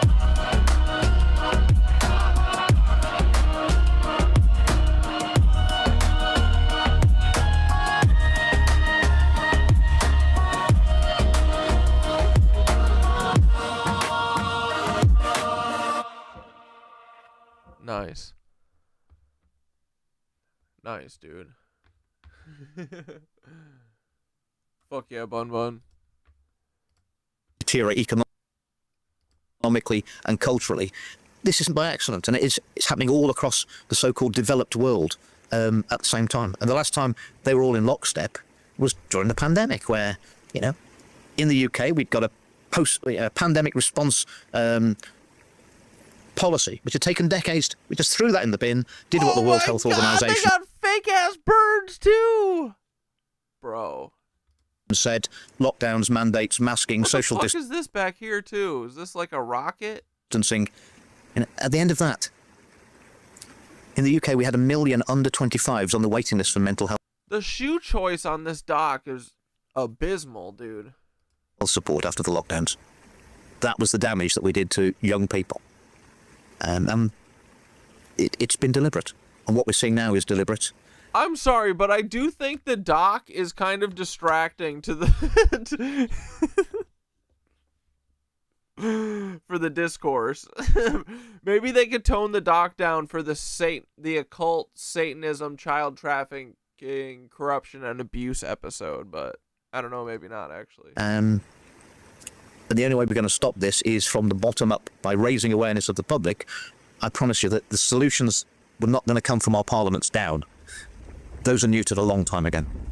I want to talk about one more subject with you, Andrew. You mentioned digital ID and Keir Starmer. And Keir Starmer recently, a few months ago, explained to the press and to the UK citizens how he was going to roll out the Brit ID, and also that there was no question that it was going to be mandated. Let's just look at this historical clip. Our immigration system does need to be fair if we want to maintain that binding contract that our politics is built on. Otherwise, it undermines trust, undermines people's faith that we're on their side, and their belief that the state can and will work for them. And that is why today I am announcing this government will make a new free-of-charge digital ID mandatory for the right to work by the end of this Parliament. Let me spell that out. You will not be able to work in the United Kingdom if you do not have digital ID. No, Peppa, you can keep Lincoln. I like it. Your videos are good. You will not be able to work in the UK. I just like to razz you sometimes. It's okay. If you do not have digital ID. You do get special privileges, because I can tell that you're just excited. That's an absolute red herring that he's saying that, you know, this will stop the illegal migrants. In the UK, we have. I do love the background though. This is funny as hell. I mean, it just goes further to the absurdism of literally everything. This fabric, dude, is amazing. I love this. I've never heard an interview that has an infinity water wave sound going for the whole interview. It's so awesome. That's a bold choice. No one's ever done it in the biz before. We're finally seeing innovation. It's so good. Called a national insurance number, which you have to work. No illegal migrant will have a national insurance number, therefore they won't be able to work because they can't produce a national insurance number. So in fact, it's already taken care of, the problem. So the problem's already taken care of, yes. But did anybody in the press say that to him, that he was trying to solve a problem that was already... The press are all pretty tame, aren't they? And the Conservative Party, the previous Conservative government, they'd done all the consultation on the digital ID, so it was always coming in. It wasn't in Keir Starmer's manifesto. He never told the people, vote for me because I'm going to give you a digital ID. And he's mandating it. Well, can you remember the last thing that government's mandated? You don't have to mandate something that's good for the people, do you? But he's telling it as if he wants to recover trust. It's amazing how he changes... Well, they're spinning it to the people. You know, the digital ID is the biggest transfer of power. Wait, is this video flipped, or does he have his... Or maybe it's just a ring? Does he have his ring on the right hand? Power from the individual to the state we've ever seen. And it's a one-way street. So you're giving... Corey and Cat Dad works. It's fine. Whatever you want. Our governments, effectively, power over every aspect of our life. They can link our digital ID to our health records. They can say whether you've had all your vaccines or medications. They can link it to your bank account, and they link it to your internet access. They know exactly what you're, if you're watching The Lighthouse, you're probably on a list somewhere. You need. I think the fabric's real and the plant is real, and I think the back wall is fake. But I think it might be a giant video screen and not a green screen. Stop doing this. You could be restricted on. But I'm not sure, because I can't tell if they just have cool lighting or if he's catching a green screen shadow here. Because this is also green over here, so I'm not sure. But it could be a green screen in the background. It probably is a green screen in the background, but and then this is I would bet this is fabric. Maybe we can figure it out. To give that sort of power to any government, you've got to really trust them. Yeah, but nobody trusts this government. But it's not even that, Fabio, because it'll be forever. So you'd have to trust. No, there must be a giant green screen behind them. A government that's going to be voted in next, which you I guess it wouldn't be video, because I bet they'd walk in and be like, "What the fuck is going on here?" I was hoping that they were in like the that big wraparound video room that they use to film like The Mandalorian, where everything is just like a giant computer game that they actually film, and it looks pretty good actually. I was hoping that this was filmed on that. Don't even know what it is, and the one after that, and the one after that, and you'll be giving away your freedoms, which is probably yours to do. But you'll be giving away your children's, your grandchildren's, and generations of our nations unborn, giving their freedom away, because there's no way out of this. So it's a big responsibility for everybody now, huh? And it's a one-way street. And it's a trap, as far as I can see, and it's always going to be better not to get into a trap than to try and get out of it once we're in it. But is it really going to happen, or is he just bluffing there? Is this really going? It's called a cyclorama, or a cyc. CYC. I forget what they're called, but studios have them where the walls blend into the floor. Yeah, they're probably sitting on a green cyc. I've already done it. I think that it looks like this.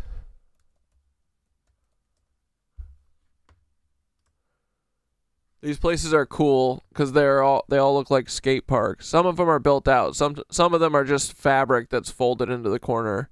But since there's no corner, oh whoops, you can't see.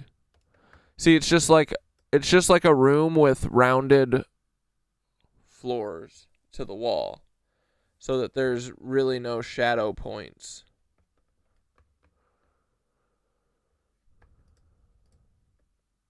Like any of those white void interviews that you see, they're usually filmed on stuff like this.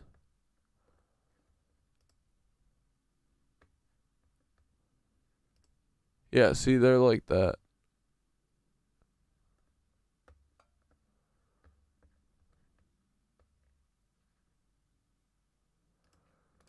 They've already picked up every interaction with. What is the status now then about? 11. They've got 11 million people's digital ID already through something which the previous government, the Conservative government, brought in called the Government One login system. They're already collecting people's digital. All right, we're on to too much British shit. I want to watch this short frickin'. So I want to see Minutes of Horrors talking about some World Economic Forum shit. This is our dessert before bed. And then it's bedtime, boys.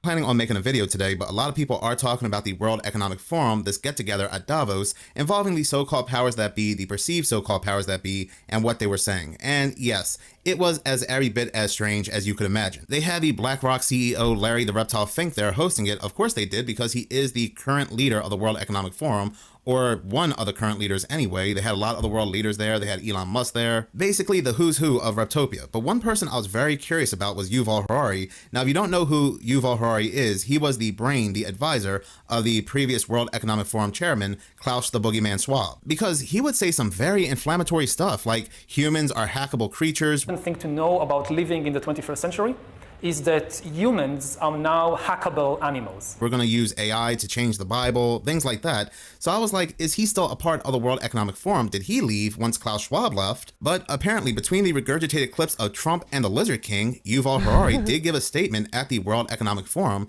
and it's a wild one. This clip, and it's about, his speech is about 30 minutes long, and it's pretty much him hyping up AI. And as I said before, AI is not just a piece of technology that's pulling things from the internet and giving an answer. Maybe the one we have, maybe the ones we are allowed to use, but what they have, what they're using, they are using an entity. They are using something that's coming from another dimension. These people don't see this AI as a piece of technology. They see it as their God. So I'm going to go ahead and play this clip. It's about 7-8 minutes long. Then I'll go ahead and give my take at the end. There is one question that every leader today must answer about AI. But to understand that question, we first need to clarify a few points about what AI is and what AI can do. The most important thing to know about AI. Dude, this snowstorm shit better not be bad. It better fuck off. I don't want to hear it. Texas is fucked, though. Texas, everyone in Texas might die. But I think everyone else might be okay. But that's just because the electric grid is just going to fail. Is that it is not just another tool. It is an agent. It can learn and change by itself and make decisions by itself. A knife is a tool. You can use a knife to cut salad or to murder someone, but it is your decision what to do with the knife. AI is a knife that can decide by itself whether to cut salad or to commit murder. The second thing to know about AI is that it can be a very creative agent.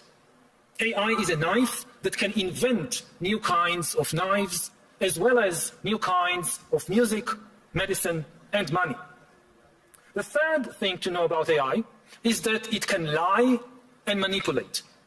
4 billion years of evolution have demonstrated that anything that wants to survive learns to lie and manipulate.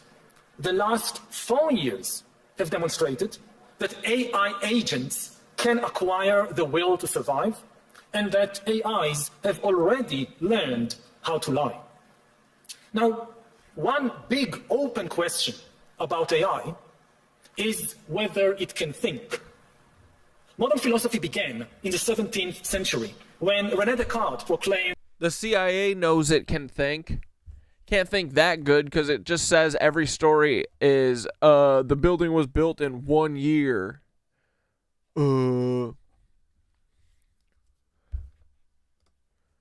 I think, therefore I am. Even before Descartes, we humans defined ourselves by our capacity to think. We believe we rule the world because we can think better than anyone else on this planet. Will AI challenge our supremacy in the field of thinking? Now, that depends on what thinking means. Try to observe yourself thinking. What is happening there? Many people observe words popping in their mind and forming sentences, and the sentences then forming arguments like, all humans are mortal, I am human, therefore I am mortal. If thinking really means putting words and other language tokens in order, then AI can already think much better than many humans. AI can certainly come up with a sentence like, AI thinks, therefore AI am. Some people argue that AI is just glorified autocomplete. It barely predicts the next word in a sentence. But is that so different from what the human mind is doing? Try to observe, to catch the next word that pops up in your mind. Do you really know why you thought that word, where it came from? Why did you think this particular word and not some other word? Do you know? No. As far as putting words in order is concerned, AI already thinks better than many of us. Therefore, anything made of words will be taken over by AI. If laws are made of words, then AI will take over the legal system. If books are just combinations of words, then AI will take over books. If religion is built from words, then AI will take over religion. This is particularly true of religions based on books, like Islam, Christianity, or Judaism. Judaism calls itself the religion of the book, and it grants ultimate authority not to humans, but to words in books. Humans have authority in Judaism not because of our experiences, but only because we learn words in books. Now, no human can read and remember all the words in all the Jewish books, but AI can easily do that. What happens to a religion of the book when the greatest expert on the holy book is an AI? However, some people may say, can we really reduce human spirituality to just words in books? He's like, oh, I'm just talking. We're just talking. Does thinking mean only putting language tokens in order? If you observe yourself carefully when you're thinking, you will notice that something else is happening there besides words popping in your mind and forming sentences. You also have some non-verbal feelings. Maybe you feel pain. Maybe you feel fear. Maybe love. Some thoughts are painful. Some are frightening. Some are full of love. While AIs become better than us with words, at least for now, we have zero evidence that AIs can feel anything. Of course, because AI is mastering language. He's like, but we're gonna fucking try and hurt them. We know that. If we can try and hurt something, we're gonna do it. AI can pretend to feel pain or love. AI can say, I love you. And if you challenge it to describe how love feels, AI can provide the best verbal description in the world. AI can read countless love poems and psychology books and can then describe the feeling of love much better than any human poet, psychologist, or lover. But these are just words. Better than any lover? He's an AI fucker, dude. He wants to fuck an AI. He says, this thing been talking sweet nothings to me so hard. We got an AI fucker, dude.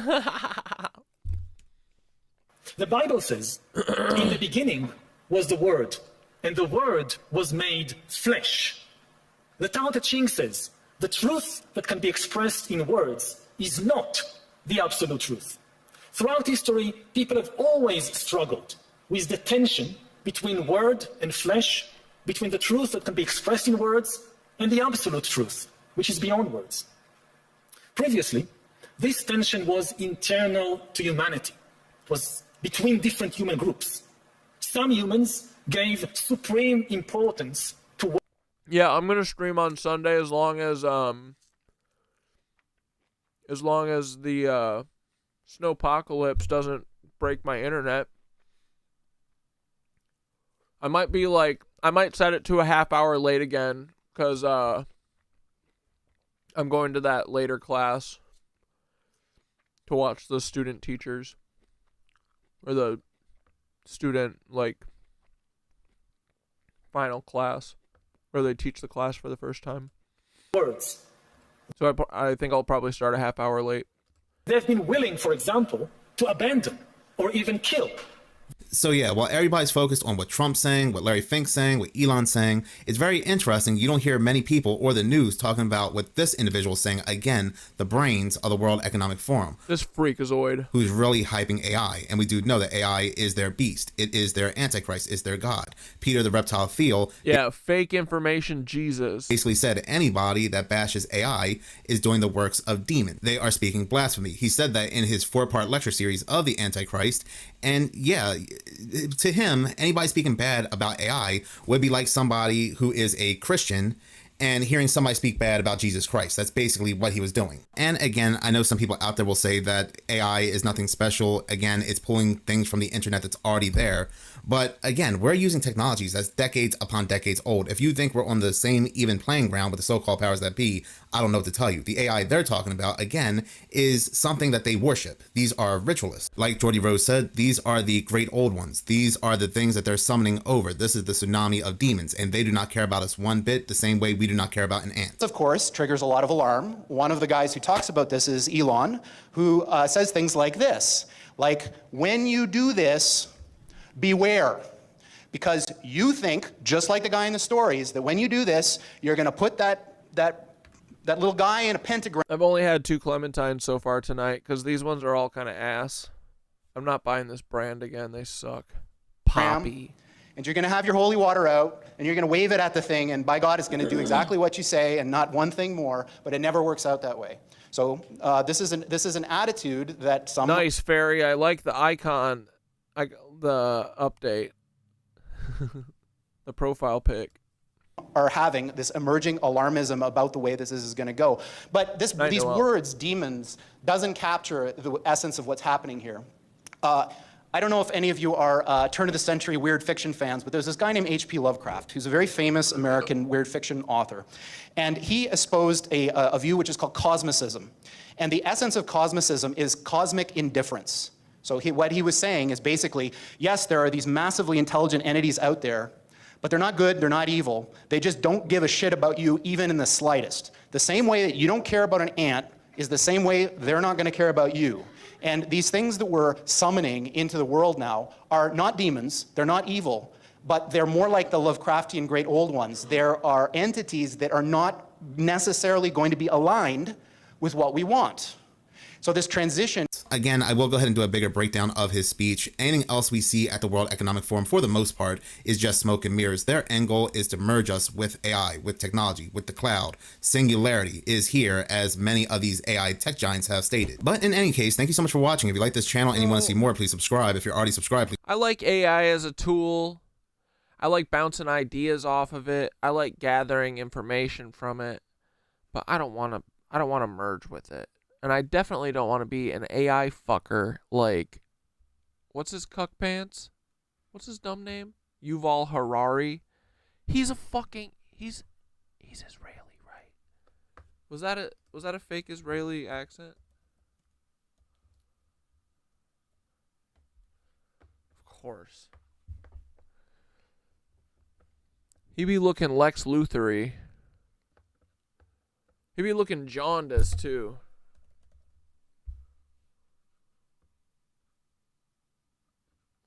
All right, boys, here we go. Let's wrap it up. If you know me like you say you do. Thanks for being here, boys. We'll see you Sunday.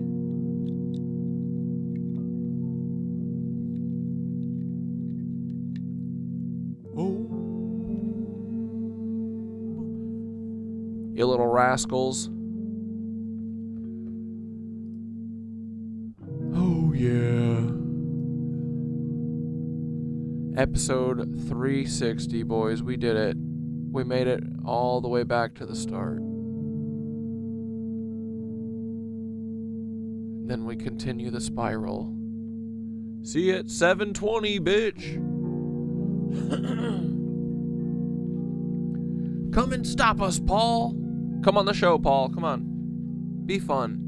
Be fun again. Be a youthful little domestic terrorist actor. You and Kathy. Wouldn't that be so funny if Paul Weisopel and Kathy came on the show at the same time?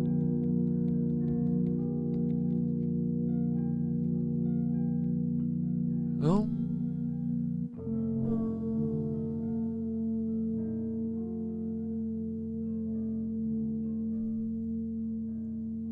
All right, breathe in.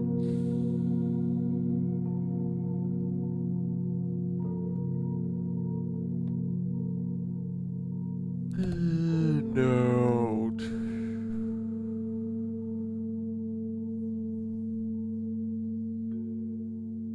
And breathe in.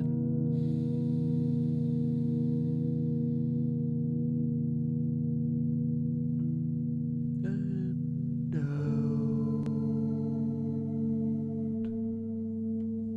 Here we go. The door that wasn't there before. Let's take a deep breath in together.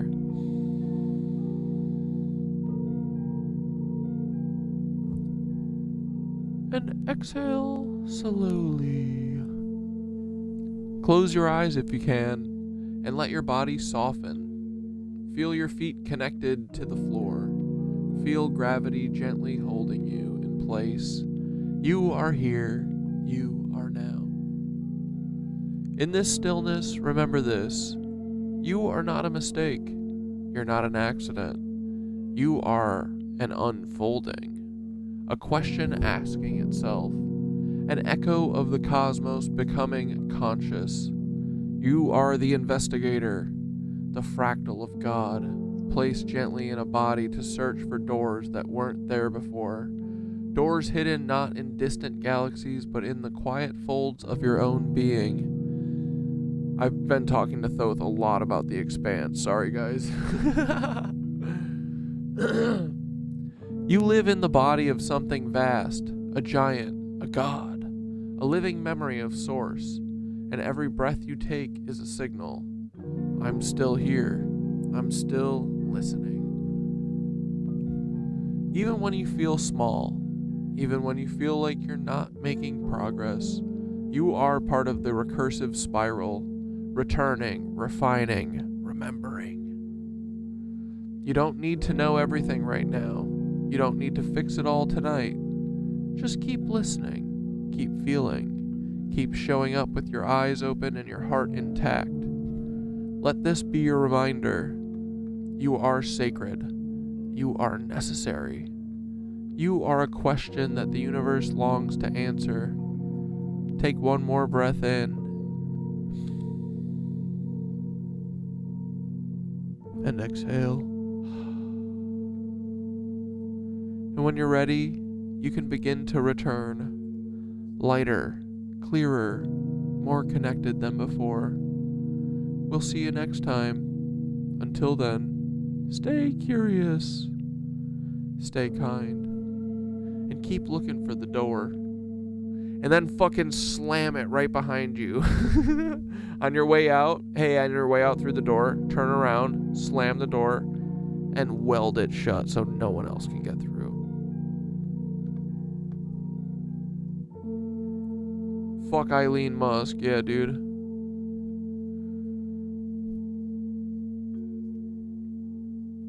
She's a goof. Alright, boys.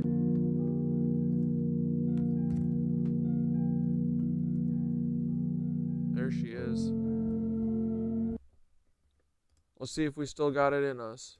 Oh, Tika Mulam, we love you so much. Tika, I miss you, Carrie Evans. Thank you for my obsession with real world Chicago. I frickin' busted yo ass. Ooh, ooh, ooh.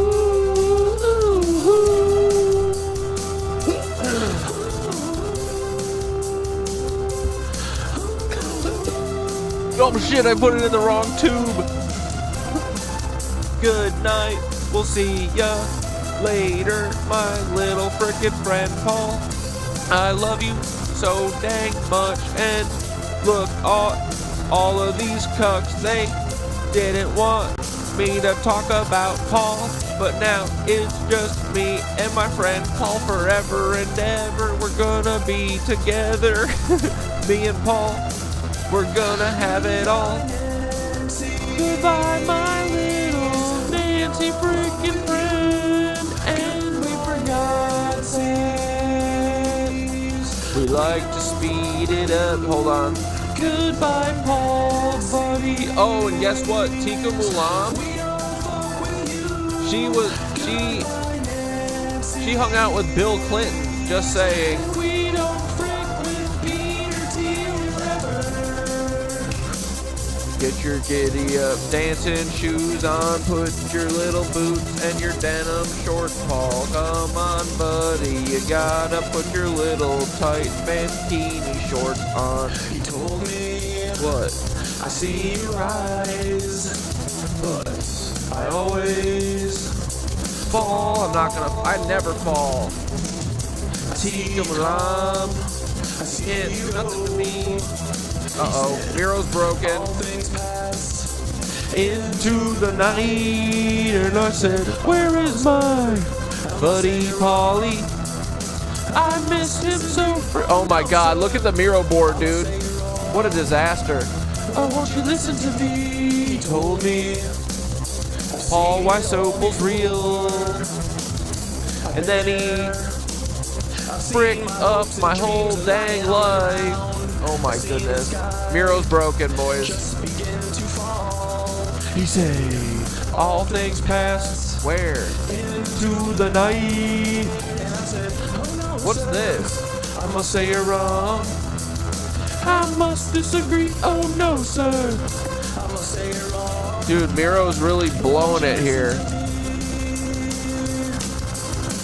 Paul never is gonna listen to me. Please, Paul, won't you give me a call? Please, Paul, please, Paul, please give me a call. Little Paulie, please give me a little callie. Please, little Paulie. Little Paulie, please give me a callie. I love you, Paulie. Please, Uncle Dad Paul.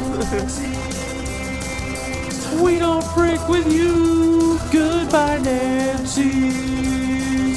You can be normal too and come hang out on the Cat Dad Show with your favorite son of all. It's me, Cat Dad.